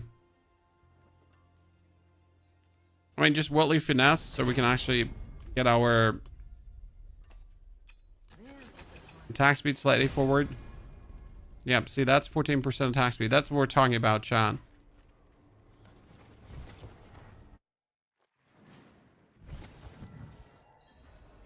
Okay, so we could do Torment 2, chat, but we couldn't do anything over Torment 2, right? Yet. When obviously there's a lot of thorn scaling that I can do. Every piece that I have could have thorns. So like with attack speed, what difference this is, chat?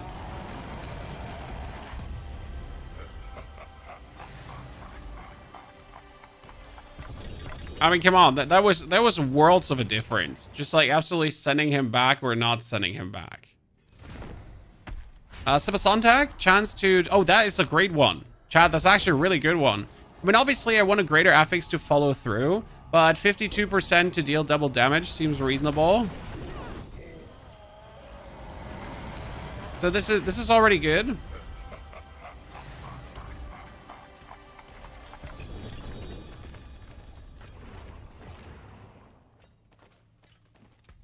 More damage than what we had before.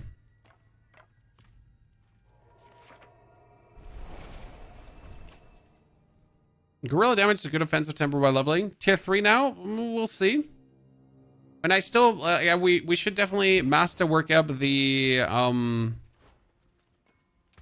chest once. Because it's just like so much more thorns, right? Wholesale. No matter where it goes for, it's just so much more thorns. And suddenly we're sitting at... inside the city at low thorns. Oh, wait.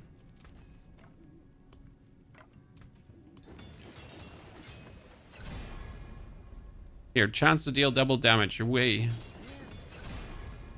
Oh my lord, ladies and gentlemen, officer, take me. I'm coming with you, officer. Yeah, I robbed the bank. It is I. I robbed the bank.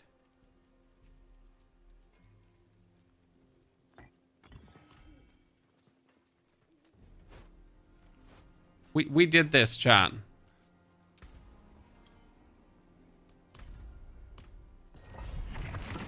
Let's see. I mean, we're already doing a tier 45 dungeon, so we couldn't do a tier 3 boss, but we can do tier 3 pits already. Right?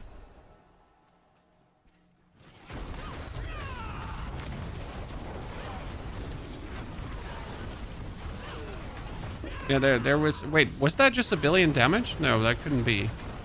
I didn't just see a billion damage hit, did I? I didn't just imagine that, hopefully.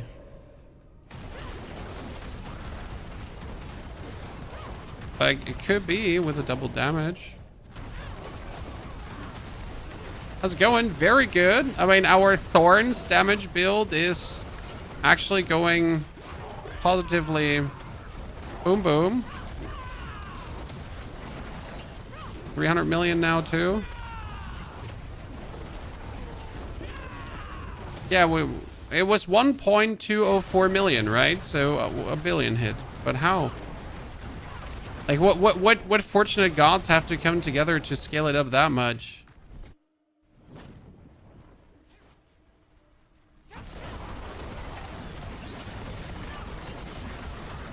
I mean, damage definitely just rose, so that's nice.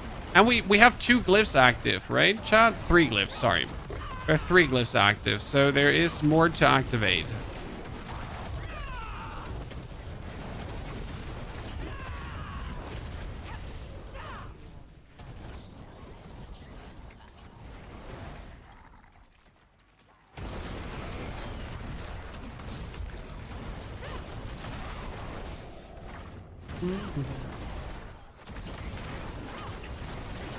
Oh no, family. Give me a second. I need to kill everyone that could kill me. And then I need to open the door for family. Be right back.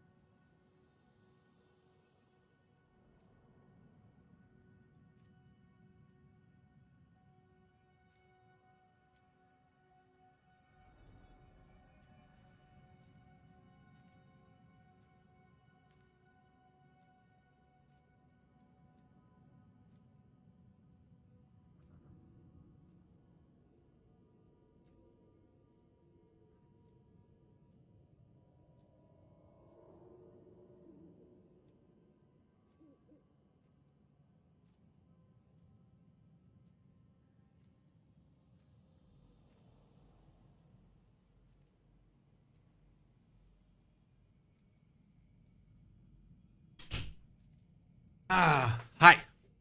I'm there. So, are you going to play the new PD2 season today? No, I have never heard of PD2. Until today, until someone told me what PD2 ever actually is, and he still hasn't explained it properly. So I don't actually know what PD2 is. I'm also not the biggest Project Diablo 2 fan, or Diablo 2 fan. I mean, unless it's like in the remastered version, I'm anyways not interested. But yeah, probably no.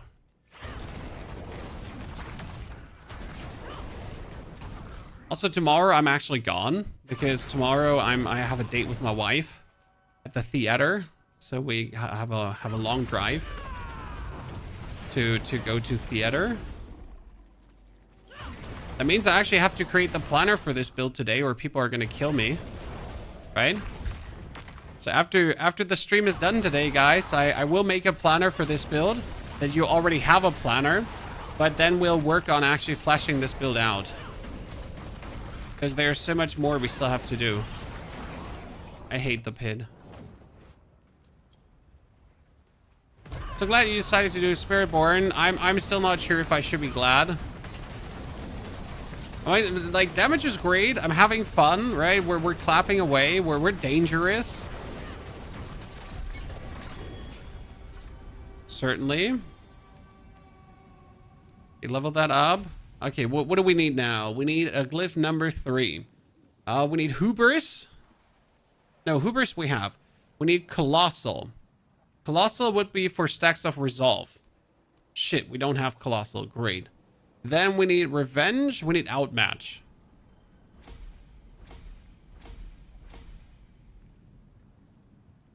Okay.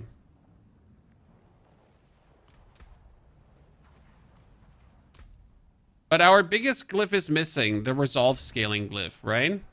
That would give us tons of damage.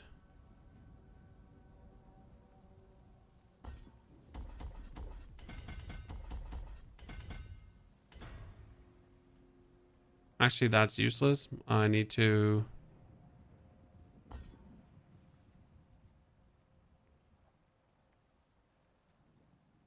pull that single point out. For here, for now. Okay, that's 15% more damage. So we can do a pit 45 already. That's good, chat. Theater or movie? We're going to the Harry Potter theater in Hamburg.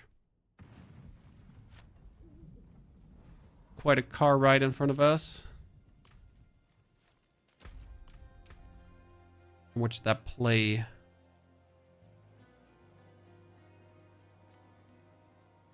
Okay, follow through. We need gloves with attack speed. How do I get gloves with attack speed? Oh, Belial is a thingy.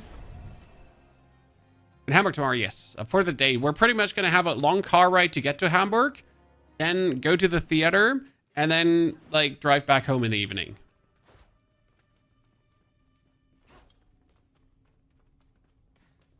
Sleep in the car. Arrive at home. Start making a YouTube video. Start streaming. Someone end me right now. What is reality?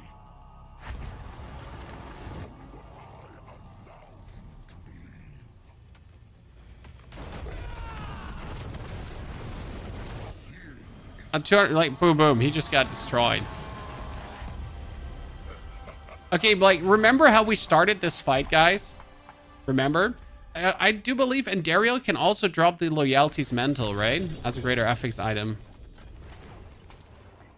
So we're gonna try at least. No, chat has a triple GA Loyalty's Mantle for me. I knew. Sepasontek with 6 runs to follow through. Let's do one more. Your English is awesome. I didn't notice that you could be German. Well, thank you. I take it as the compliment it is. Boom. I mean, this is so much fun because we started like so hard on him. Go to tier 3. I definitely should go for tier 3. It's about time. Now, I just wanted to make sure that we're feeling good, that everything is nice.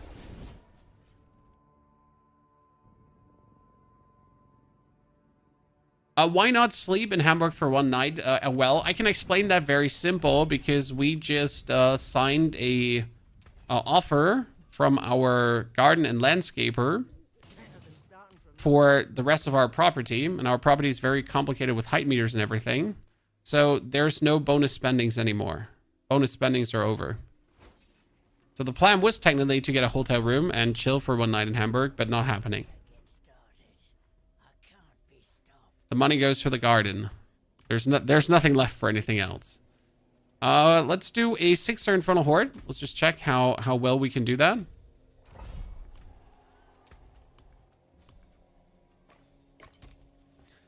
I'm still thinking if I should go for the Vortex gameplay, chat. What do you think? How could I trigger Vortex? Any Oh, I could do 5 skills, then wait. Cast 5 skills, then become exhausted, and that into Vortex. Right? That should work.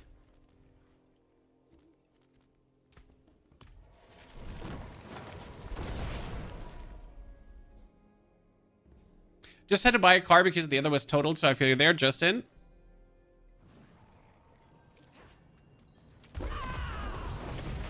That does not sound good. So I do 1, 2, 3 skills, and then we pull everything together.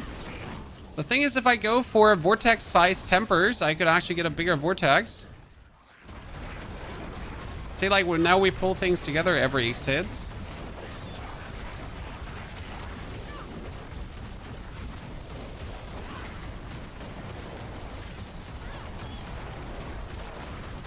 Like, it's useful, I guess, right?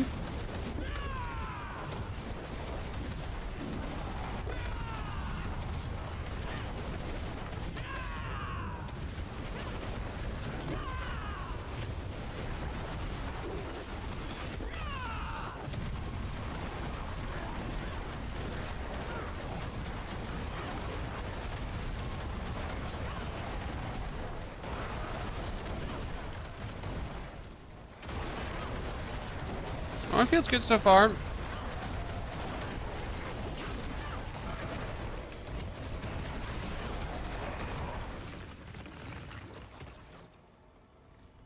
Oh, sorry. Missed that I had to kill things. Okay, summon Hellborn. Let's go. Currently trying to do like the 200 chest that we can then hopefully get a greater FX item. We still need more attack speed. I mean, this build needs to be attack speed capped, right? Like, I need all the attack speed that I can get from the Paragon board, and then I need all the attack speed that I can get from, like, wherever, pretty much. Like, all the attack speed.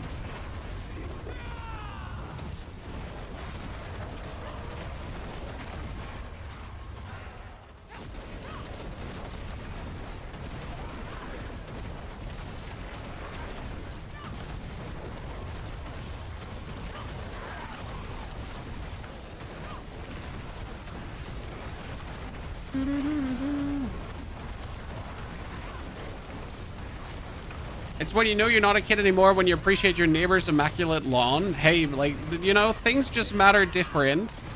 Right now, we want to have the garden project done over everything because the children should have a proper garden to run around in. And right now, our garden is more like a field. So our garden is actually next to a field.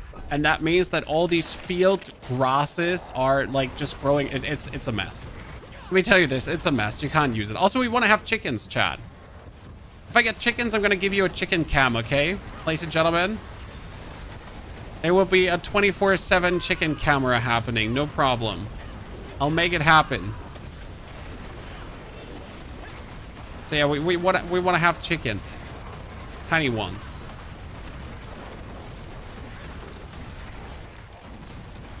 And then I'm going to fight the cock outside. Live on camera for donations. You know, it's like cockfights. Like 10 gifted, and I'll go outside and challenge him to a duel. It's totally legit. Like, what could possibly go wrong, right? Right?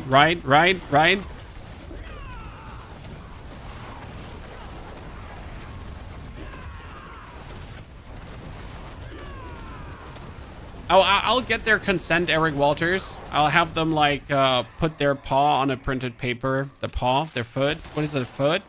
On a paper, and then, like I consent to being filmed. No problem.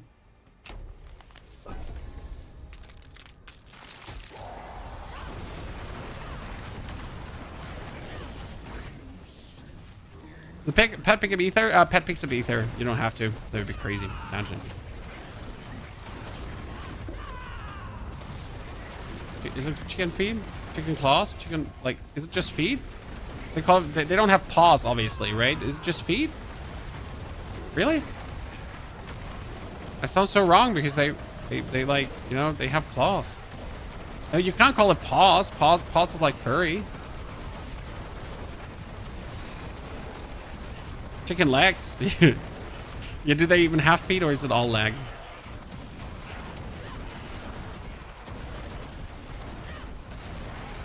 I think it's just chicken feet, honestly. As odd as it sounds.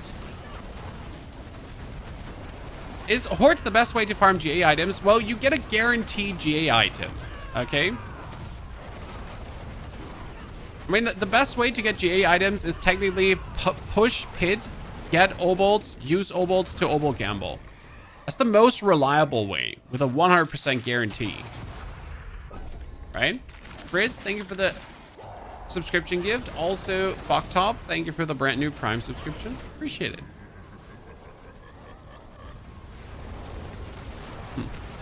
I'm not happy with chicken legs feet now. We need a new name for that, chat.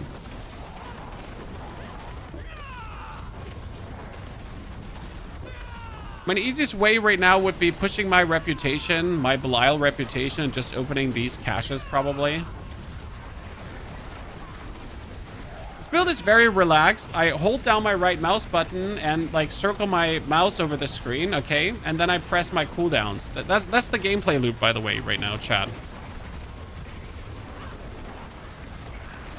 Actually, very relaxed. I'm gonna lie.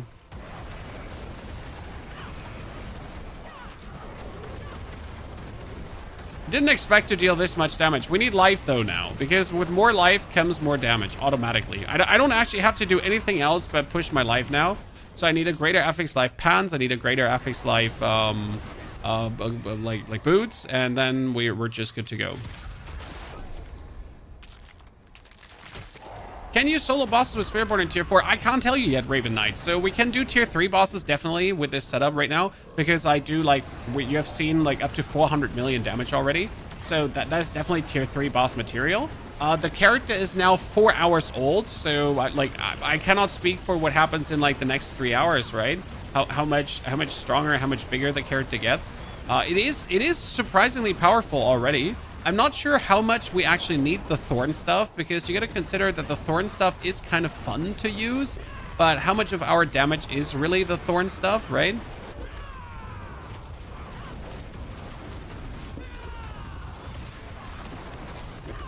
And how high is my Thorns at this point? 9,000? 10,000 Thorns damage on top of my hits. If I find people that play this game, Discord. There's the Sanctum Discord. Sanctuary Discord? Sanctuary? One of the two. Probably the official Discord there. Don't go on Reddit. Woo! Don't go on Reddit. Mythics by Oba Gambling used to be possible. I don't know if it's still possible, to be honest. It used to be a thing. Okay, let's see. This is a tier 3 boss, chat, by the way. Right? So that's what we just did to him. I mean, they're weaker than Lear bosses, but regardless. By the way, why are we not scaling critical strike chance, guys? Because, well, every third hit of mine is a critical strike overpower. I don't need to scale critical strike chance. I do always critical strike overpower, right? Due to the rune. So this is the rune here. It says critical strike overpower. So what gives? You know? Boots, greater affix. Cool, cool. Cool, cool, cool, cool, cool, cool. We appreciate it.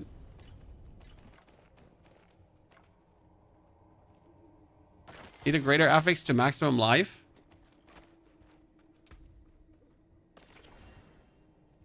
That's armor. That's useless.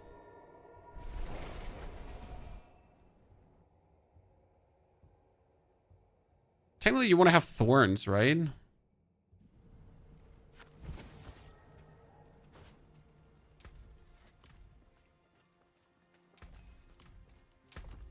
What do I have? Boots, Chad. These boots are made for walking. But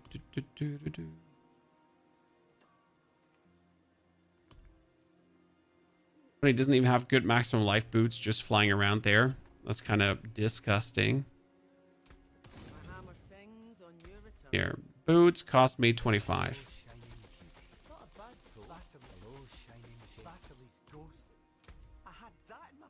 Maximum life. There you go, Chad.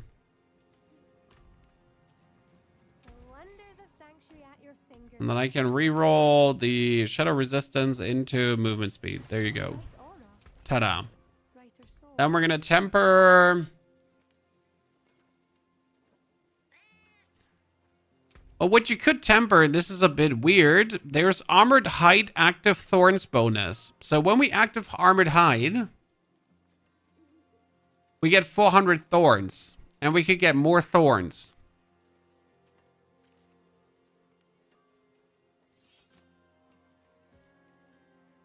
Technically. But you know what we need? We need Rock Splitter size.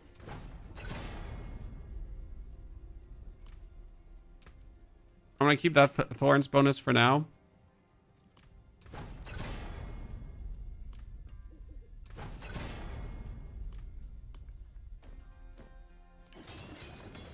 That's more maximum life. That's nice. That's more movement speed.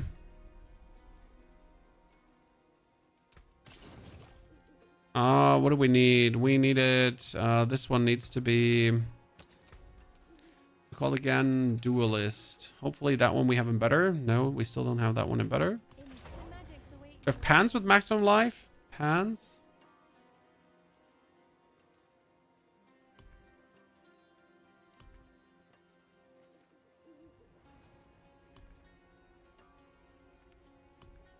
Bunch of sadness. That's what I have.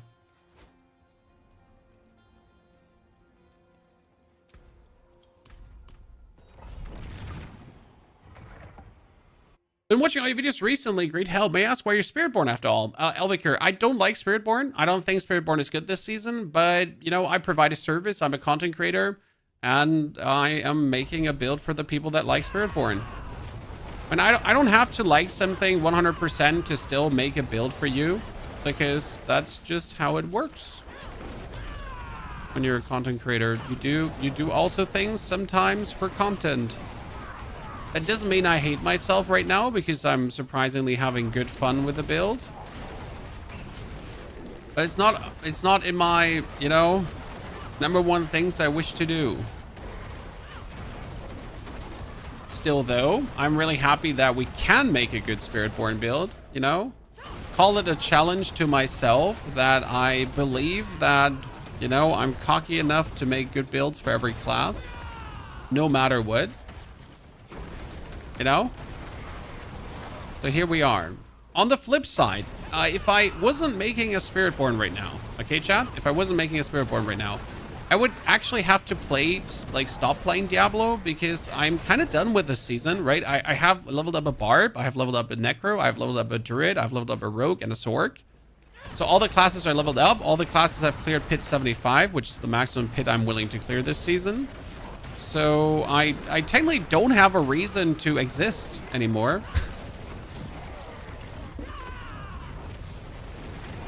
Because I kind of have done everything. So it would be my time to kind of move on to another game. But there is no other game right now. So we're waiting in Path of Exile for patches.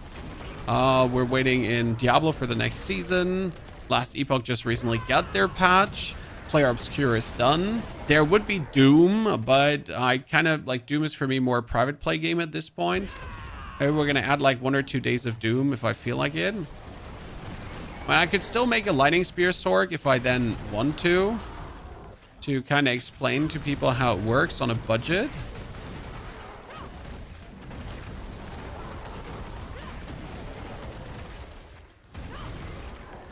But yeah.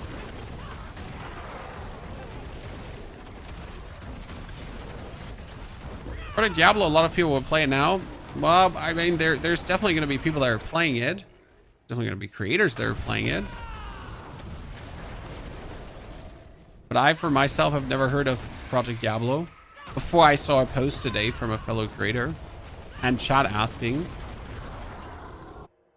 It's the best class right now, Sorc. But a lot of people will say Rogue, because Rogue is just uniquely cool to play this season. Boom, 700 million chat. Let's go. We're almost at 1 billion damage. Holy Christ. When? Chat, when? How are we almost at 1 billion damage? With a bunch of glyphs there and with our most damaging glyph missing. Because we don't have Colossal right now.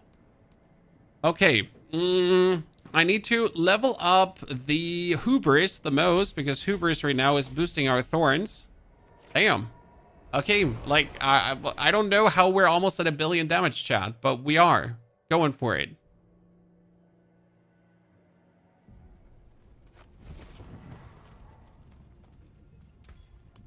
We need to craft ourselves advanced elixirs, the Fortitude. Do you think we can kill a Belial? That seems cocky to me.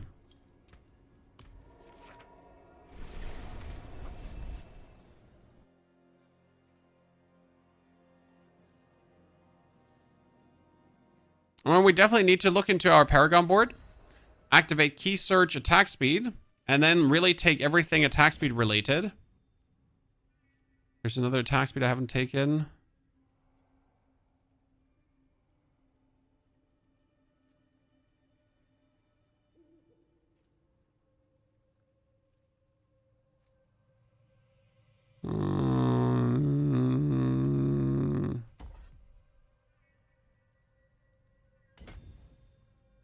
Every single bit of attack speed matters. Because we're sitting at only a whopping 61.5% chat. There's more possible, right? There's another 40% attack speed missing. Whoop, whoop, whoop, whoop, whoop, whoop, whoop, whoop, whoop, whoop. This stops nothing. I will drape this world in darkness.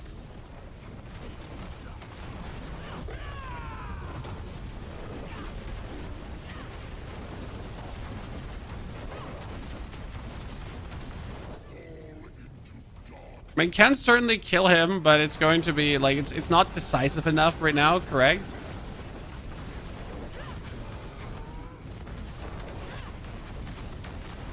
There was a billion hit.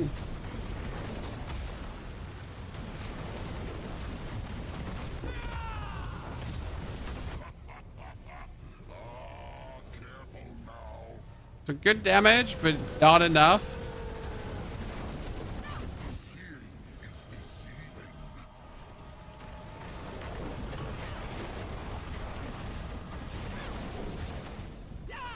Yeah, definitely not worth it if I can farm the tier 2 faster. Not yet, Chad, right?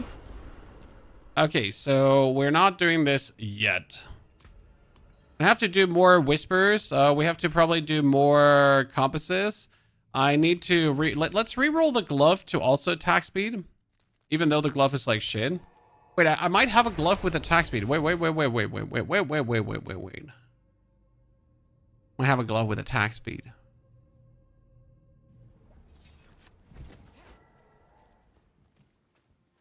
Vanessa, sorry. Please ask again. Where to find this build? Oh, we're there's no find this build. We are kind of like making it on the fly here right now. I'm sorry. Amulet. Wait, do I have an amulet that has dexterity?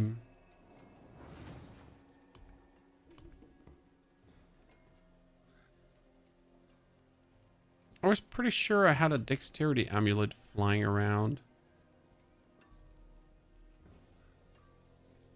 I mean, technically I could take this and re-roll the poison resistance.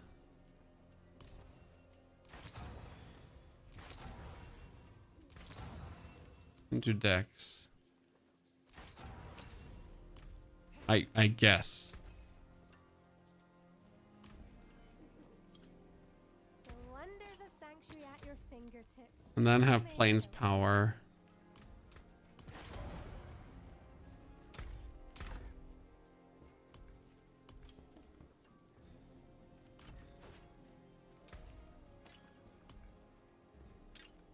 Right? Or should someone work? Or attack speed. Greetings. How shall I guide my hammer?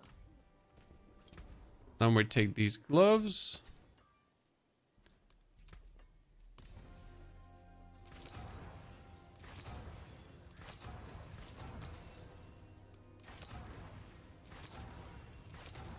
I kind of would like to see attack speed for that one too. Okay, it's not worth it to roll more. Global gambling for a pair of pants.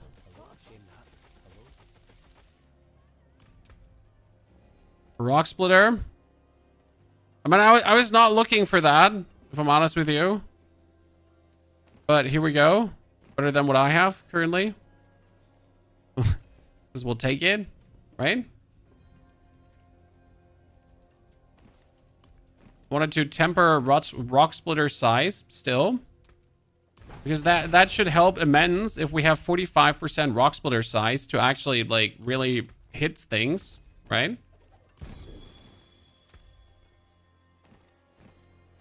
Okay, so this one is going to get the assimilation again. Okay.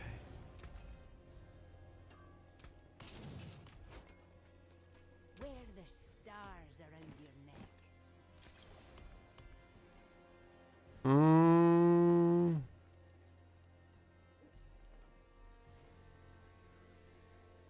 Ahu and Vortex. Okay. Something. We at least have 1,000 life now.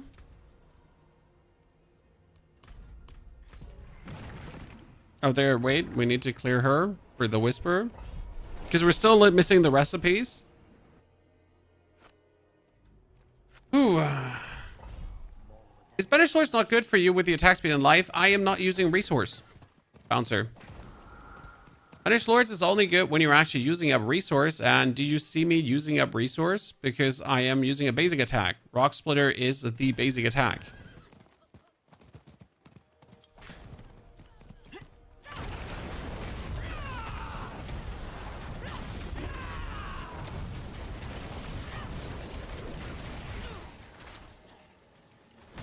I wonder if Rock Splitter size is just like wholesale more useful than actual vortex to pull things in. Like if I just temper Rock Splitter size twice and get like a 100% Rock Splitter size, do I just like hit like a lot of the screen?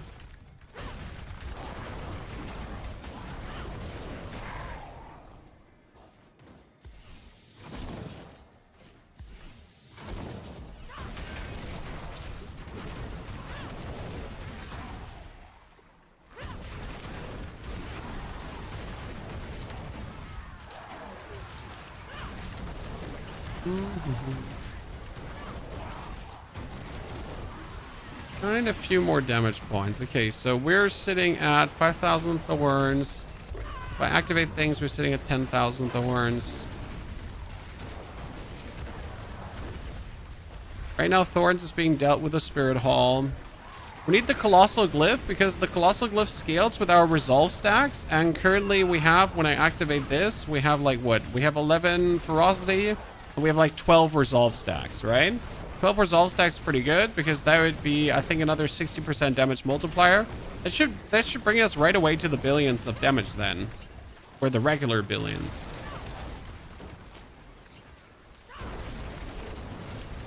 Our problem is still being that we need 100% attack speed or bust, right?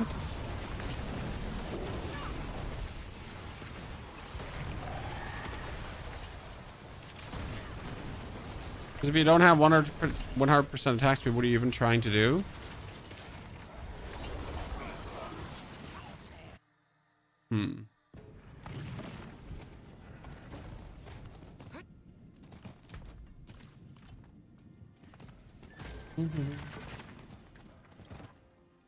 Your Whisper, rings, amulets, rings.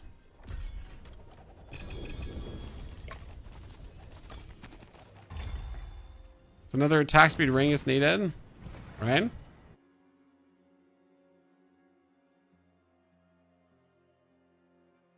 Are you asking because you only play Necromancer since launch? Yeah, I understand. We'll try to get you a build guide soon. And a video that explains everything in detail. Because there's something to be said about the actual Thorn scaling on how Thorns scale. Because they don't scale with everything. They scale weird.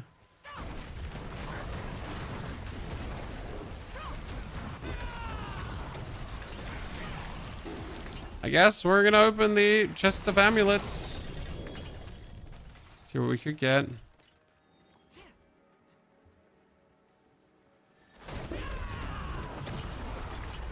Get together like a few more cinder for the... That's Colossal! No! Forget it, chat! We got Colossal!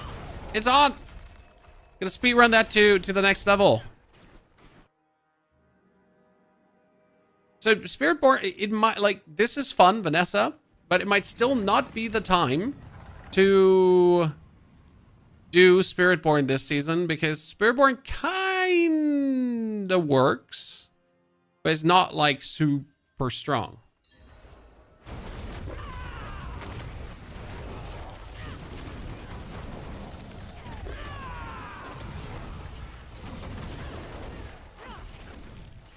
I mean, this is right now also only working if you have the Zan rune. So this is going to be said, right? Like, if you think about doing this, there was an 800 million chat. If you don't have the Zan rune, this wouldn't work. There was a billion hit, ladies and gentlemen. We just hit for a billion already. Woo! That's quite nice.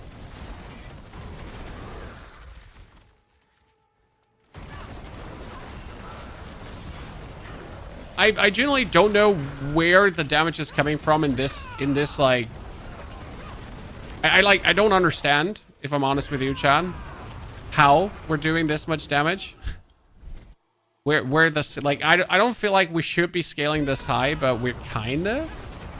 And I don't even have my strongest glyph active yet. I'll show you the glyph as soon as we're at the end. So we're pretty much doing billion damage hits already, potentially. I think it might be the double damage with basic skills because we have 100% multiplier, 100% multiplier, 100% multiplier.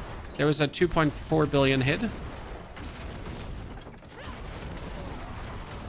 Very fun, but no, it's not a bug. Like this is intended to scale high, but I'm still surprised at how much for how less.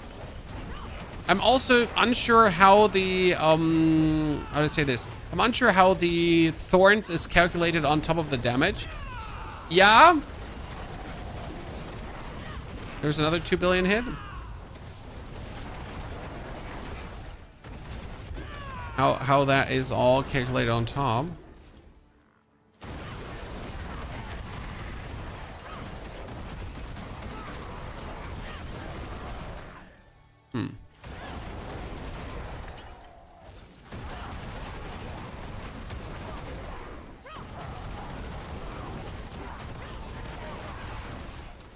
I mean, it's definitely crazy, right?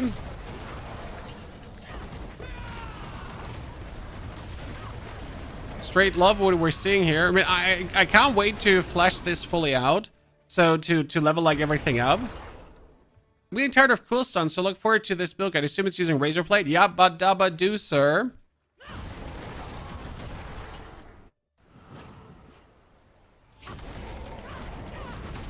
Okay, boss fight.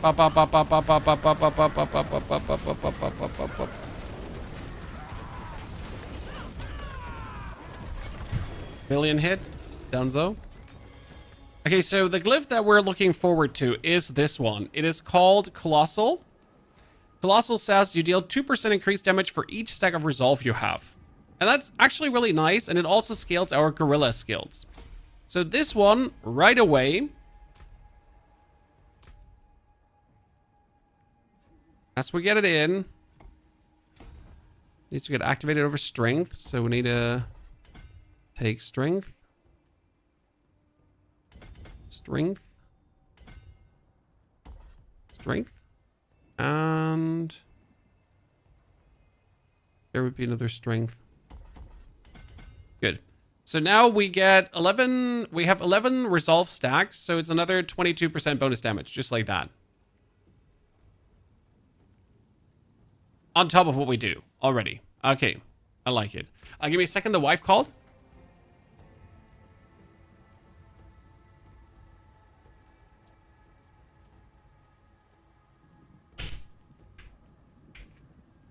Good. I'd say with that newly minted thing, let's actually waltz back to tier 3. I mean, let's do a Zur first. Like, let's see how Zur does.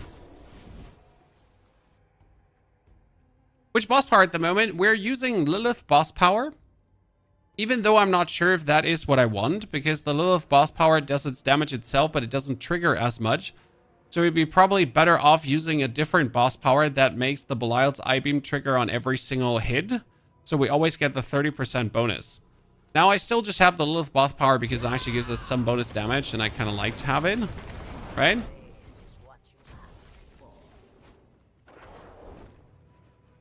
The items are Sibasantak, yes.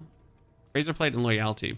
And we don't even have a good Loyalty. Ours is 40-40, it could be 60-60. Right? So there's definitely some more to be said here.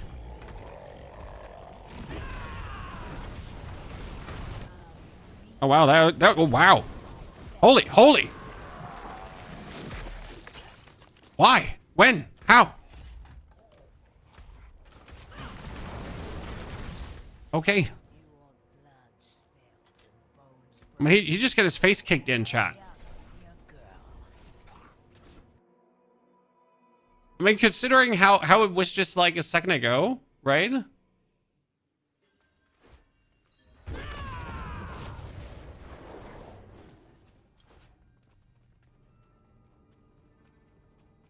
Yeah, what you gotta consider is, so this activates a lot, but you kind of want to have a power that always activates on every single hit.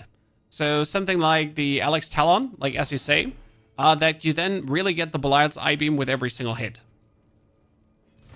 That you could make sure that, like, really every third hit, the Rock Splitter is going to overpower every sixth hit. Like, guaranteed that, right?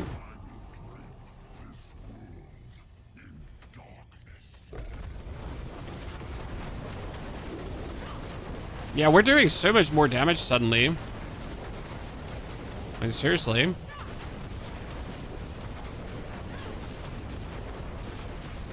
And the best part is also how tanky we are.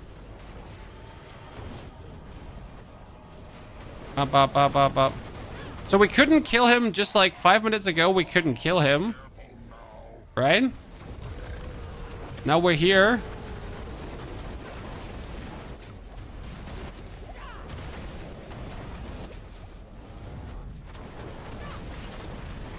Well, we still need more attack speed to really get the max out of this, because right now we're just like not attack speeding hard enough. Because if I would attack speed harder, but just like overpower him harder. I wish there was another way how I could add overpower to this instead of just every third hit, right? Every sixth hit, because so the biggest issue right now is that this is our overpower. So every sixth hit we get this. It's a little bit like Blood Surge. I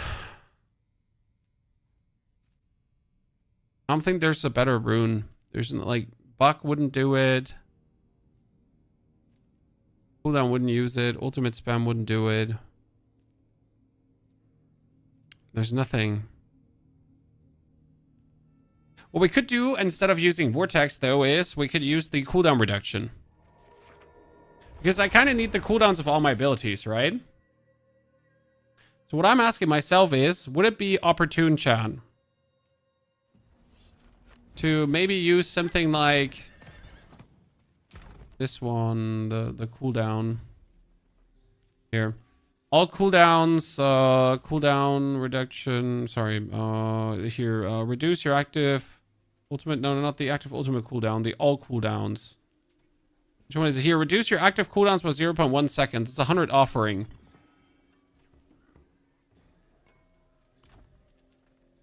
And it's just kind of like you would have to put this together with something like Ahu, maybe? Or with a Buck.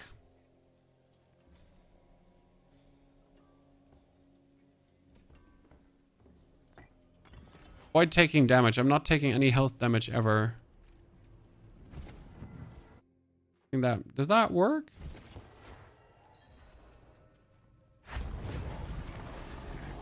How would you level Druid with Boulder as a goal? We did it with a human lightning form build.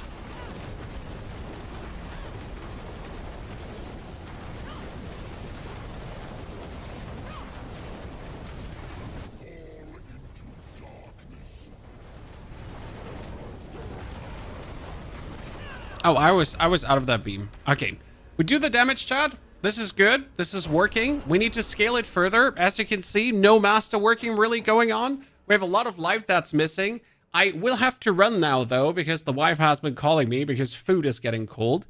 I'll be back on Sunday with this build, and we're going to flash it out to do tens of billions of damage. I mean, it's literally, we're sitting at like 4 billion damage already. With this, chat, with this, our glyphs are 15. What is that? All our glyphs are like 50. This is bullshit. I can't wait. Like, how is this so strong? I'll be making sure to put the planner in this YouTube video. So I'll go eat, turn the stream off, put the planner in the YouTube video for the people that want to try it out until Sunday.